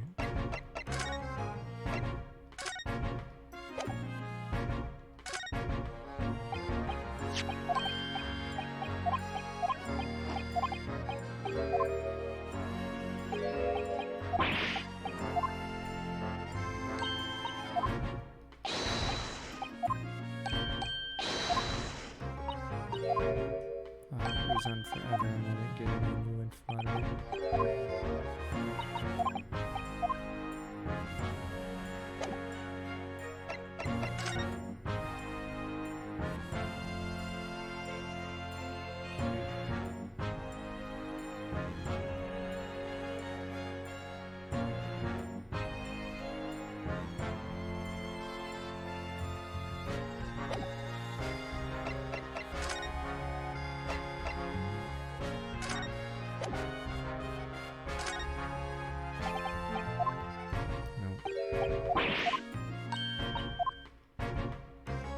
Sure there's a way to just skip this dialogue if you know you failed. Instead you're punished like this, I guess.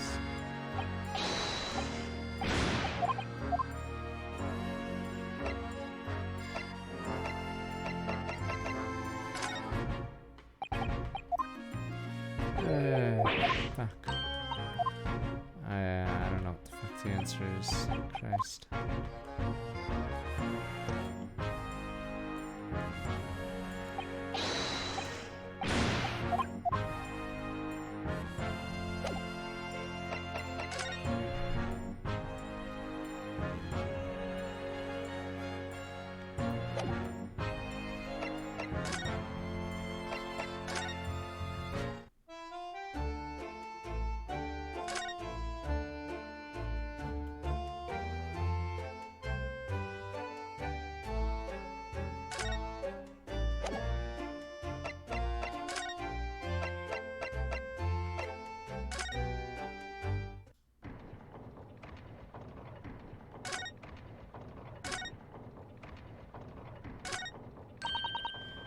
I suppose books, yada, books about the justice in all different Western nations.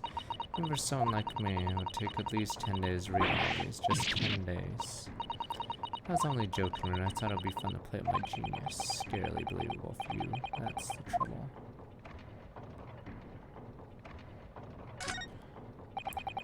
And suits of armor still facing each other menacingly across the room. I understand why anyone would wear things like that in battle, they must be so heavy. I expect you to invent some special lightweight suit if it was down to you, wouldn't it, Iris? I think it was me. I invented a world where people didn't need to fight each other in the first place. Iris, you're a champion. Well, what do you think? That was a model answer, wasn't it? She's 10, Realistic 10. She's leading you around by the nose. What if we made giant mechanized suits and we fought together? I love clocks and mechanisms, don't you? What time is it? Okay, I'm just gonna ask for chat. I just realized how late we are. Alright, fuck it. Alright, what am I supposed to do here? Yeah, one day, yeah, blah blah. I'm tired of all this, whatever. There's a piece I haven't examined. Okay, let me look.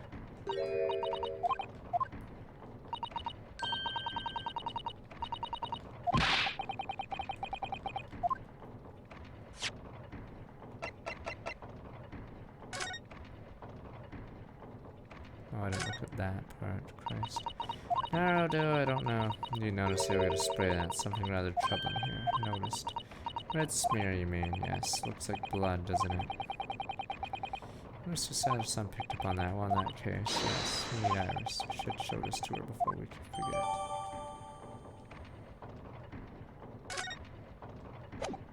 Yeah, so we can compare the blood.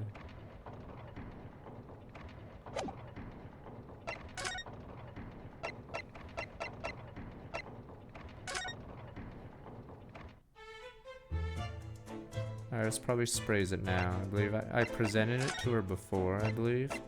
But since I didn't look at the blood, the game didn't assume, yeah, okay. Looks like blood, yeah. So yeah, I think I presented it before, but I gave generic dialogue. Because I didn't examine the blood. So it's a glove finger, almost certainly made a glove of leather. Don't worry, Reno. Leave the rest to me.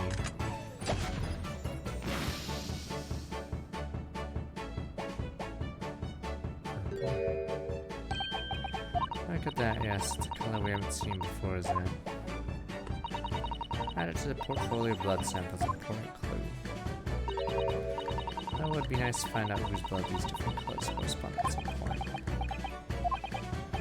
Well, this particular stain of blood, yes, you've had an idea, haven't you? Know whose blood this is.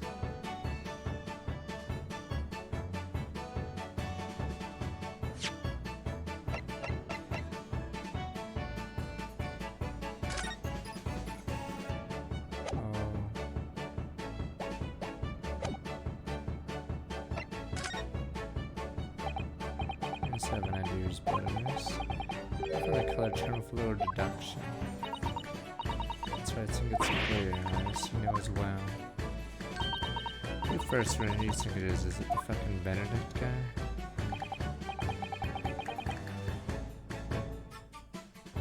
Okay, never mind, debated.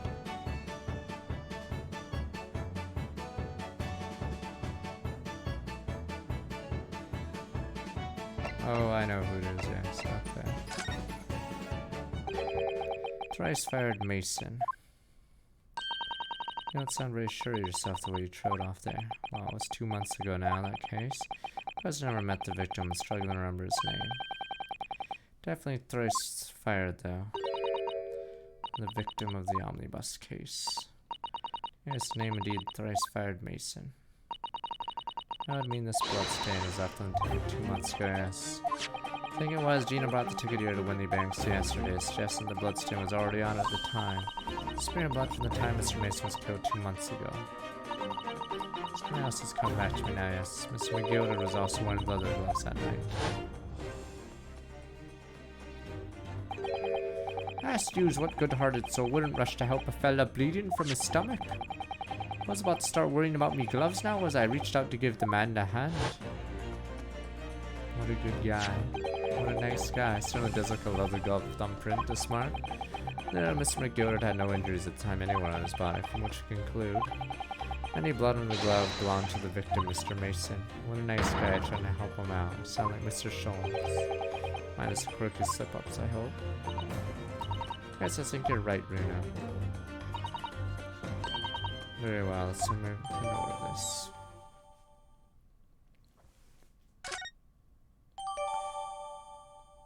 Alright, maybe we should save here, because we didn't get to the case, but I think Sholmes wakes up, I'm assuming, before we end.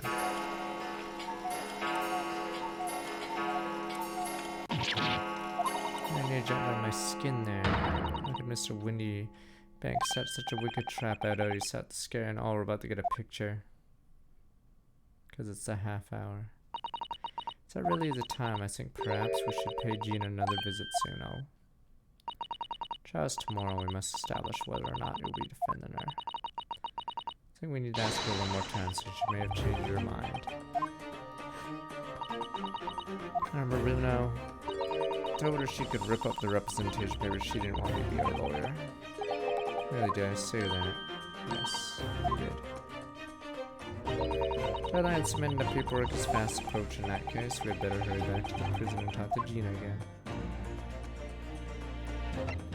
How much longer is this? Maybe I should just switch to Spiral Friends.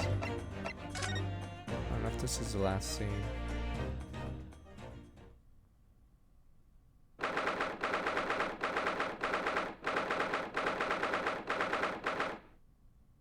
Yeah, I'll just end it then. Fuck it. Yeah, no one has a good estimation. Okay. You need to get your back. Alright, we'll continue this tomorrow, but yeah, we'll start the trial obviously tomorrow. Okay.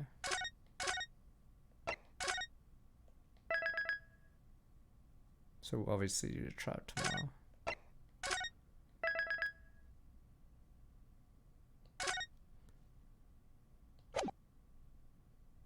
So that is it. could do it again. So we'll do Surge Spar now, but yeah, tomorrow we'll probably finish this game and then start the first case maybe.